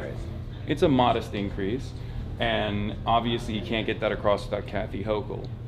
And what I find very interesting about that conversation is everyone's like, well, it's an election year, so she can't say that. And I'm like, but that's a really popular, like, you should be running on that. The poll numbers for this are pretty good. Yeah, like people, even like Republican absolutely, groups are like, it's like a 60%. That's what I'm saying. This is like one of those things that's like universal. It's one of those things that you can get virtually not your donors though, if you're Newsom. That's what I mean. And not even just Newsom, but like, even with Kathy Hochul, it's like, what are you worried about? That you're like, oh, it's an election year. So that's why I like when I hear Kevin O'Leary say stuff like that, when they talk about like Capitol flight, which is so exaggerated. Like people will move their headquarters around, but they still end up retaining an office in California. Even if they move their headquarters around, they still end up retaining an office in California. They still keep hiring in California. Even Elon Musk has done so as well. Like, and not only that, but also there's a separate solution. It's an even scarier one. It's called an exit tax. You know, we got plenty of policies that you could implement if that was a real fear. But I think by and large, people already pay a higher tax burden here, and they're here. Well, that's the argument against it. But I'm saying, but like, there's a but that's limit. also the argument for it, right? Yeah. Because it's like you pay a higher tax burden because you're here. Right. You pay a higher tax burden knowing full well that you're paying higher taxes here, but you still stay here because it's fucking California. Right. And I saw like a version of that. This is like anecdotal, but I saw a version of that with like all these like podcasters and stuff. Joe Rogan moves to Austin, right? And then all these other people are like, we're all going to Austin. Like all these small business owners and small podcasters and comedians, and they fucking hate it. they're like hot, this is. It's been a couple. swampy, It's been a couple years now. And for the record, Austin is beautiful. I love Austin. I do too. However, it's still not California, And also, if you're used to California, if you're used to Los Angeles, if you're used to San Francisco, San Diego, whatever, and then you move to Austin, like I feel like a lot of the mentality of the people that moved there is dramatically changing the culture of the city itself and making it not as great as it once was. Because if you've ever met people from Austin, right, to keep Austin weird. Yeah, those people are some of the wokest people I've ever encountered in my life. Oh yeah, like it's getting to a point where like the actual legacy Texans are far more like Democrat aligned than all the newcomers that are going to Texas because they're like, yeah, this is a free area. Yeah, this is like a free, patriotic place. Are you Jasmine Crockett over James Tallarico? No, I'm a Tallarico. I mean, I'm suspicious of both of them. I'm not like very invested in either, but I think Tallarico speaks more my language than Jasmine Crockett does, with the whole like it's not a battle between left and right, it's up versus down. He's way more aggressive about billionaires in the way that he communicates, which I like. I think they have a very similar position overall when it comes to Israel, which doesn't go far enough in my opinion. I think Tallarico has called it a genocide. Not sure if Jasmine Crockett has, but they both do the whole, and Bernie does this too, unfortunately, the defensive weapons, where they're like, no offensive weapons to Israel, but defensive weapons, yes. And from where I'm standing in the position of advocates in general on this issue, they don't make a distinction between defensive and offensive weapons, and I think that's a pretty logical argument. If you're like, this country is committing a genocide, then you're not going to offer them defensive weapons, because the goal there is to stop them from doing an apartheid, doing a genocide, right? And isn't that crazy that we can have this conversation now? By the way, I feel like this was in mainstream news. This conversation 3 years ago would have been unheard of. Like, people would be like, "You can't. I don't think you can be saying those things." You've gotten into plenty of trouble for some of that. Oh, I've gotten into trouble a lot. Yeah. Yeah. I still do, but it's like it's not. Its impact has softened so much. Right. And some of it is good because it expands the permission structure on what you can and can't say, but then some of it's bad because then on the other side you got guys like Nick Fuentes, and then you have like people who are actually using the permission structure to move the conversation in dangerous directions, in the direction of anti-Semitism and hateful rhetoric and bigotry. But going back to both of their statements, I use it somewhat of a litmus test. I use it like a litmus test. Like it shows me that you're more tuned in with what the demands are of your base. Because Democrats are like 80-20 at this point, right? They're 80-20. They're like, no more partnership, no more, they're doing a genocide, cut it out, right? Yeah. So when I see someone who's running for office, even if it's Senate, no matter where it is, from the lowest position to the highest position, and I hear them still take like a substandard approach, or they try to do this thing that Gavin is doing, where he's like, I'm not going to take any AIPAC funding, like as though that's gonna get people to go, oh yeah, you're a real one. Like that's the number one position that we hear now from Democrats. But I see it as a litmus test for people that are aware of the base. Yeah. Are aware of the demands of the base. It is crazy how quickly the AIPAC bag is changed. bang. What's happening? That's the stream right now. Wait, really? What's going on? It just happened, right? It just happened. It's been on paper. Oh, God, they're missing out on a great conversation. No, it's still fine. It's just like pixelated now for some reason. Maybe I'll take a few steps. When do this? Here, let me take a few steps. Let me pace a bit. The void has come. All the Sims are still on. They're still working. Audio is fine. They can hear us. Huh. But Let me hit the. Yeah. I was gonna say. Oh, we're back. Oh. That's strange. Okay, so that's good. Then we'll use this area hopefully. Do you want to swap the lofts now, just so we have them ready to go? Sure, but before we do that, that's crazy. The clarity of vision now, besides, as opposed to literally 2 steps over there, 2 steps away, is crazy. Oh, what's up? Yeah. Oh, he wants to give me. Was he here? He's up. He didn't get a they call it. Oh, the backstage backstage tax, pass. One's the SA and then one's the overpaid CEO tax. I don't know if you know about that one. I like it. In LA. Basically, any company that overpays their CEOs would have to pay a monumental business tax. It's like this in tandem with the statewide one. Love that. Yeah. You want to talk about it more? Sure. Hey, everybody.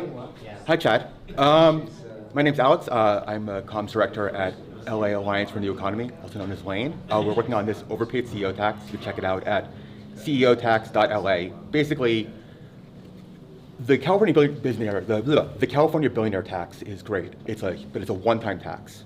What the overpaid CEO tax is going to do is basically any company that overpays their CEOs more than, reasonable is they can define it, but like a massive amount, would basically have to pay a business tax. Is it based off of a percentage of like the average, like the median salary? Yes, it's based on median salary. I have a new suggestion. Yes. Overpay them by giving them anything but $1. Yes. So it's sort of weird. So what it is we're taxing. No CEO should get even $2. Yes. So we're taxing the businesses, not the CEOs. That's how we sort of get around it. Because California would be like, I don't live in California anymore. I'm out of here. Yeah. I don't have to pay it. This, as long as the business operates in LA, they have to pay the business tax. So that's why we launched at the Tesla diner, because it's like Elon owns the Tesla diner. That's a place we can launch. He's gonna pay taxes because of that. But it's not like partitioned off of like how much.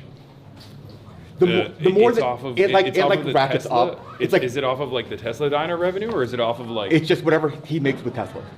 It's just that Tesla owns the Tesla diner, which is really funny because they're like, oh, maybe he doesn't actually have any businesses here because all of the Tesla dealerships are not really dealerships. You don't really buy a car there. You just kind of talk about it and then you buy it online. Versus the Tesla diners, that's a business.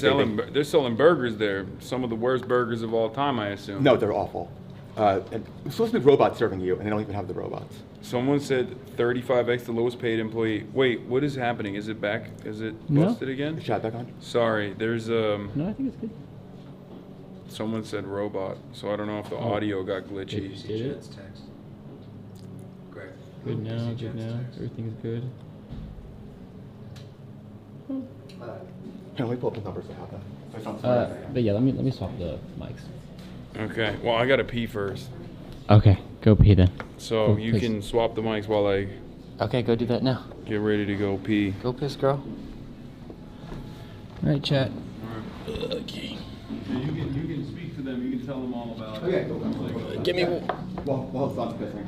Yeah, give me one second. I'm just gonna swap the mics over.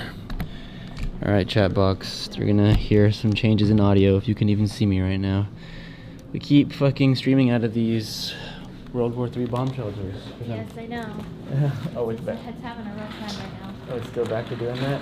Yeah, Oh. like it did for a little bit, and then. Okay, well, that area's cooked. Let's try over here. If there's Wi-Fi, that could help. That's like, I was out here trying to find Wi-Fi. And it's not Wi-Fi. I think the address is next to the fridge. Is it? Oh, I was in the old. I think. That would be helpful. All right, well, what I'm doing, chat, if you can even see me or hear me, I'm gonna walk you through what I'm about to do so that you don't freak out, but you probably can't even hear me right now or see me. So I'm talking to myself. Let me open the chat box. Oh, we left. We're in a purple haze smoke. We can hear you. We can hear you. Audio's totally fine, visual is wonky. Okay, great. It's kind of cool. Interesting why that's happening. Well, either way, you can't see what I'm doing now, but I'm changing microphones so that we can use the little lav mics so that when Bernie comes and sits down with Hasan and looks like a artifacting purple alien with him, at least you guys can hear them well. So please hold while I transition the microphones. Sound's gonna go out for a second.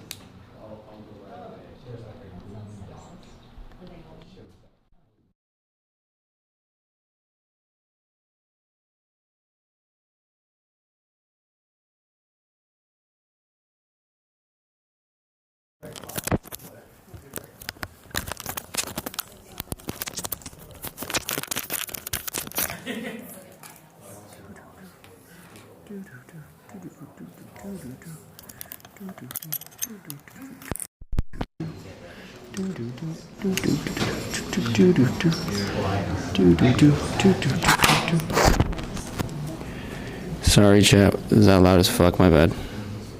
Can you guys hear me? Hopefully you guys can hear me. Is it fine here? Nope. Here, hold this.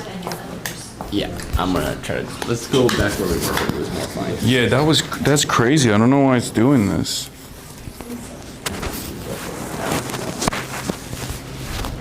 Okay. Okay. Loud. One spot that works.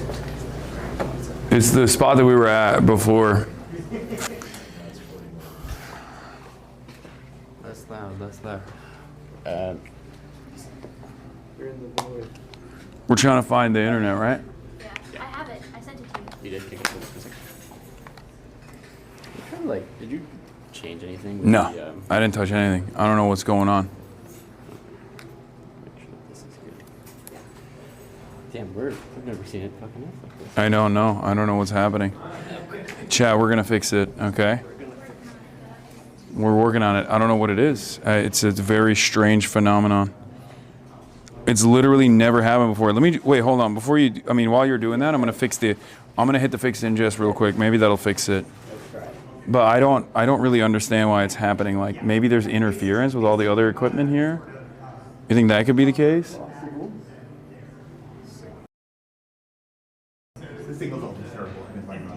Well, we have a stadium backpack in here, so it's supposed to be like. There's 3 of us already. What's up?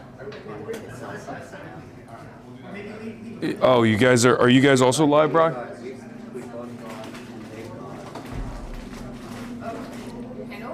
Can you increase the offering? It's fixed. I fixed the ingest. It was an ingest problem, I think. Maybe. No. Do you guys use? Oh, you use the same one? What bag do you guys got?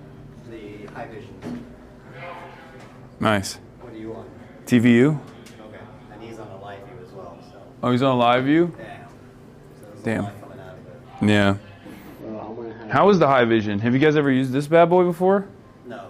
No? We're not in love with the high vision. Okay, well. They just the nicest way to say They just transitioned to high vision like Okay. a couple It's weeks on the ago. Wi-Fi now too. Okay. Hopefully it's more stable. All right. I will tell you, TVU is excellent. I'm not promoting it for. Well, we'll see. We're about to do a real test. Alex, I'm going to Cuba. Oh, really? Yeah. We're gonna do like an aid mission. That's amazing. Yeah, and the real test of the backpack will be if we can. It'd be great. I would love to talk to you about that when Oh, for we sure. come back and like do a segment about what you learned and what it was like. Yeah. And, even if I'm sure the signal's If not they, that great when if you're I don't there. get arrested Yeah. on the return, but that's like that's what we're working on right now. Next month. When do you go next month? Yeah. Yeah. It's a tremendous undertaking, which is not surprising, I guess. Even though like even now, people can just like fly out there. Yeah. But as far as like bringing in aid, it's like very heavily restricted. And Trump just recently decided to also make it. He put out an executive order against like boats going off the port of Miami to Cuba, and they're stopping that as well. Like they don't want people just like taking any aid whatsoever. I think like all the aid that they allow is through like church groups and State Department affiliated organizations, so they have like control over that a little bit, and they can use that to further destabilize the government. Is there limits in terms of the broadcasting and the streaming and all that?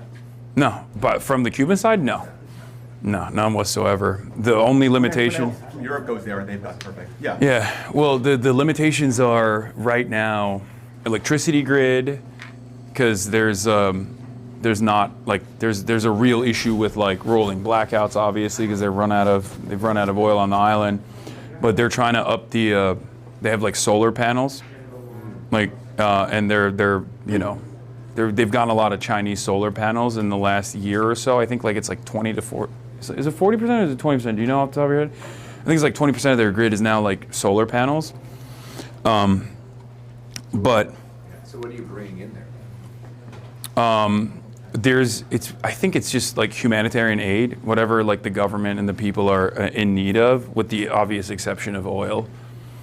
We know they've stopped some of the flights, some of the international flights have stopped going in there. Yeah, but Mexico actually is now going to be seen as like they said that they would honor the agreement and continue flights. Yeah, with back and forth, like enough jet fuel to go back and forth between Mexico and Cuba. So you can still go from Mexico. I don't know what the flight consistency was from America anyway. It's always been like kind of a problem.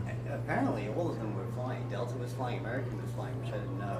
And they're just loading up enough fuel that they can do the return flight. Yeah. But I think some of the European flights will stop, I don't know, halfway there. Yeah. Fuel and then go to the back. Yeah, because there is no jet fuel on the island. Like they don't have any capacity to refuel the planes at this point. My friend from a couple years ago, they're reusing peacemakers. Really? Which is really fucked up when you think about it. It's like, well, you're gone. We're moving this one to somebody else. Yeah. Yeah. I mean, they've always had the blockade is pretty gruesome. Yeah. So that's like a big part of the, like our goal with the mission is to showcase the everyday realities like that, because a lot of people don't understand. A lot of people don't realize that you can go to Cuba, like even right now. Like people don't realize that. People don't realize that like tourism is actually very helpful for Cuba, because like, you know, sometimes like local groups in Hawaii will say like don't do tourism, it's not helpful. Like, but Cuba is the exact opposite, where they're like tourism is good. It's like the lifeline of the economy. So people are still doing that. Like there's still people going into the island even now.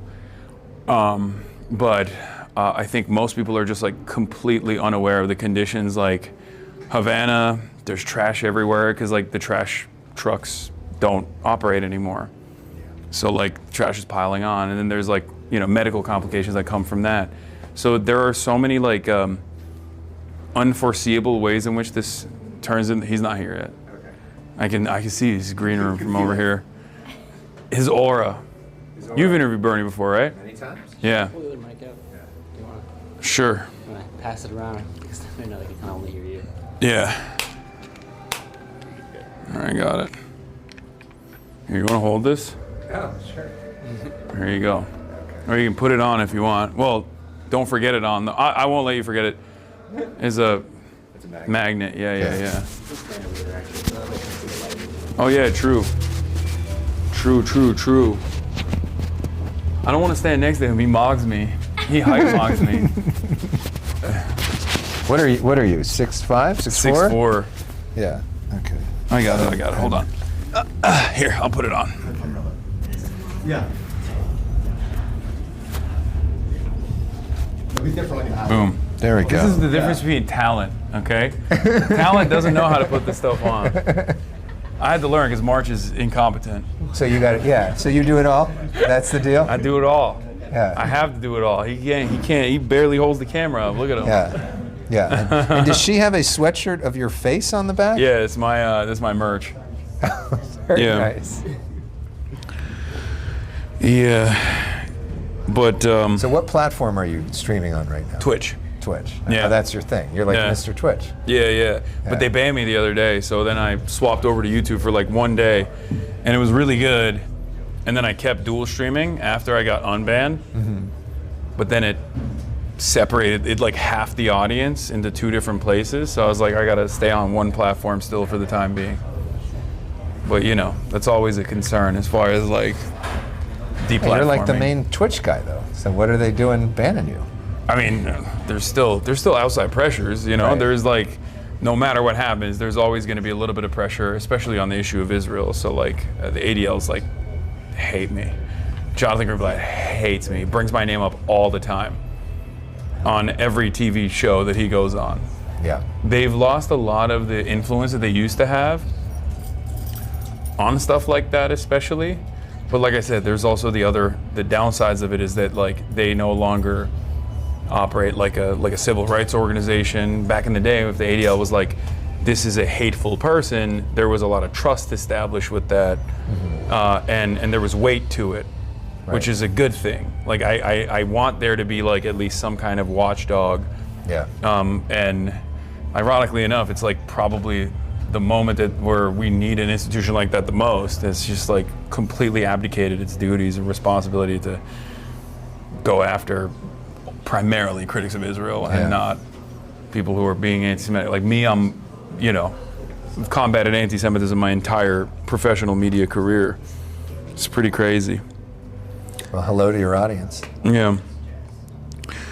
What do you think? I mean, you can't say who you like in any race, right? No. Yeah. I can break it down though. Yeah. What is your breakdown? Do you think it's an unfair assessment that I gave the James Tallarico Jasmine Crockett race? No, I don't think so. I mean, I don't know. Honestly, I don't know enough about their positions on that issue to say definitively. No, but like even on like it's more so their communication strategy. Yeah. That I think his communication strategy seems to be more. It's what they did to the Seinfeld, yes. Okay. Hi there. What's up? What's up? Okay. Nice to meet you. What's good? How you Nice doing, to Alex meet you. Michelson? Nice to see you. Nice to meet you. Yeah. What's good? Who Just here. are you? Who are you with? You just spoke. Oh yeah. Oh, you just spoke. Yes, Who are you? SEIU? No, Unite Here Local. Oh, Unite Here Local. Okay. Yeah. Hell yeah. What made you think Unite Here Local 11? Oh, I didn't even notice. Yeah. See, I don't see any of that. Yeah. I see people for who they are. You see faces. You don't see. Yeah. You don't see branding. Yeah. That's cool. What'd you talk? What you just told the audience. Oh yeah. I mean. Here, we're gonna give them. Oh yeah. Here we go. I've been replaced. Boom. Thank you. There you go. So, what I was here talking about, a lot of people are gonna lose medical coverage. I already lost mine. A lot of people don't even know about it, and so we're putting also awareness for the billionaire tax. A lot of these people need to start, paying taxes just as we do. Yeah. And that's gonna help a lot for not only the economy, but also, these cuts that they made it's affecting hospitals, ERs. Yeah. And so I'm one of those affected. So that's why I'm here. I'm talking on behalf of my coworkers, basically at LAX. I work there. I'm lucky because I have my partner. I can take time off and come and talk. But some people, they can't. They're like paycheck to paycheck. So I'm basically their voice. Yeah. I'm sorry. Every time you see me at LAX, I'm probably in a bad mood. Oh no! I don't even pay attention. I mean, we already know that people are going through stuff, so it's like Yeah. What are you? You're not TSA. What is Unite Here is for? So we're food and beverage. Yeah. Oh, okay. Yeah. So I'm a cashier basically. Yeah. So it will be in the food industry. Yeah. Okay. Is that like $10,000 a shot each month? Yeah, it is. It's about $10,000 a month. Of course, the government doesn't cover it, right? They cover like part of it, but now without that coverage, like I have to basically put the whole amount. Yeah. But luckily, the union has stepped up, but there's people that are in worse situations than I am. So yeah. So it's thank you though for you guys like putting awareness to these and so people be in the know and we can vote. What do you think about Gavin Newsom saying he wants to not tax greed and not tax billionaires? I mean, I'm not focused on that, to be honest. I mean, my focus right now. Sorry. No, I mean, I'm not focused on that. I mean, people are gonna talk, but I'm focused on these, putting these on the ballot so we can vote. Yeah. All right. You think it's gonna pass? Yes. I mean, I hope so. I mean, a lot of people should be voting for that. Yeah, it's very popular. Like, just in principle, it's like one of the highest popularity bills out there in virtually every state in the country. So it was like 80%. Yeah, it turns out Republicans also really want to tax the super wealthy. Who would have thought? I mean, we don't get it. Why do you think that's the case? The case of what? Or why do you think that even though Republicans, Democrats, Independents overwhelmingly support taxing billionaires, we still seemingly don't? We still have a hard time achieving that result. Why do you think that's the case? It's politics. You know, politics. Money talks. Politics talks. But I don't know. Like, people has the power, and as long as we're united, I think we can. No matter how much money is out there. What's a secret menu item that I should be put on when I go to LAX? Secret menu item? No, I don't know. They won't make anything extra, that's for sure. Okay. All right, good to know. I mean, we can't run out and get something that quick. No, not run out, but like, mix and match. You don't ever do that? You don't just like mix and match a little bit? Flying food service is all fucked up, right? Yeah, I mean, a lot of, some of the terminals are closing because of the Olympics. And, they're rebuilding the whole thing. I mean, they've been building this thing for since 2008. I was working in 2008 when I graduated high school. And then we're here now, and they're still building that thing. I So know. it's politics, it's money, so. Yeah, they never stop building it, and it's always jammed up every single time. It's crazy. I feel like it would be quite beneficial if they had some kind of public transit option or more public transit options to and out of LAX. That's the point of the building. Well, that's what they're trying to do. I mean, that's ultimately what they're building. One day. I mean, it's supposed to be done in the next year or two. Hopefully. It's supposed to be done before 28. We'll see. I hope so. I hope mean, so. they've got a kind of a hard deadline of that Olympics too. Yeah, we'll see. I don't even know what LA is gonna look. I probably won't be here when it's happening. I'll probably escape Los Angeles before it happens because I feel like it's gonna be. That's what happened in bedlam. '84. That everybody left and there was no traffic. Wait, really? Yeah, the people that live here at the time said it was the least amount of traffic of any period. Well, it's they've ice had in their everywhere. lives. No one's getting out of the city. No, it's like it Oh, was there's like. also that. Remember that Carmageddon thing? Do you remember that? Were you here then? No. When the 405, they said they were shutting down part of the 405, and they advertised it as Carmageddon weekend and get out, and then everybody left and there was no traffic. So that's what happened with the Olympics last time. We'll see if it happens this time. But I feel like even now during like holiday season, it's not like the traffic diminishes a little bit, but it's still there. LA traffic is so bad. The LA 28 commission is right now. Yes, I do. Yes, I do. Yeah. Casey Wasserman. He's dropped out of everything else, or at least taking he's taking his name off of stuff. Not his name off of that though. Well, he's got the backing of the board still. Yeah. Yeah, they just added because they added Kevin McCarthy and Vince Priebus like last month. That's what they added before. Nice. Yeah. To make sure he's solid. Yes. Yeah. But that then makes the sense. question, if he drops out, then they're helping to appoint who replaces him. Yeah. So then the question is, which is worse? Well, they're going to bring in another person affiliated heavily with Jeffrey Epstein. That's going to be Kevin McCarthy, the former Speaker of the House. Yeah. Even worse. They're all bad. I'm a never kever. So. Honestly, though, the more lanes they add, it's like more cars you see. I mean. Yeah, no, lanes. I don't get it sometimes when they say, oh, we're gonna add these, we're gonna add that. It's like we see more cars. No, lanes don't actually. Lanes don't do anything to improve traffic density. No. Because you still get bottlenecked at the point of entry regardless, and then the traffic still moves back.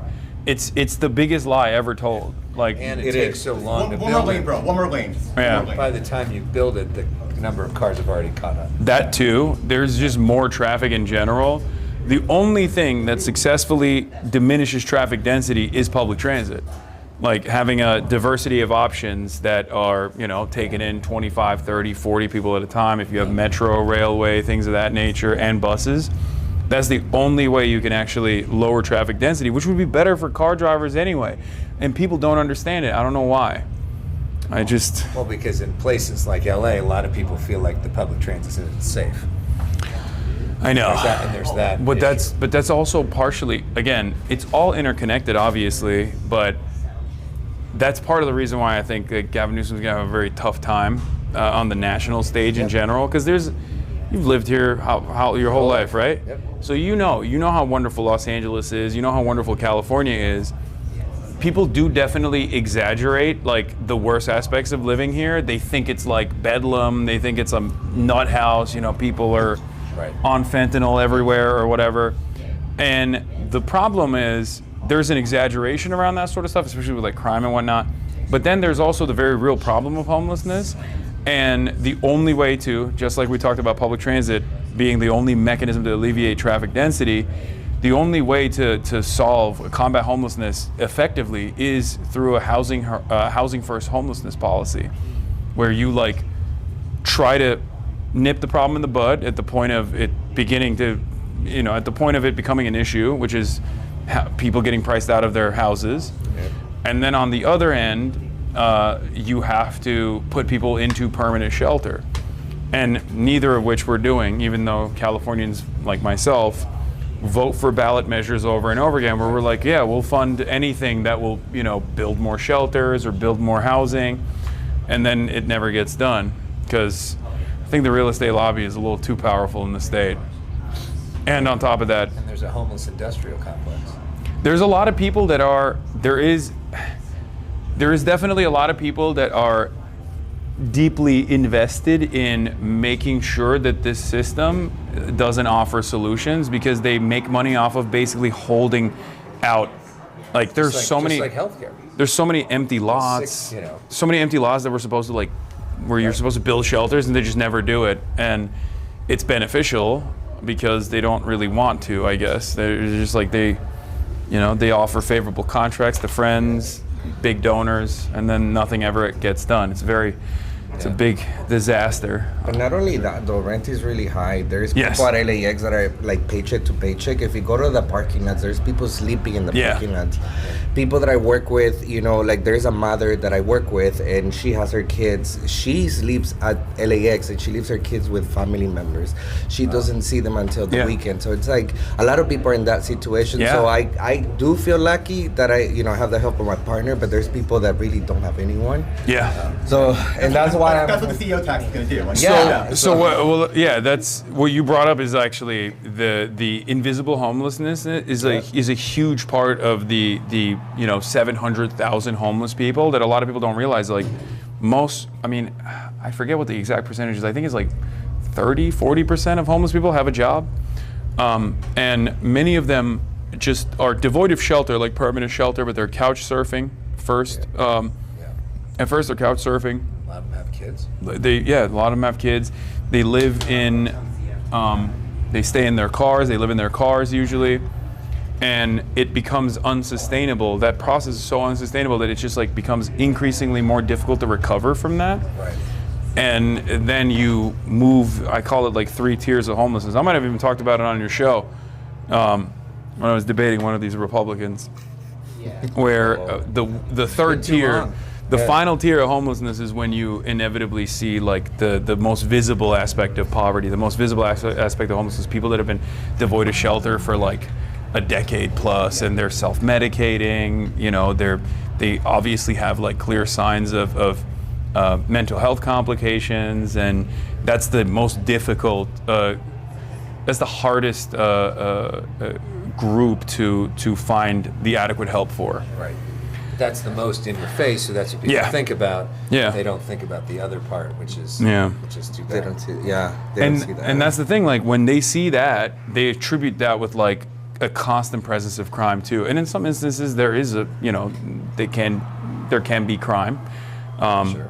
In the house that I used to live in, there was a homeless encampment right outside of our house because there was a public. There was like a state facility near it, and they firebombed it. There was a turf battle basically, and I'm young. I don't really care that much, but Hi there. How we doing? certainly not great. Yeah, you guys are first. We're ready. Is the senator here? He's here. All right, we'll move away. You do your thing. Great to see you, though. Yeah, good seeing you. I'd love to have you on the show. Seriously. I'm down. Text me. Let's retest the connection over here, I guess. They're both going to do the interviews before us, I think, right? Yeah. So just post it. They're doing. What's going on?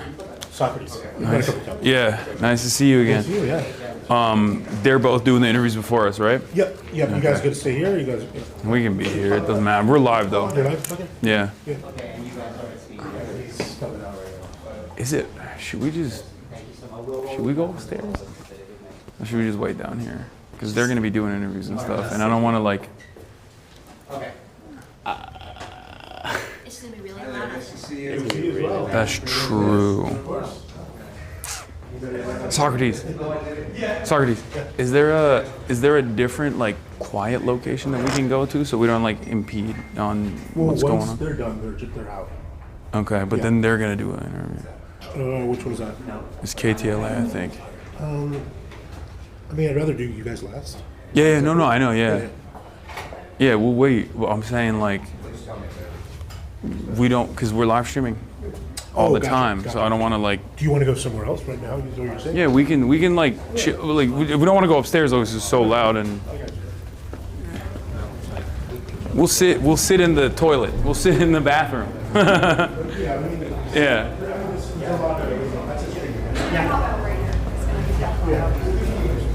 Hey, I'm Misty. Hi. Nice to meet you. Nice to meet you. Hey. All right. Hopefully we don't have. Check your phone. All right. I'll get you guys later. Oh, this is perfect. All right, hell yeah. Awesome. All right, thank you. Oh, I didn't see him. I mean, we'll see him in a second. Damn, they got hella subs here. What the hell? Bro, they have like a full stack. Is Jersey Mike's BDS? No, no. And if it is, sorry, I'm violating it. You want to do a Mike's way? What? Mike's way? Mike's way? Mike's way? What? We're doing it Mike's way. Mike said, yeah.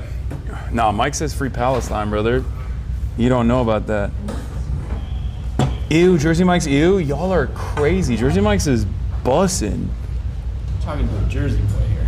Yeah, as a Jersey boy, Jersey Mike's is the only like chain. Jersey Mike's the only chain like reliable institution that I've found that is closest to like a real New Jersey sub. It's far superior to every other sub chain.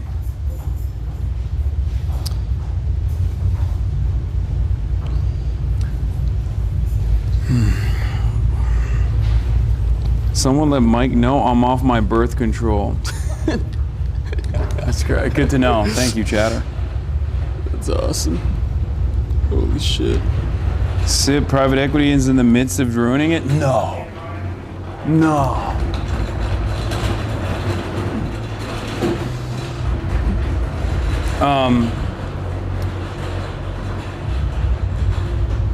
Tired, bro? I'm a little tired. Sleepy? I mean, we're 7 hours and 30 minutes in. It's a little past your bedtime right now? Yeah, I think we do the interview and then go Mimi's? Yeah. Bedtime. You gonna brush up on your Spanish, bro? Every stream's a banger. WW, thank you. My Spanish is flawless. Boys, do not breathe deeply. Can you guys hear us breathing? The fuck? We're doing it Mike's way. What, is that like a Jersey Mike's reference? I didn't know. How do you not know that? No, I didn't know that. You know how you can get the sandwich Mike's way. What does that mean? It's like vinegar, onions. Oh, so it's they just. So that's like the OG. Okay, so that's the actual New Jersey way. Somebody tell Mike I want him to have his way. With you? No, because you're supposed to, if you want the real method, you got to do double meat, double mayo, oil, vinegar, salt, pepper, onions, and lettuce, and tomatoes. That is the real New Jersey sub. That is the real New Jersey sub. Ew, mayo? Yes, double mayo. Y'all don't fucking know. Double meat, double mayo. Mike's way. I mean, I don't know what Mike's way is, but that's the Hossie way. And that's the only way. Double mayo gross. Mike spits on it. Anyway, they're gonna be like done in 10 minutes and then, or 5 minutes now probably. And then we'll get in there. Socrates said he wanted us last so we could get the most amount of time. That's what I like to hear. Nobody in Jersey goes for double mayo? Okay, all right, we do single mayo. Do single mayo, it's fine. But the rest of the stuff has to stay in. So what's the over-under on me getting a picture with Bernie Sanders? I'll ask him, like, if you want. I mean, we're boys. 30% of your 7 minutes asking him for a picture with me. We're fucking boys, so. I mean, that's the only reason I came. What? Did you think I came because of the interview? I just came to get a picture. Oh, I thought you came for the interview. My mistake. Yeah. I'm actually gonna start with the picture and then fuck off. Yeah, and then just drop the camera. You're like, my job here is done. All the years I put into this, it was for aura farming. Do you think I frame mug Bernie Sanders? Not that I would want to, I actually would. No, you can't frame mug Bernie Sanders. I would scrunch myself up out of respect to not frame mug him. Yeah, you can't. No, you cannot frame mug Bernie Sanders, bro. What are you saying right now? That's not how this works, big dog. I'm gonna give him the Nazar Bonjour. Here we go. What? It's gonna be like, thanks. The train was sweet.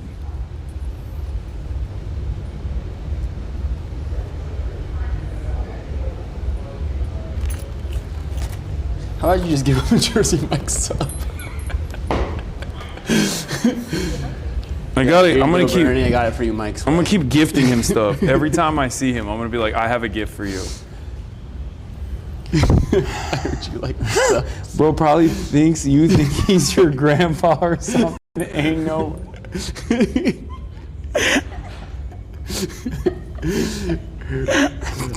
Are you gonna go for a neurotypical hug?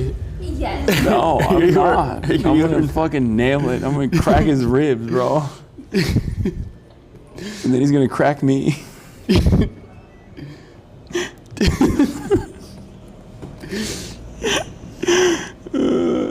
That's a little fa.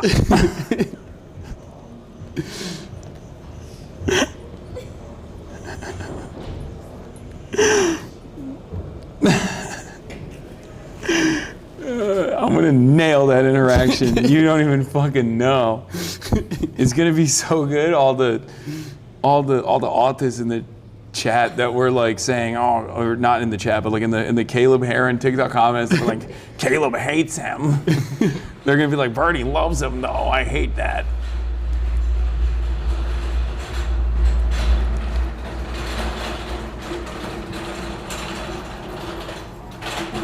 Don't forget to say yeah afterwards. Okay, calm down. So if like the conversation gets like really serious, really deep, and like halfway through, I just hit him with the. Are you gonna be able to keep going, or is that gonna fuck you up?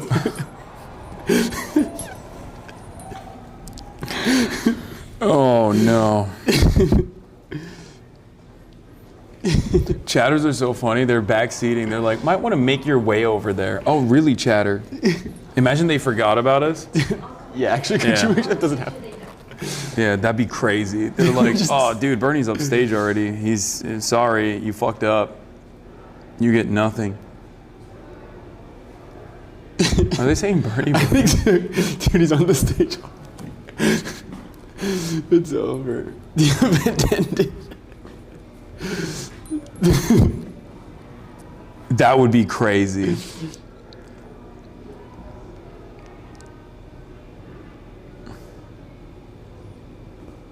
Wait, is he on stage? Keg W, he's on stage, Keg W? No. No. No, stop. No, shut the fuck up. That's not even the run of show. He just went crazy with it? Oh my God, you fucking assholes. They said he's on stage already. In the chat. Okay. Oh my fucking. Y'all are.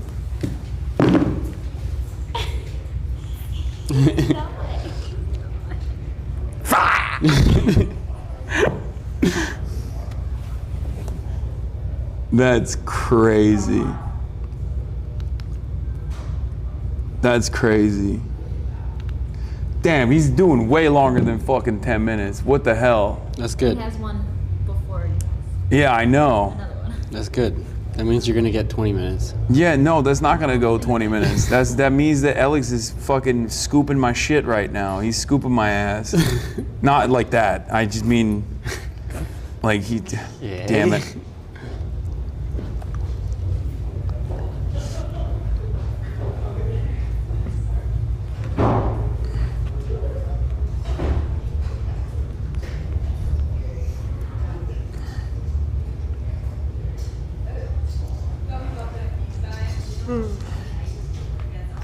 When is he supposed to go up? Do we know when he's supposed to go up? He's the last person to go up. I know, but like,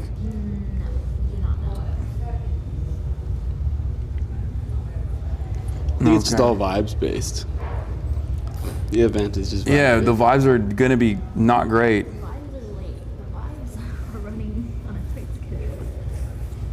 He needs to add that fuck ass piano riff with the horn on that soundboard. Bring him home, have a commie sleepover.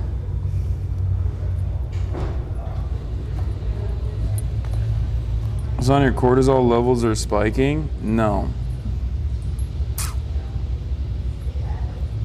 At this point, I'm not, this is not something that I'm like nervous about at all. I do want to make sure that it goes well as far as like the limited amount of time that we have, the time constraints that we have. I'm trying to get a good soundbite. But take a beta blocker, you should do a desktop stream with Bernie. That's what I want to do. I want to do a full sit down. I talked to his team about that.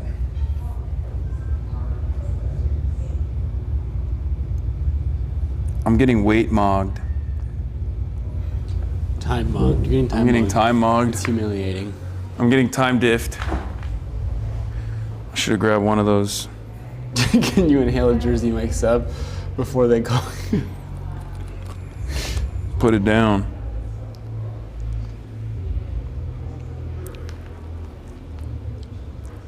We're gonna do this Mike's way. Big Burn overly disrespecting you with his weight, Papa? Okay, that's not the case. All right, you just started the second one, so you can hold outside the door if you want. Sure. All right, let's go back there. Maybe like 3-inch. I mean, it's supposed to be a 3. Oh, damn, okay. Here, Hasan, just grab this ahead of time. Yeah.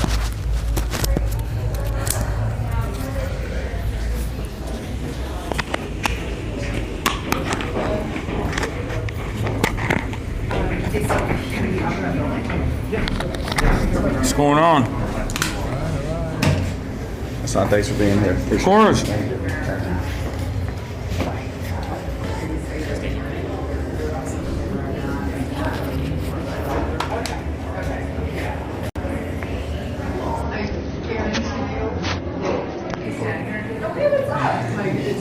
I'll put this in here for now.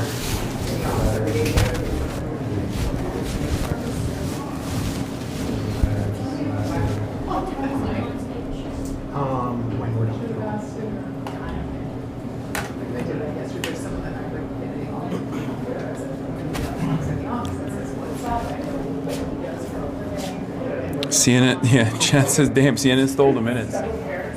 They did. They stole our minutes. We're gonna get them back. That helps a little bit. Well, the first time we did the show together, like the first hour or so, I had stuff in my head. Why? And I had to like rewire it, like rewire my brain. Thank you, guys. Should we should set up. We should set up. Or wait.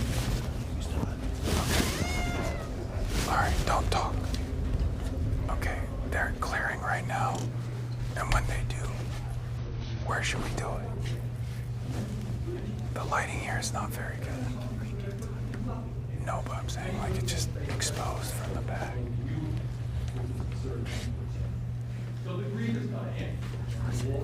What?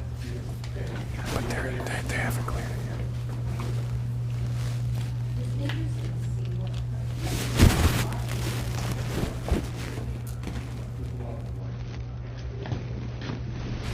Like side by side, like right there. It's kind of whack. Oh yeah. Yeah, that'd be so much better.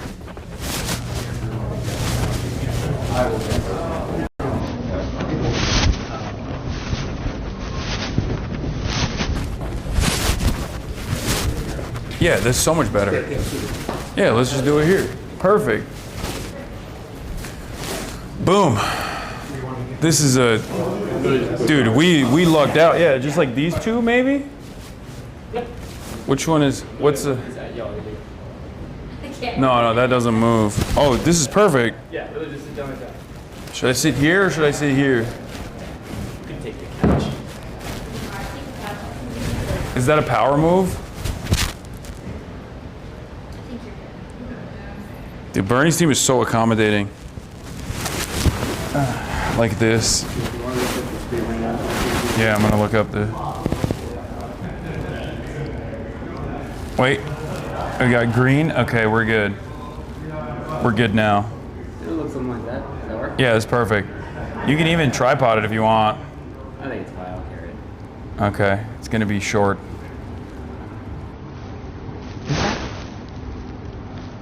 Is that Tom Morello? Yeah. Yeah, it was. Oh, okay. I don't want to say nothing.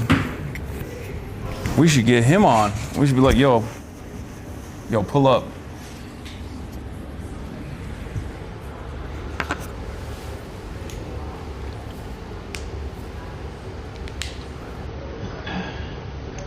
He's gonna be like, I don't want to talk to him. We hear him in the background.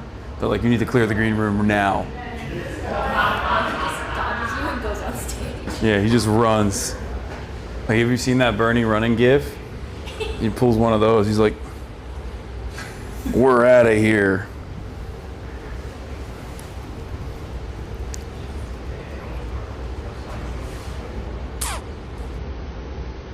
People run. Your outfit matches the furniture? I don't know why there's like green patches every now and then. Oh, it's like artifacting? Yeah.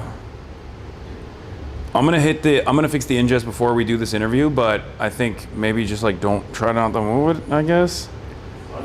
Or try not to move around, I guess. Just in one spot. I'm gonna hit the ingest real quick, Chad. It's gonna.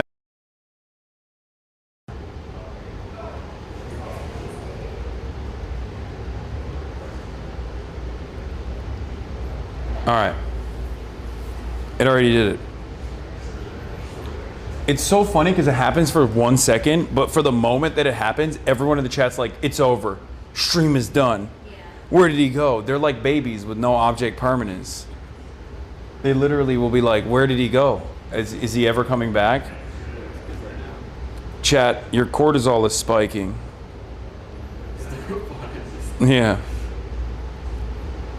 Piker Broadcasting Service is sponsored by you, the viewers, for you, the viewers. Remember, Piker Broadcasting Service for tomorrow's news today.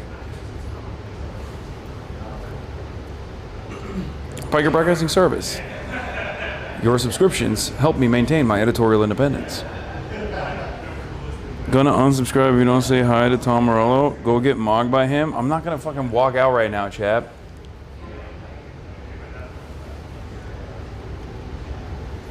Does Hasan really think he exists outside of the stream? Sad. That's true, I don't. When the stream ends, I die. When the stream ends, I just stand in place. He's coming. Okay. Oh God. Monka.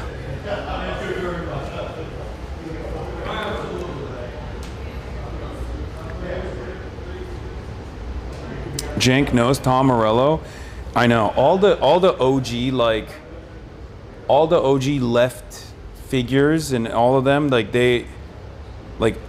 people above my generation, people older than my generation, they're all Young Turks fans. Like Young Turks gives me a lot of clout in that regard. All right, let's do it. Hey, how are you? Bernie. Good to see you again. Good to see you again as well. I've been good. I'm gonna give you this microphone real quick. Sure. Here, I can put it on if you want. Yep. All right. Right there. All right, so the last time we talked, it was at the oligarchy tour. I remember, it was in Las Vegas. Yeah, in Nevada. Yep.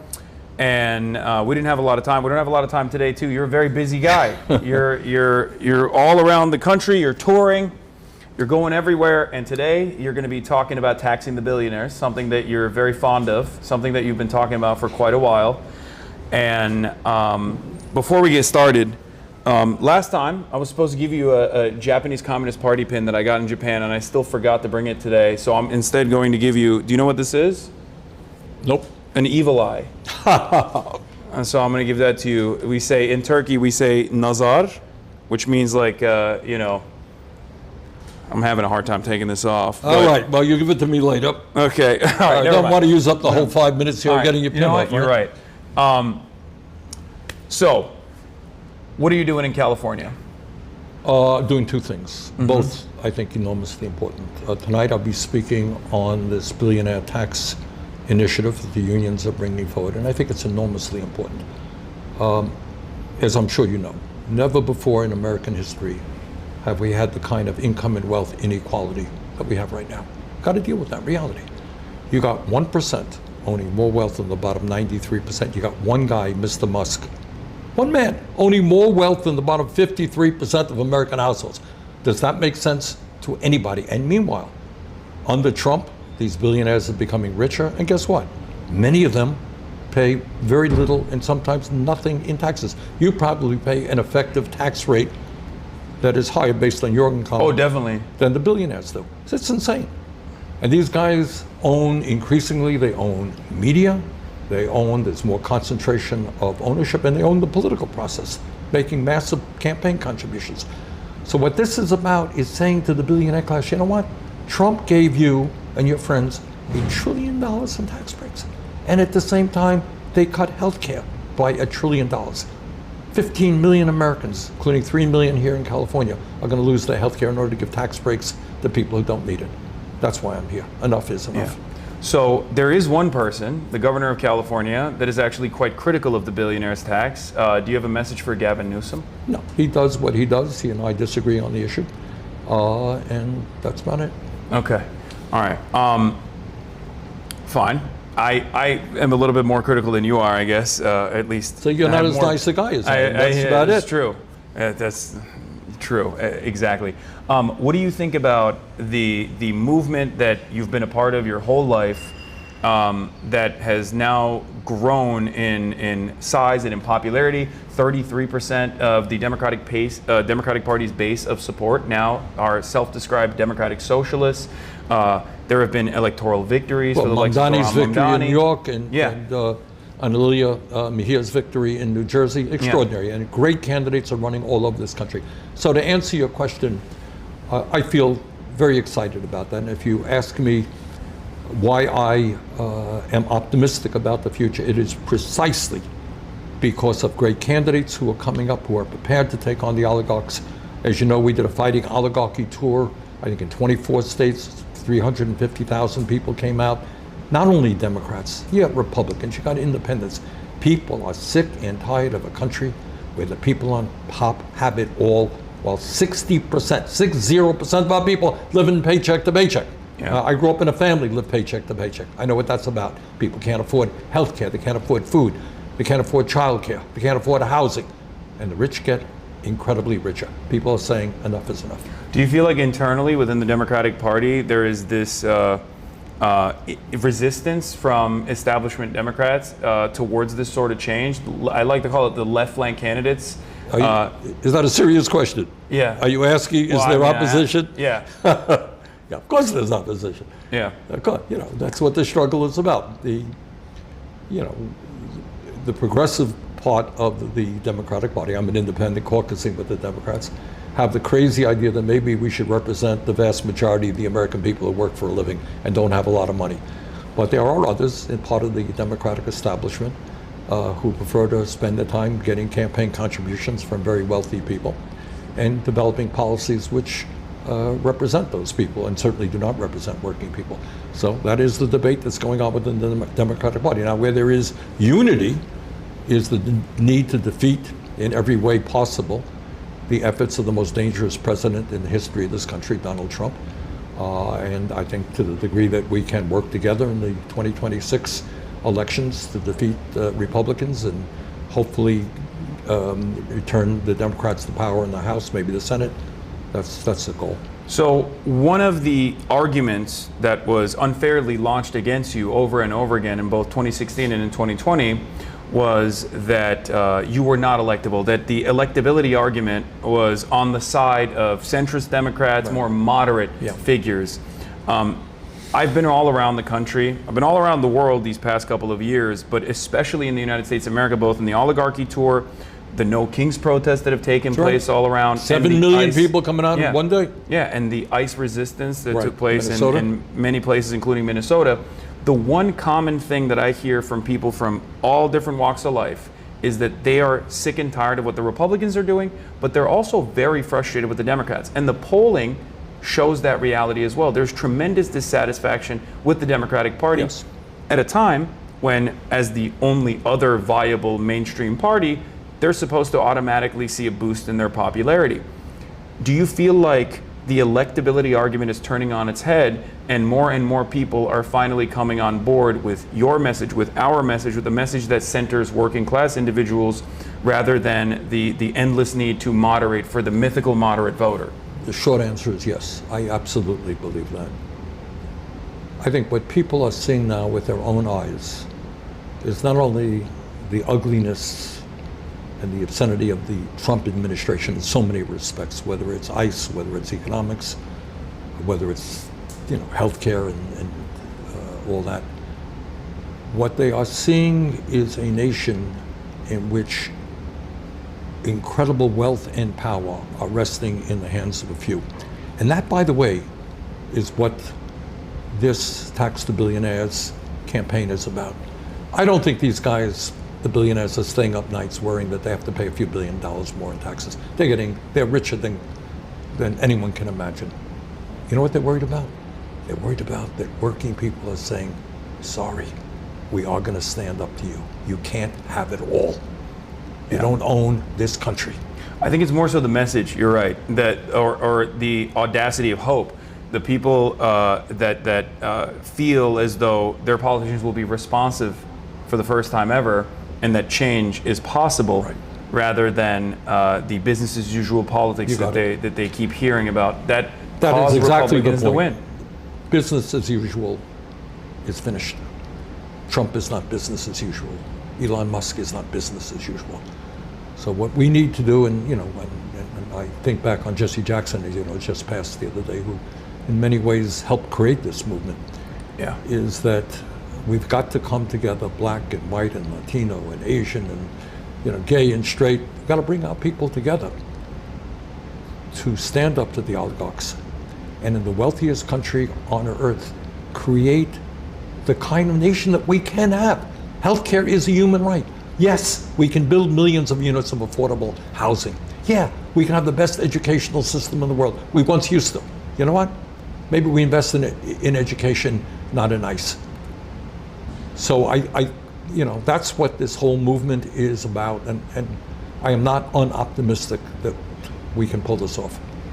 All right? Okay. All right. Let's do it. Thank you. All right. Bernie Sanders. I'm going to take this off and I'll give it to someone on your team so you can get it. Oh, yeah, let's take a photo. You got it? Oh, you got it? March, you want to also do one as well? Yes, can I get a picture after? Sure. 3, 2, 1. Okay. Here, you take it. Here, I got it. Okay. I'm making it. Here, you can put the camera down for this, March.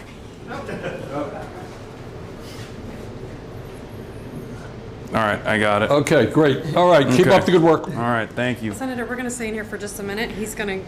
All right, we'll leave. And you want to go say hi to her? Yeah. Hello. How are you? Nice to see you. How you been? Oh, hi. yeah, My of husband course. is a huge fan of yours. Of course. Yeah. All right, let's do it. So what have you been up to? Just living here in Los Angeles, Good. working, and coming out to see you. Thank you. And Good maybe job. to come to Stanford, because Roe texted me the other day and invited me up there. Good. Yeah, Ro and I will be speaking. Here. Yeah. Wait, let me give this now. Hold on. Oh, yeah, please. Can I give this now? I got it. I got it out. I'm not going to wear a pin that I don't know. Maybe No, it's no, the no. evil eye. I don't No, know. it's very... I'll tell you what it is. Okay. Yeah. Okay. There you go. All right. Thank you. I did it. I took it off. Yeah, so he's came here. You have the mic, right? No. Wait, Bernie, does he still have it? Hold on. Bernie still has the mic. Work on the same No, I forgot to take it off. Thank you very much. She does a great job. Sure, I'm honored to mic. I'm Yeah. having your mic. Yeah, got it. Thank you. All right, we got it. It's not that big of a deal. It's not that big of a problem. All right. You did great. Coming? Not yet. Okay. There, I said you nailed that social. Yeah. Thank you, son. Of course. Thank you.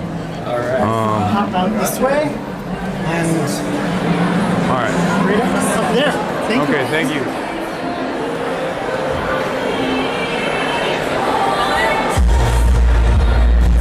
All right.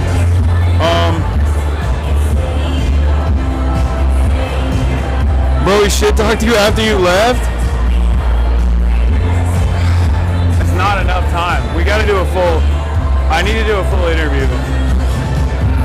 Seriously, it's like, there's so much I want to talk about, specifically on a bunch of different like candidates rising in prominence, things of that nature. I'm not very, I think it was fine. It was not the best interview. Like, we didn't even get to foreign policy. We invite everybody to return to your seats. The program will Anyway, begin shortly. all right, I'm gonna end it here. All right, everybody, that was a long day. We're gonna end it here for now. Go watch the Bernie Sanders stream. He's gonna be talking here about why we need to tax the billionaires. And I will see you tomorrow. Tomorrow's Thursday. I'm gonna have a conversation with Adam Mockler of Midas Touch. Adam Mocklib of Midas Touch about establishment Democrat versus progressives. And I think that'll be a very productive conversation. And we'll see you on the other side. Hopefully that was a enlightening and productive conversation. It's probably things that you've heard a million times over, but it is what it is.